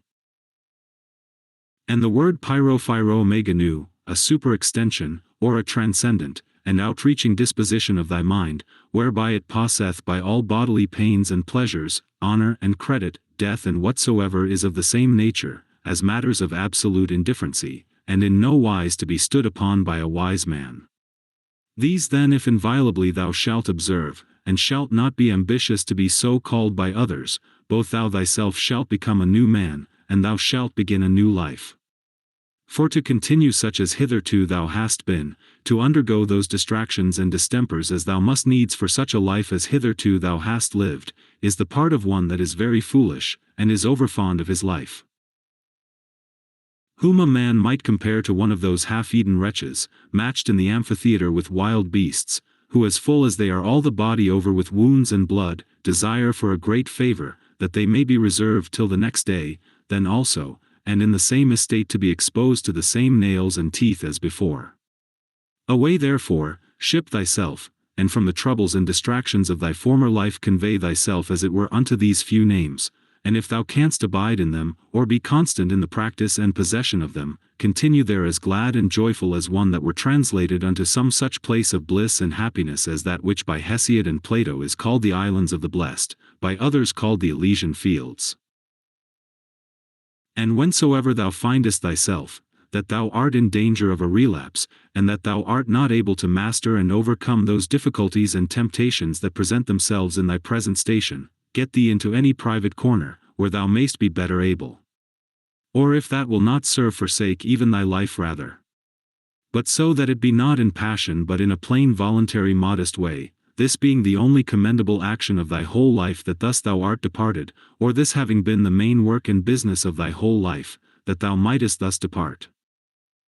Now for the better remembrance of those names that we have spoken of, thou shalt find it a very good help, to remember the gods as often as may be, and that, the thing which they require at our hands of as many of us, as are by nature reasonable creation is not that with fair words, and outward show of piety and devotion we should flatter them, but that we should become like unto them, and that as all other natural creatures, the fig tree for example, the dog, the bee, both do, all of them, and apply themselves unto that which by their natural constitution, is proper unto them, so man likewise should do that, which by his nature, as he is a man, belongs unto him. 9. Toys and fooleries at home, wars abroad, sometimes terror, sometimes torpor, or stupid sloth, this is thy daily slavery. By little and little, if thou doest not better look to it, those sacred dogmata will be blotted out of thy mind.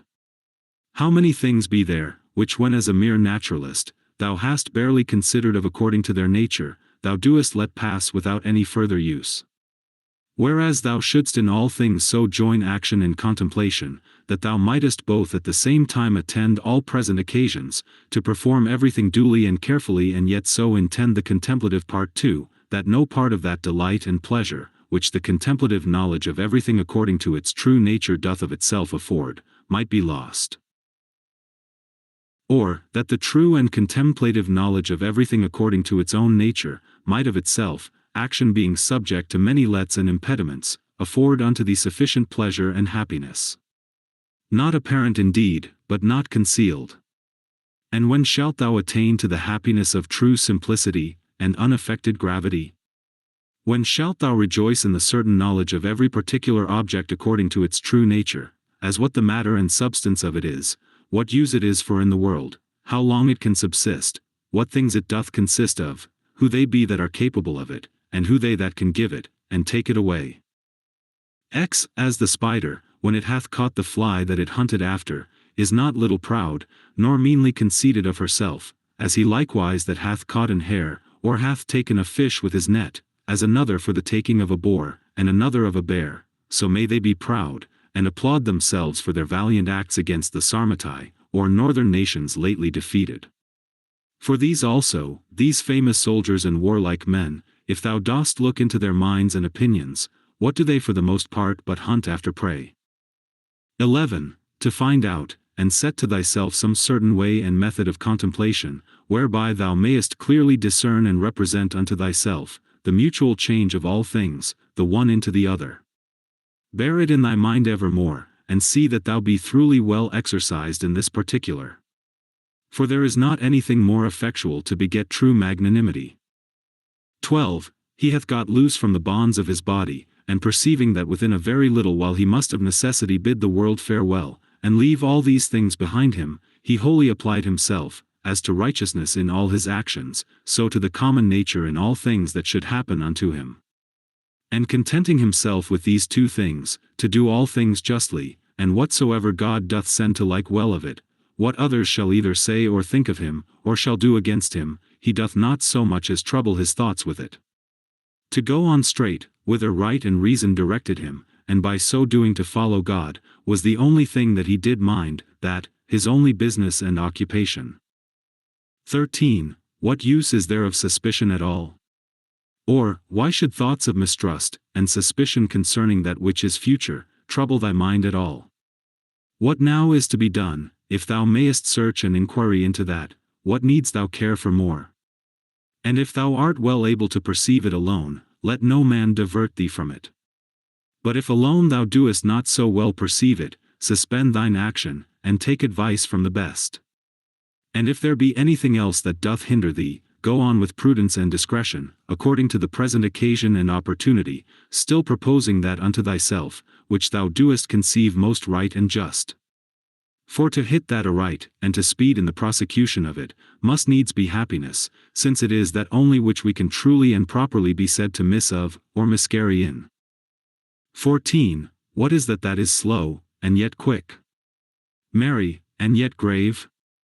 He that in all things doth follow reason for his guide. 15. In the morning as soon as thou art awaked, when thy judgment, before either thy affections, or external objects have wrought upon it, is yet most free and impartial, put this question to thyself, whether if that which is right and just be done, the doing of it by thyself, or by others when thou art not able thyself, be a thing material or no. For sure it is not. And as for these that keep such a life, and stand so much upon the praises, or dispraises of other men, hast thou forgotten what manner of men they be?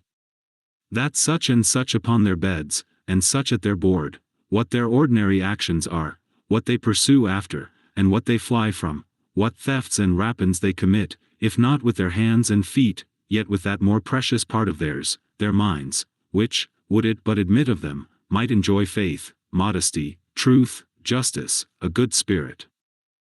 16. Give what thou wilt, and take away what thou wilt, saith he that is well taught and truly modest, to him that gives, and takes away.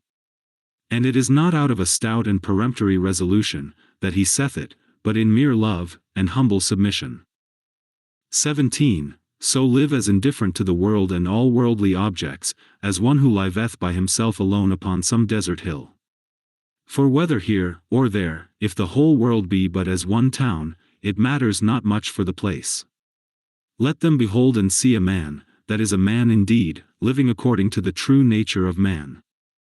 If they cannot bear with me, let them kill me. For better were it to die, than so to live as they would have thee. 18. Make it not any longer a matter of dispute or discourse, what are the signs and proprieties of a good man, but really and actually to be such. 19. Ever to represent unto thyself, and to set before thee, both the general age and time of the world, and the whole substance of it. And how all things particular in respect of these are for their substance, as one of the least seeds that is, and for their duration, as the turning of the pestle in the mortar once about. Then to fix thy mind upon every particular object of the world, and to conceive it, as it is indeed, as already being in the state of dissolution, and of change, tending to some kind of either putrefaction or dispersion, or whatsoever else it is, that is the death as it were of everything in his own kind. XX. Consider them through all actions and occupations, of their lives, as when they eat, and when they sleep, when they are in the act of necessary exoneration, and when in the act of lust. Again, when they either are in their greatest exultation, and in the middle of all their pomp and glory, or being angry and displeased, in great state and majesty, as from an higher place, they chide and rebuke. How base and slavish, but a little while ago, they were fain to be, that they might come to this, and within a very little while what will be their estate, when death hath once seized upon them. XXI. That is best for every one, that the common nature of all doth send unto every one, and then is it best, when she doth send it. XXII. The earth, saith the poet, doth often long after the rain. So is the glorious sky often as desirous to fall upon the earth, which argues a mutual kind of love between them. And so, say I, doth the world bear a certain affection of love to whatsoever shall come to pass with thine affections shall mine concur, O world. The same, and no other, shall the object of my longing be which is of thine. Now that the world doth love it is true indeed, so is it as commonly said, and acknowledged alleged, when, according to the Greek phrase, imitated by the Latins, of things that used to be, we say commonly, that they love to be. XCI. Either thou dost continue in this kind of life and that is it, which so long thou hast been used unto and therefore tolerable, or thou doest retire, or leave the world, and that of thine own accord, and then thou hast thy mind, or thy life is cut off, and then mayst thou rejoice that thou hast ended thy charge. One of these must needs be. Be therefore of good comfort. Ziv. Let it always appear and be manifest unto thee that solitariness, and desert places, by many philosophers so much esteemed of and affected, are of themselves but thus and thus, and that all things are them to them that live in towns, and converse with others as they are the same nature everywhere to be seen and observed, to them that have retired themselves to the top of mountains, and to desert havens, or what other desert and inhabited places soever. For anywhere it thou wilt mayest thou quickly find and apply that to thyself, which Plato saith of his philosopher, in a place, as private and retired, saith he, as if he were shut up and enclosed about in some shepherd's lodge, on the top of a hill. Thereby thyself to put these questions to thyself or to enter in these considerations, what is my chief and principal part, which hath power over the rest? What is now the present estate of it, as I use it, and what is it, that I employ it about?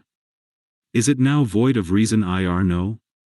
Is it free, and separated, or so affixed, so congealed and grown together as it were with the flesh, that it is swayed by the motions and inclinations of it? XXV. He that runs away from his master is a fugitive. But the law is every man's master. He therefore that forsakes the law, is a fugitive.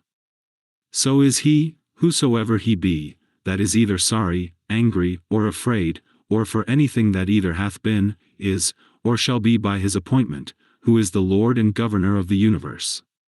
For he truly and properly is pneumo omicron, or the law, as the only nu mu omega nu, or distributor and dispenser of all things that happen unto any one in his lifetime, whatsoever then is either sorry, angry, or afraid, is a fugitive. XXV from man is the seed, that once cast into the womb man hath no more to do with it.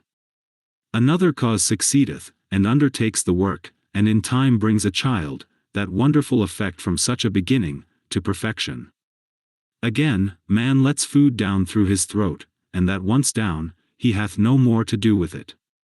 Another cause succeedeth and distributeth this food into the senses, and the affections, into life, and into strength, and doth with it those other many and marvelous things, that belong unto man.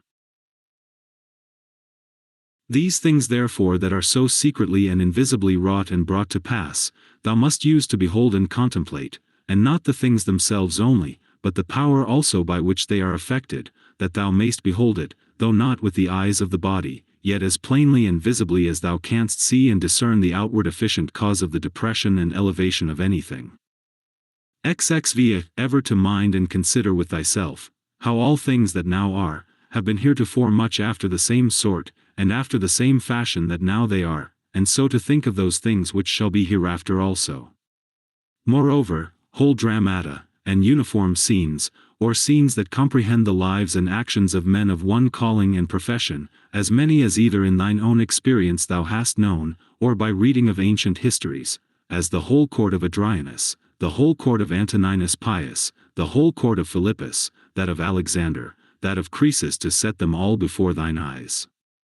For thou shalt find that they are all but after one sort and fashion, only that the actors were others.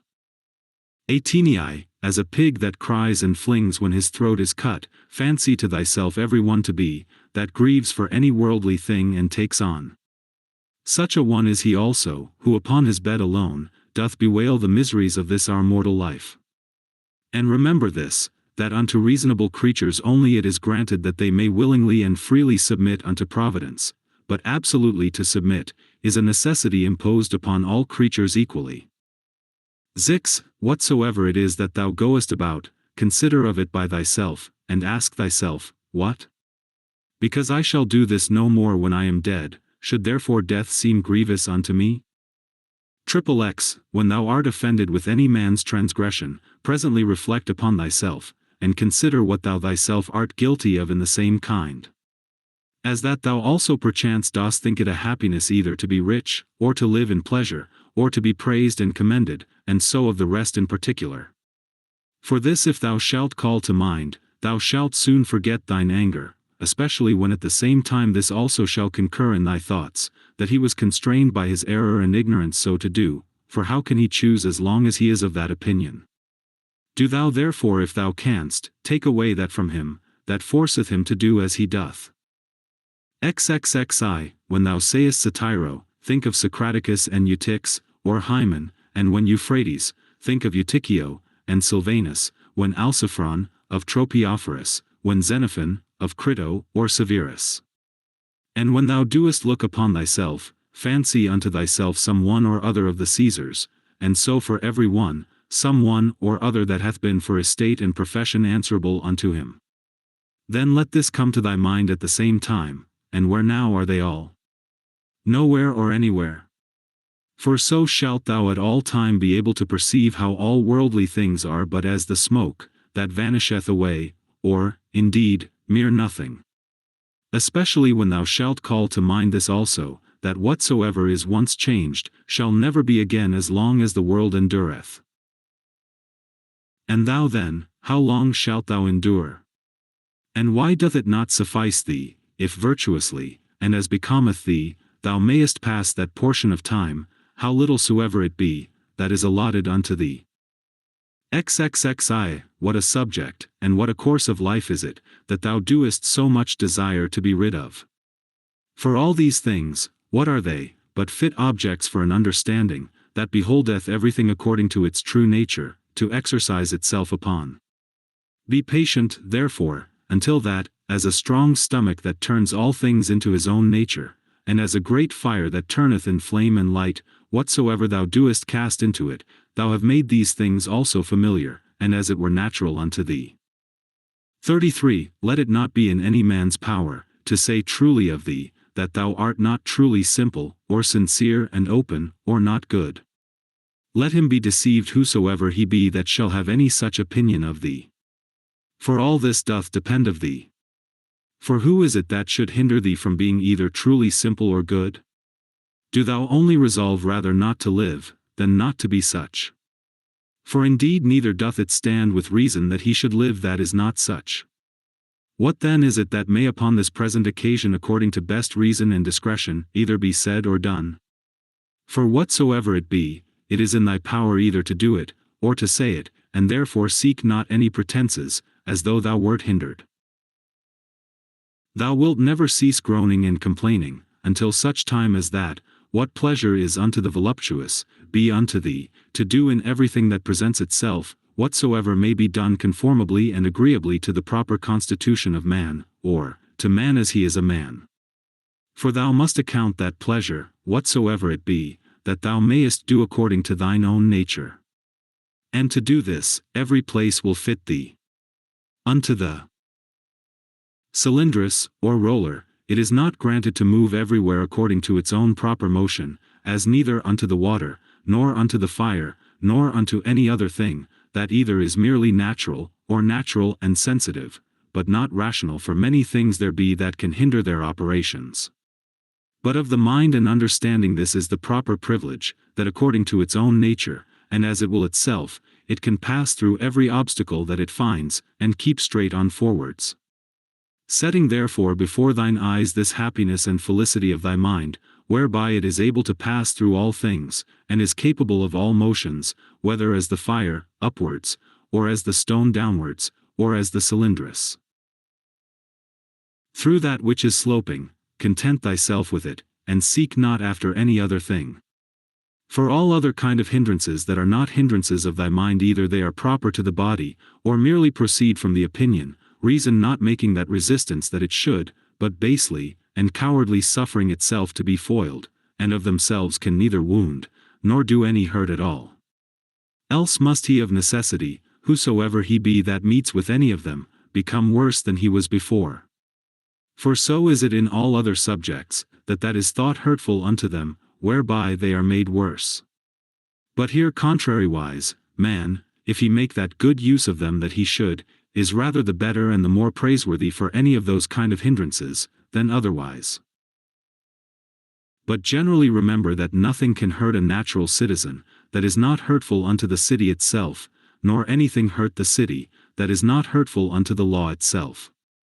But none of these casualties, or external hindrances, do hurt the law itself, or, are contrary to that course of justice and equity, by which public societies are maintained, neither therefore do they hurt either city or citizen. XXXIV, as he that is bitten by a mad dog, is afraid of everything almost that he seeth, so unto him, whom the dogmata have once bitten, or in whom true knowledge hath made an impression, everything almost that he sees or reads, be it never so short or ordinary, doth afford a good memento, to put him out of all grief and fear, as that of the poet, the winds blow upon the trees, and their leaves fall upon the ground. Then do the trees begin to bud again, and by the springtime they put forth new branches. So is the generation of men, some come into the world, and others go out of it. Of these leaves then thy children are. Why then shouldest thou so earnestly either seek after these things, or fly from them, as though they should endure forever? Yet a little while, and thine eyes will be closed up, and for him that carries thee to thy grave shall another mourn within a while after.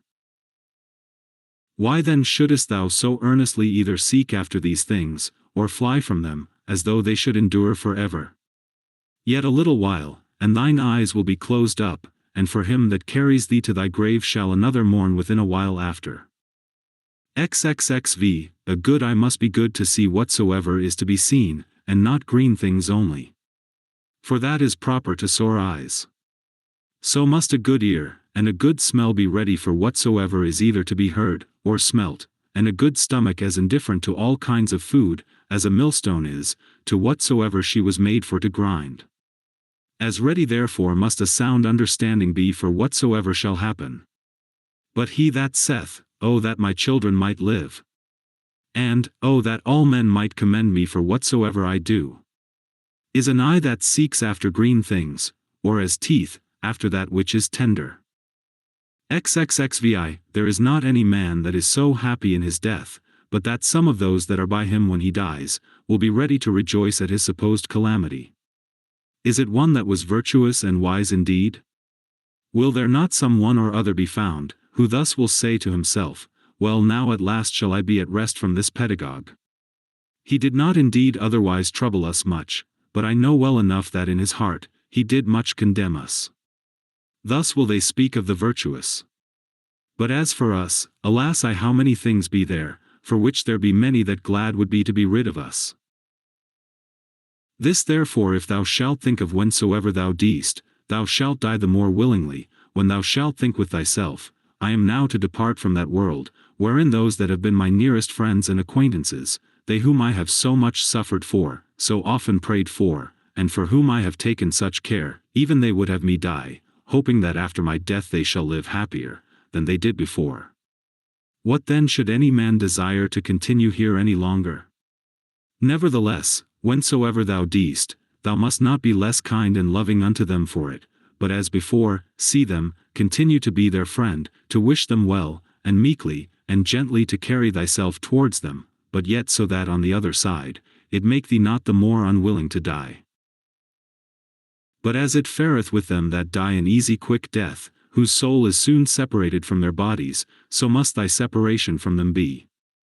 To these had nature joined and annexed me, now she parts us, I am ready to depart, as from friends and kinsmen, but yet without either reluctancy or compulsion. For this also is according to nature. XVI, use thyself, as often as thou sayest any man do anything, presently, if it be possible, to say unto thyself, what is this man's end and this his action? But begin this course with thyself first of all, and diligently examine thyself concerning whatsoever thou doest. XXXVIII, remember, that which sets a man at work, and hath power over the affections to draw them either one way, or the other way, is not any external thing properly, but that which is hidden within every man's dogmata and opinions, that is rhetoric, that is life, that, to speak true, is man himself. As for thy body, which as a vessel, or a case, compasseth thee about, and the many and curious instruments that it hath annexed unto it, let them not trouble thy thoughts. For of themselves they are but as a carpenter's axe, but that they are born with us, and naturally sticking unto us. But otherwise, without the inward cause that hath power to move them, and to restrain them, those parts are of themselves of no more use unto us, than the shuttle is of itself to the weaver, or the pen to the writer, or the whip to the coachman. The 11th Book. The natural properties, and privileges of a reasonable soul are, that she seeth herself, that she can order, and compose herself, that she makes herself as she will herself, that she reaps her own fruits whatsoever, whereas plants, trees, unreasonable creatures, what fruit soever, be it either fruit properly, or analogically only, they bear them unto others, and not to themselves. Again, whensoever, and wheresoever, sooner or later, her life doth end, she hath her own end nevertheless. For it is not with her, as with dancers and players, who if they be interrupted in any part of their action, the whole action must needs be imperfect, but she in what part of time or action soever she be surprised, can make that which she hath in her hand whatsoever it be, complete and full, so that she may depart with that comfort, I have lived, neither want I anything of that which properly did belong unto me. Again, she compasseth the whole world, and penetrateth into the vanity, and mere outside, wanting substance and solidity, of it, and stretcheth herself unto the infiniteness of eternity, and the revolution or restoration of all things after a certain period of time, to the same state and place as before, she fetcheth about, and doth comprehend in herself, and considers withal, and sees clearly this, that neither they that shall follow us, shall see any new thing, that we have not seen, nor they that went before, anything more than we, but that he that is once come to 40, if he have any wit at all, can in a manner, for that they are all of one kind, see all things, both past and future. As proper is it, and natural to the soul of man to love her neighbor, to be true and modest, and to regard nothing so much as herself, which is also the property of the law, whereby by the way it appears, that sound reason and justice comes all to one, and therefore that justice is the chief thing, that reasonable creatures ought to propose unto themselves as their end. 2. A pleasant song or dance, the Pancratiast's exercise, sports that thou art wont to be much taken with, thou shalt easily contemn, if the harmonious voice thou shalt divide into so many particular sounds whereof it doth consist, and of every one in particular shall ask thyself, whether this or that sound is it, that doth so conquer thee. For thou wilt be ashamed of it. And so for shame, if accordingly thou shalt consider it, every particular motion and posture by itself, and so for the wrestler's exercise too. Generally then, whatsoever it be, besides virtue, and those things that proceed from virtue that thou art subject to be much affected with, remember presently thus to divide it, and by this kind of division, in each particular to attain unto the contempt of the whole. This thou must transfer and apply to thy whole life also. 3. That soul which is ever ready, even now presently, if need be, from the body, whether by way of extinction, or dispersion, or continuation in another place and estate to be separated, how blessed and happy is it! But this readiness of it, it must proceed, not from an obstinate and peremptory resolution of the mind, violently and passionately set upon opposition, as Christians are wont, but from a peculiar judgment, with discretion and gravity, so that others may be persuaded also and drawn to the like example, but without any noise and passionate exclamations. 4. Have I done anything charitably? Then am I benefited by it. See that this upon all occasions may present itself unto thy mind, and never cease to think of it.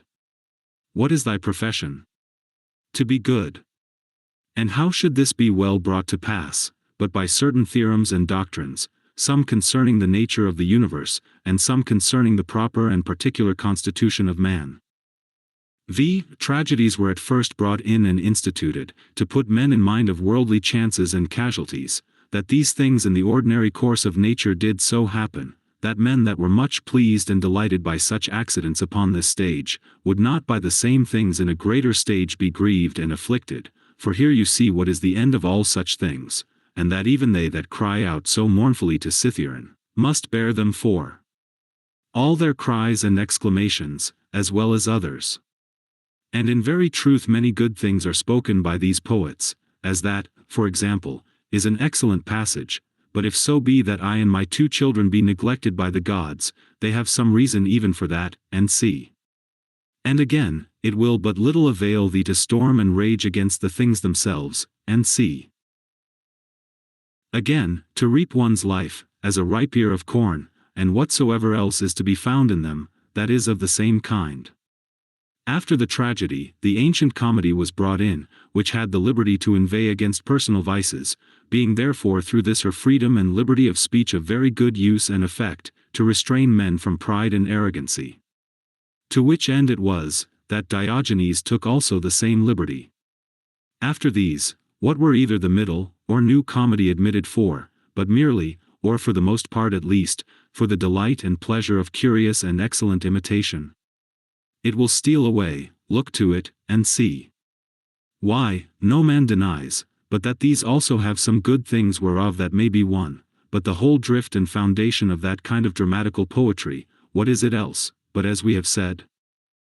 6. How clearly doth it appear unto thee, that no other course of thy life could fit a true philosopher's practice better, than this very course, that thou art now already in. 7. A branch cut off from the continuity of that which was next unto it, must needs be cut off from the whole tree, so a man that is divided from another man, is divided from the whole society. A branch is cut off by another, but he that hates and is averse, cuts himself off from his neighbor, and knows not that at the same time he divides himself from the whole body, or corporation. But herein is the gift and mercy of God, the author of this society, in that, once cut off we may grow together and become part of the whole again. But if this happen often, the misery is that the further a man is run in this division, the harder he is to be reunited and restored again, and however the branch which, once cut off afterwards was grafted in, gardeners can tell you is not like that which sprouted together at first, and still continued in the unity of the body. 8. To grow together like fellow branches in matter of good correspondence and affection, but not in matter of opinions. They that shall oppose thee in thy right courses, as it is not in their power to divert thee from thy good action, so neither let it be to divert thee from thy good affection towards them. But be it thy care to keep thyself constant in both in a right judgment and action, and in true meekness towards them, that either shall do their endeavor to hinder thee, or at least will be displeased with thee for what thou hast done. For to fail in either in the one to give over for fear, or in the other to forsake thy natural affection towards him, who by nature is both thy friend and thy kinsman, is equally base, and much savoring of the disposition of a cowardly fugitive soldier. 9. It is not possible that any nature should be inferior unto art, since that all arts imitate nature. If this be so, that the most perfect and general nature of all natures should in her operation come short of the skill of arts, is most improbable. Now common is it to all arts, to make that which is worse for the better's sake. Much more then doth the common nature do the same. Hence is the first ground of justice. From justice all other virtues have their existence. For justice cannot be preserved, if either we settle our minds and affections upon worldly things, or be apt to be deceived, or rash, and inconstant.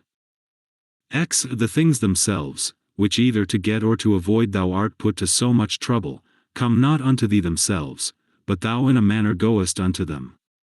Let then thine own judgment and opinion concerning those things be at rest, and as for the things themselves, they stand still and quiet, without any noise or stir at all, and so shall all pursuing and flying cease. 11. Then is the soul as Empedocles doth liken it, like unto a sphere or globe, when she is all of one form and figure, when she neither greedily stretcheth out herself unto anything, nor basely contracts herself, or lies flat and dejected, but shineth all with light, whereby she does see and behold the true nature, both that of the universe, and her own in particular. 12. Will any contemn me? Let him look to that, upon what grounds he does it. My care shall be that I may never be found either doing or speaking anything that doth truly deserve contempt. Will any hate me? Let him look to that.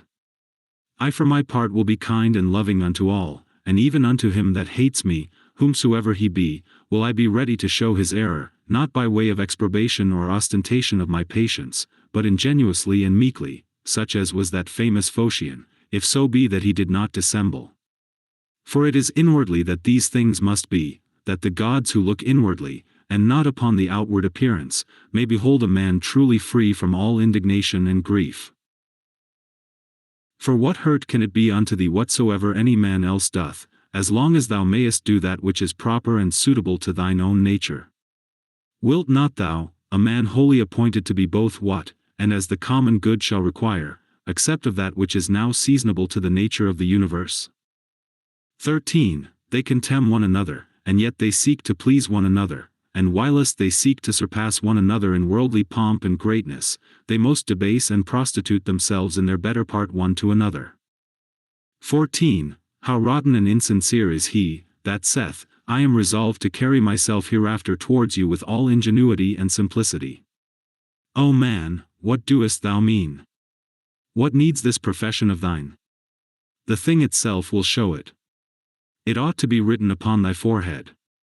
No sooner thy voice is heard, than thy countenance must be able to show what is in thy mind, even as he that is loved knows presently by the looks of his sweetheart what is in her mind.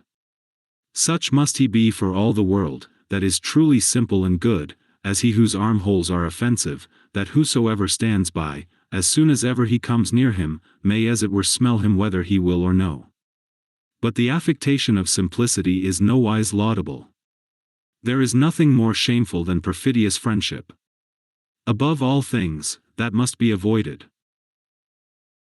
However, true goodness, simplicity, and kindness cannot so be hidden, but that as we have already said in the very eyes and countenance they will show themselves. 15. To live happily is an inward power of the soul, when she is affected with indifferency, towards those things that are by their nature indifferent. To be thus affected she must consider all worldly objects both divided and whole, remembering withal that no object can of itself beget any opinion in us, neither can come to us, but stands without still and quiet, but that we ourselves beget, and as it were print in ourselves opinions concerning them. Now it is in our power, not to print them, and if they creep in and lurk in some corner, it is in our power to wipe them off. Remembering moreover, that this care and circumspection of thine, is to continue but for a while, and then thy life will be at an end. And what should hinder, but that thou mayest do well with all these things? For if they be according to nature, rejoice in them, and let them be pleasing and acceptable unto thee. But if they be against nature, seek thou that which is according to thine own nature, and whether it be for thy credit or no, use all possible speed for the attainment of it, for no man ought to be blamed, for seeking his own good and happiness. 16. Of everything thou must consider from whence it came, of what things it doth consist, and into what it will be changed, what will be the nature of it, or what it will be like unto when it is changed, and that it can suffer no hurt by this change. And as for other men's either foolishness or wickedness, that it may not trouble and grieve thee, first generally thus, what reference have I unto these? And that we are all born for one another's good, then more particularly after another consideration, as a ram is first in a flock of sheep, and a bull in a herd of cattle, so am I born to rule over them.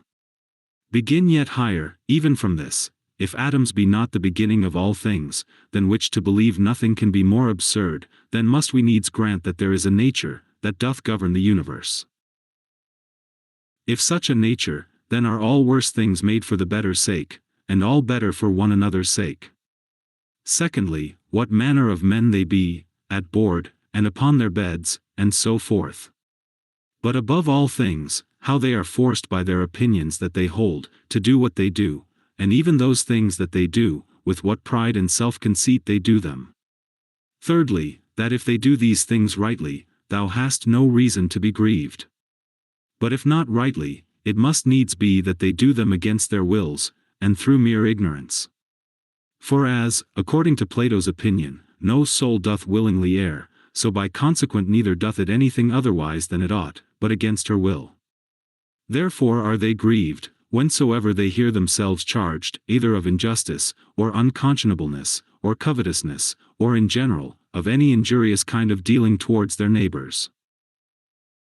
Fourthly, that thou thyself doest transgress in many things, and art even such another as they are. And though perchance thou doest forbear the very act of some sins, yet hast thou in thyself an habitual disposition to them, but that either through fear, or vainglory, or some such other ambitious foolish respect, thou art restrained. Fifthly, that whether they have sinned or no, thou doest not understand perfectly. For many things are done by way of discreet policy, and generally a man must know many things first, before he be able truly and judiciously to judge of another man's action.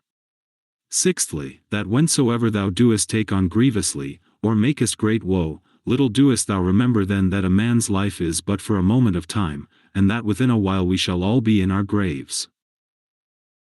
Seventhly, that it is not the sins and transgressions themselves that trouble us properly, for they have their existence in their minds and understandings only, that commit them, but our own opinions concerning those sins.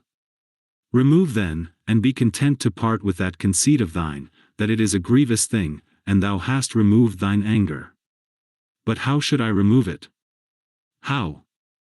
Reasoning with thyself that it is not shameful. For if that which is shameful be not the only true evil that is, thou also wilt be driven whilst thou doest follow the common instinct of nature, to avoid that which is evil, to commit many unjust things, and to become a thief, and anything that will make to the attainment of thy intended worldly ends. Eighthly, how many things may and do oftentimes follow upon such fits of anger and grief, far more grievous in themselves, than those very things which we are so grieved or angry for. Ninthly, that meekness is a thing unconquerable, if it be true and natural, and not affected or hypocritical. For how shall even the most fierce and malicious that thou shalt conceive, be able to hold on against thee, if thou shalt still continue meek and loving unto him, and that even at that time, when he is about to do thee wrong, thou shalt be well disposed, and in good temper, with all meekness to teach him, and to instruct him better. As for example, my son, we were not born for this, to hurt and annoy one another, it will be thy hurt not mine, my son, and so to show him forcibly and fully, that it is so in very deed, and that neither bees do it one to another, nor any other creatures that are naturally sociable. But this thou must do, not scoffingly, not by way of exprobation, but tenderly without any harshness of words. Neither must thou do it by way of exercise, or ostentation, that they that are by and hear thee, may admire thee, but so always that nobody be privy to it, but himself alone, yea, though there be more present at the same time. These 9 particular heads, as so many gifts from the Muses, see that thou remember well, and begin one day, whilst thou art yet alive, to be a man indeed. But on the other side thou must take heed, as much to flatter them, as to be angry with them, for both are equally uncharitable, and equally hurtful. And in thy passions, take it presently to thy consideration, that to be angry is not the part of a man, but that to be meek and gentle, as it savours of more humanity, so of more manhood. That in this, there is strength and nerves, or vigour and fortitude, whereof anger and indignation is altogether void. For the nearer everything is unto unpassionateness, the nearer it is unto power. And as grief doth proceed from weakness, so doth anger. For both he that is angry and that grieveth, have received a wound, and cowardly have as it were yielded themselves unto their affections. If thou wilt have a 10th also, receive this 10th gift from Hercules the guide and leader of the Muses, that is a mad man's part, to look that there should be no wicked men in the world, because it is impossible. Now for a man to brook well enough, that there should be wicked men in the world, but not to endure that any should transgress against himself, is against all equity, and indeed tyrannical. 17. For several dispositions or inclinations there be of the mind and understanding, which to be aware of, thou must carefully observe, and whensoever thou doest discover them, thou must rectify them, saying to thyself concerning every one of them, this imagination is not necessary, this is uncharitable, this thou shalt speak as another man's slave, or instrument, than which nothing can be more senseless and absurd, for the 4th, thou shalt sharply check and upbraid thyself, for that thou doest suffer that more divine part in thee, to become subject and obnoxious to that more ignoble part of thy body, and the gross lusts and concupiscences thereof. 18. What portion soever, either of air or fire there be in thee, although by nature it tend upwards, submitting nevertheless to the ordinance of the universe, it abides here below in this mixed body. So whatsoever is in thee, either earthy, or humid, although by nature it tend downwards, yet is it against its nature both raised upwards, and standing, or consistent. So obedient are even the elements themselves to the universe, abiding patiently wheresoever, though against their nature, they are placed, until the sound as it were of their retreat and separation. Is it not a grievous thing then, that thy reasonable part only should be disobedient, and should not endure to keep its place, yea though it be nothing enjoined that is contrary unto it, but that only which is according to its nature? For we cannot say of it when it is disobedient, as we say of the fire, or air, that it tends upwards towards its proper element, for then goes it the quite contrary way. For the motion of the mind to any injustice, or incontinency, or to sorrow, or to fear, is nothing else but a separation from nature. Also when the mind is grieved for anything that is happened by the divine providence, then doth it likewise forsake its own place. For it was ordained unto holiness and godliness, which specially consist in an humble submission to God and his providence in all things, as well as unto justice, these also being part of those duties, which as naturally sociable, we are bound unto, and without which we cannot happily converse one with another, yea and the very ground and fountain indeed of all just actions. 19. He that hath not one and the selfsame general end always as long as he liveth, cannot possibly be one and the selfsame man always. But this will not suffice except thou add also what ought to be this general end.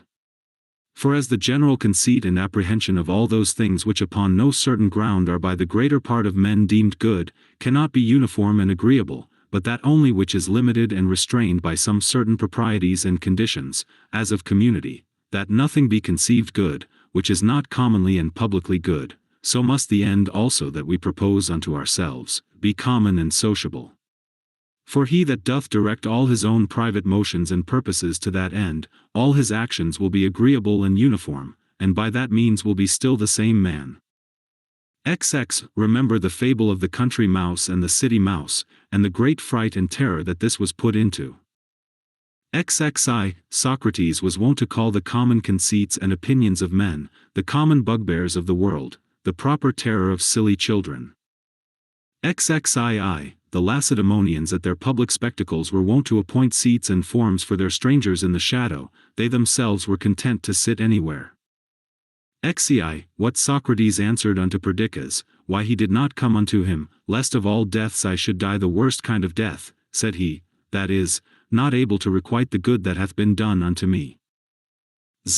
In the ancient mystical letters of the Ephesians, there was an item, that a man should always have in his mind some one or other of the ancient worthies.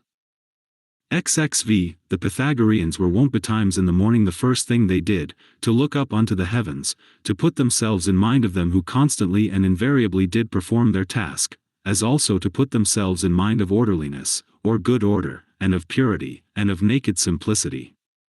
For no star or planet hath any cover before it. How Socrates looked, when he was fain to gird himself with a skin, Xantippe his wife having taken away his clothes, and carried them abroad with her, and what he said to his fellows and friends, who were ashamed, and out of respect to him, did retire themselves when they saw him thus decked. In matter of writing or reading thou must needs be taught before thou can do either, much more in matter of life. For thou art born a mere slave, to thy senses and brutish affections, destitute without teaching of all true knowledge and sound reason. My heart smiled within me. They will accuse even virtue herself, with heinous and opprobrious words. As they that long after figs in winter when they cannot be had, so are they that long after children, before they be granted them. As often as a father kisseth his child, he should say secretly with himself, said Epictetus, tomorrow perchance shall he die. But these words be ominous. No words ominous, said he, that signify anything that is natural, in very truth and deed not more ominous than this, to cut down grapes when they are ripe.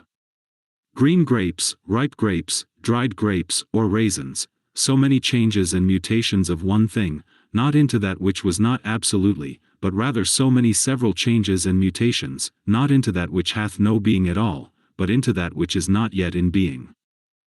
Of the free will there is no thief or robber out of Epictetus, whose is this also, that we should find a certain art and method of assenting, and that we should always observe with great care and heed the inclinations of our minds, that they may always be with their due restraint and reservation, always charitable, and according to the true worth of every present object. And as for earnest longing, that we should altogether avoid it, and to use averseness in those things only, that wholly depend of our own wills. It is not about ordinary petty matters, believe it, that all our strife and contention is, but whether, with the vulgar, we should be mad, or by the help of philosophy wise and sober, said he. Socrates said, what will you have? The souls of reasonable, or unreasonable creatures? Of reasonable. But what? Of those whose reason is sound and perfect? Or of those whose reason is vitiated and corrupted? Of those whose reason is sound and perfect. Why then labor ye not for such? Because we have them already. What then do ye so strive and contend between you? The 12th book. Whatsoever thou doest hereafter aspire unto, thou mayest even now enjoy and possess, if thou doest not envy thyself thine own happiness. And that will be, if thou shalt forget all that is past, and for the future, refer thyself wholly to the divine providence, and shalt bend and apply all thy present thoughts and intentions to holiness and righteousness. To holiness, in accepting willingly whatsoever is sent by the divine providence, as being that which the nature of the universe hath appointed unto thee, which also hath appointed thee for that, whatsoever it be. To righteousness, in speaking the truth freely, and without ambiguity, and in doing all things justly and discreetly. Now in this good course, let not other men's either wickedness, or opinion, or voice hinder thee, no, nor the sense of this thy pampered mass of flesh, for let that which suffers, look to itself. If therefore whensoever the time of thy departing shall come, thou shalt readily leave all things, and shalt respect thy mind only, and that divine part of thine, and this shall be thine only fear, not that some time or other thou shalt cease to live, but thou shalt never begin to live according to nature. Then shalt thou be a man indeed, worthy of that world, from which thou hadst thy beginning. Then shalt thou cease to be a stranger in thy country, and to wonder at those things that happen daily, as things strange and unexpected, and anxiously to depend of diverse things that are not in thy power. 2. God beholds our minds and understandings, bare and naked from these material vessels, and outsides, and all earthly dross. For with his simple and pure understanding, he pierceth into our inmost and purest parts, which from his, as it were by a water pipe and channel, first flowed and issued. This if thou also shalt use to do, thou shalt rid thyself of that manifold luggage, wherewith thou art round about encumbered. For he that does regard neither his body, nor his clothing, nor his dwelling, nor any such external furniture, must needs gain unto himself great rest and ease. 3 things there be in all, which thou doest consist of, thy body, thy life, and thy mind. Of these the 2 former, are so far forth thine, as that thou art bound to take care for them. But the 3rd alone is that which is properly thine.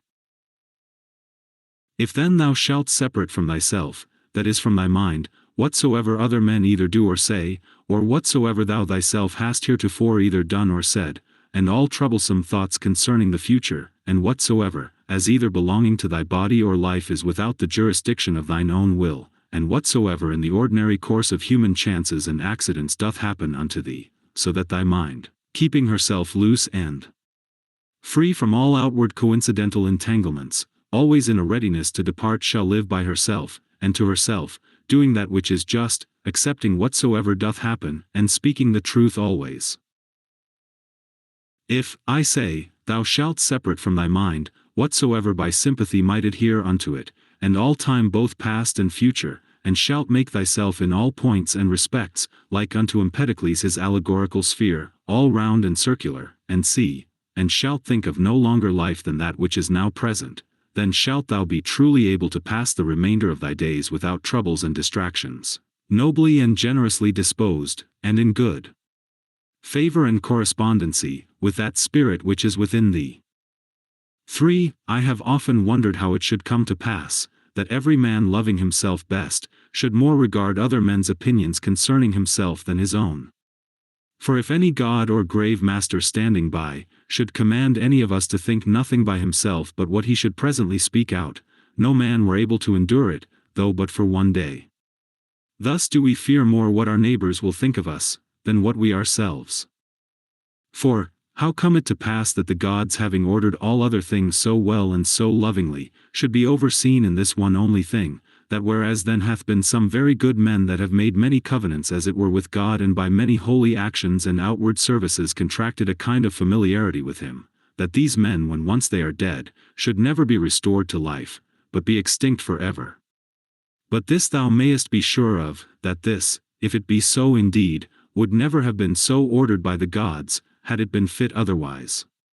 For certainly it was possible, had it been more just so and had it been according to nature, the nature of the universe would easily have borne it. But now because it is not so, if so be that it be not so indeed, be therefore confident that it was not fit it should be so, for thou sayest thyself, that now seeking after this matter, how freely thou doest argue and contest with God. But were not the gods both just and good in the highest degree, thou durst not thus reason with them. Now if just and good, it could not be that in the creation of the world, they should either unjustly or unreasonably oversee anything. Use thyself even unto those things that thou doest at first despair of. For the left hand we see, which for the most part lieth idle because not used, yet doth it hold the bridle with more strength than the right, because it hath been used unto it. 6. Let these be the objects of thy ordinary meditation, to consider, what manner of men both for soul and body we ought to be, whensoever death shall surprise us, the shortness of this our mortal life, the immense vastness of the time that hath been before, and will he after us, the frailty of every worldly material object, all these things to consider, and behold clearly in themselves, all disguisement of external outside being removed and taken away. Again, to consider the efficient causes of all things, the proper ends and references of all actions, what pain is in itself, what pleasure, what death, what fame or honor, how every man is the true and proper ground of his own rest and tranquility, and that no man can truly be hindered by any other, that all is but conceit and opinion. As for the use of thy dogmata, thou must carry thyself in the practice of them, rather like unto a pancratiast, or one that at the same time both fights and wrestles with hands and feet, than a gladiator. For this, if he lose his sword that he fights with, he is gone, whereas the other hath still his hand free, which he may easily turn and manage at his will. 7. All worldly things thou must behold and consider, dividing them into matter, form, and reference, or their proper end. 8. How happy is man in this his power that hath been granted unto him, that he needs not do anything but what God shall approve, and that he may embrace contentedly whatsoever God doth send unto him. 9. Whatsoever doth happen in the ordinary course and consequence of natural events, neither the gods, for it is not possible, that they either wittingly or unwittingly should do anything amiss, nor men, for it is through ignorance, and therefore against their wills that they do anything amiss, must be accused. None then must be accused. X. How ridiculous and strange is he, that wonders at anything that happens in this life in the ordinary course of nature. 11. Either fate, and that either an absolute necessity, an unavoidable decree, or a placable and flexible providence, or all is a mere casual confusion, void of all order and government.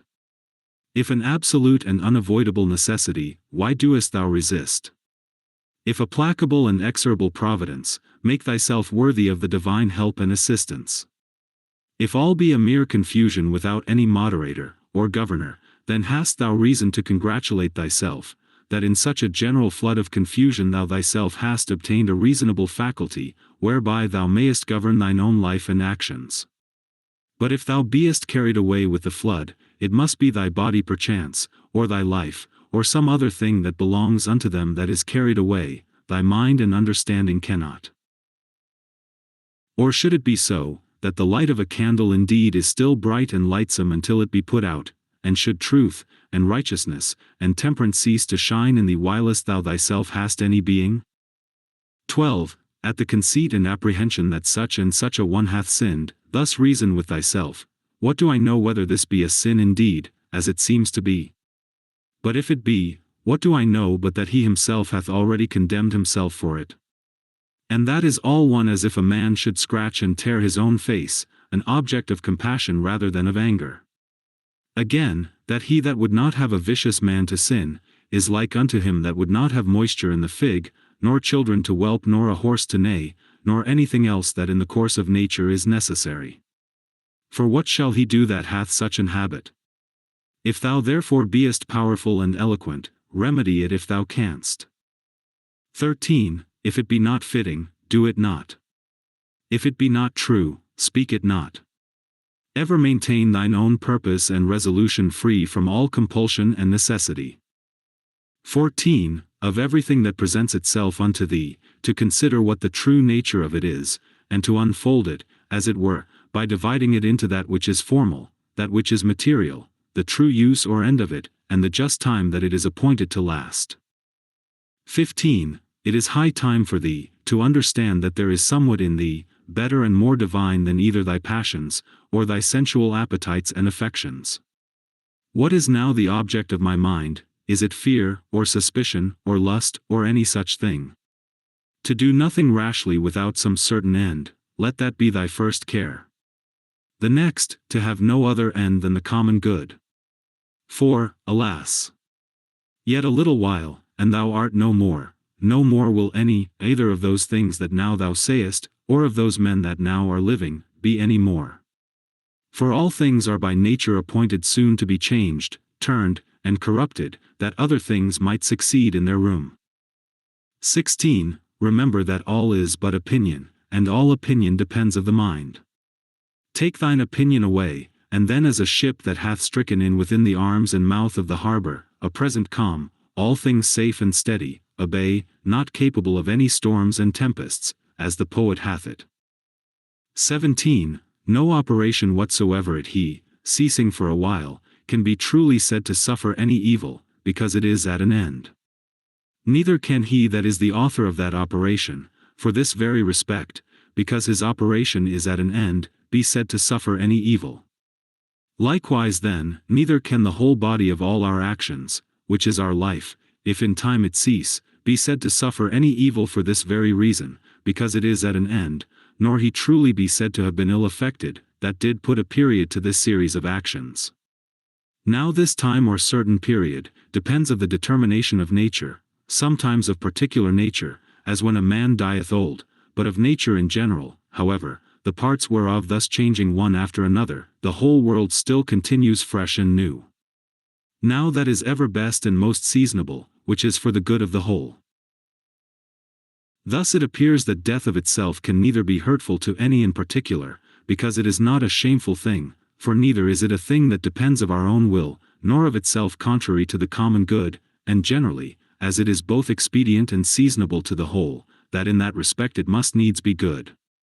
It is that also, which is brought unto us by the order and appointment of the divine providence, so that he whose will and mind in these things runs along with the divine ordinance, and by this concurrence of his will and mind with the divine providence, is led and driven along, as it were by God himself, may truly be termed and esteemed the theta epsilon omicron phi rho eta tau omicron, or divinely led and inspired. 18. These three things thou must have always in a readiness, first concerning thine own actions, whether thou doest nothing either idly, or otherwise, than justice and equity do require, and concerning those things that happen unto thee externally, that either they happen unto thee by chance, or by providence, of which two to accuse either, is equally against reason. Secondly, what like unto our bodies are whilst yet rude and imperfect, until they be animated, and from their animation, until their expiration, of what things they are compounded, and into what things they shall be dissolved.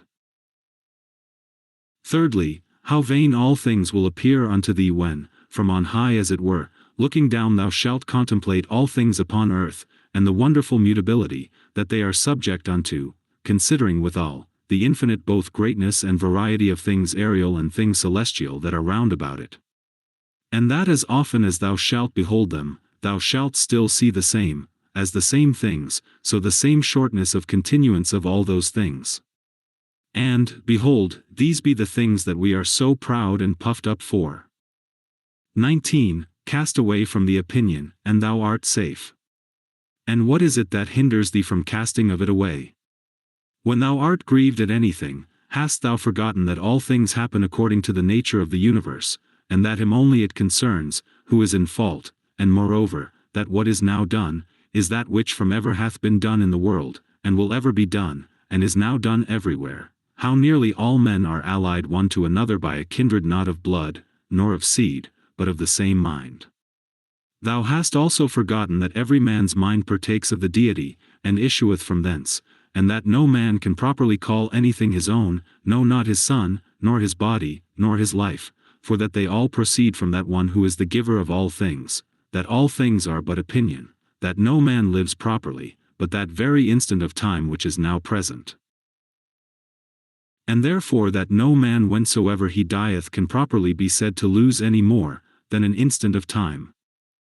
XX. Let thy thoughts ever run upon them, who once for some one thing or other, were moved with extraordinary indignation, who were once in the highest pitch of either honor, or calamity, or mutual hatred and enmity, or of any other fortune or condition whatsoever. Then consider what's now become of all those things. All is turned to smoke, all to ashes, and a mere fable, and perchance not so much as a fable. As also whatsoever is of this nature, as Fabius Catilinus in the field, Lucius Lupus, and Stertinius, at Baii Tiberius at Caprii and Velius Rufus, and all such examples of vehement prosecution in worldly matters, let these also run in thy mind at the same time, and how vile every object of such earnest and vehement prosecution is, and how much more agreeable to true philosophy it is, for a man to carry himself in every matter that offers itself, justly and moderately, as one that followeth the gods with all simplicity. For a man to be proud and high-conceited, that he is not proud and high-conceited, is of all kind of pride and presumption, the most intolerable. XXI, to them that ask thee, where hast thou seen the gods, or how knowest XXII, herein doth consist happiness of life, for a man to know thoroughly the true nature of everything, what is the matter, and what is the form of it, with all his heart and soul, ever to do that which is just, and to speak the truth.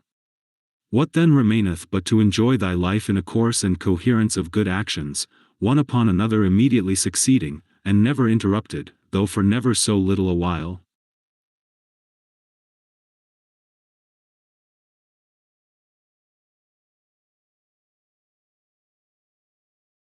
XEI, there is but one light of the sun, though it be intercepted by walls and mountains, and other thousand objects.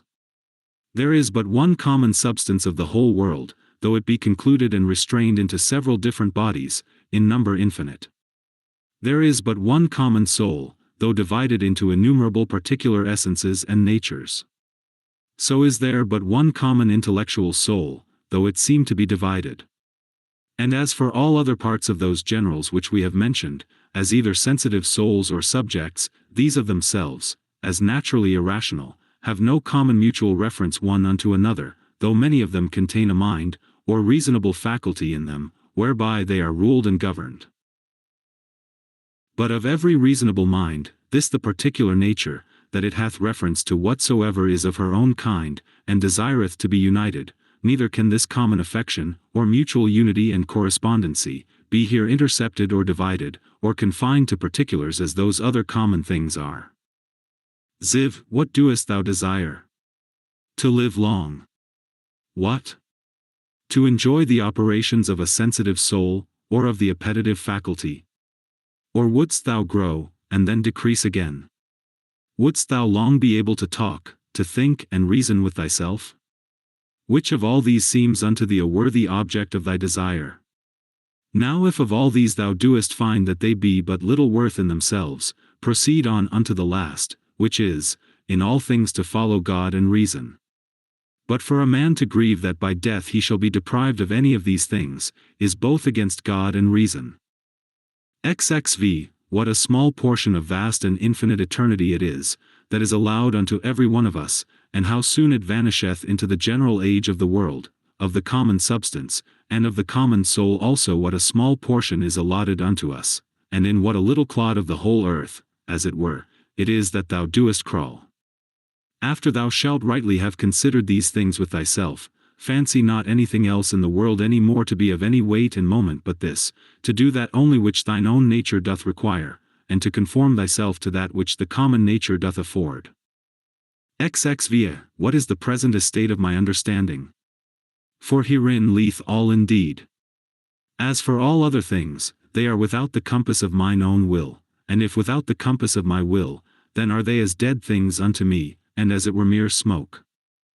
XXV, to stir up a man to the contempt of death, this among other things, is of good power and efficacy, that even they who esteemed pleasure to be happiness, and pain misery, did nevertheless many of them contemn death as much as any. And can death be terrible to him, to whom that only seems good, which in the ordinary course of nature is seasonable? To him, to whom, whether his actions be many or few, so they be all good, is all one, and who whether he behold the things of the world being always the same either for many years, or for few years only, is altogether indifferent? O man! As a citizen thou hast lived, and conversed in this great city the world. Whether just for so many years, or no, what is it unto thee? Thou hast lived, thou mayest be sure, as long as the laws and orders of the city required, which may be the common comfort of all. Why then should it be grievous unto thee, if, not a tyrant, nor an unjust judge, but, the same nature that brought thee in, doth now send thee out of the world? As if the praetor should fairly dismiss him from the stage, whom he had taken in to act a while. Oh, but the play is not yet at an end, there are but 3 acts yet acted of it. Thou hast well said, for in matter of life, 3 acts is the whole play. Now to set a certain time to every man's acting, belongs unto him only, who as first he was of thy composition, so is now the cause of thy dissolution. As for thyself, thou hast to do with neither. Go thy ways then well pleased and contented, for so is he that dismisseth thee.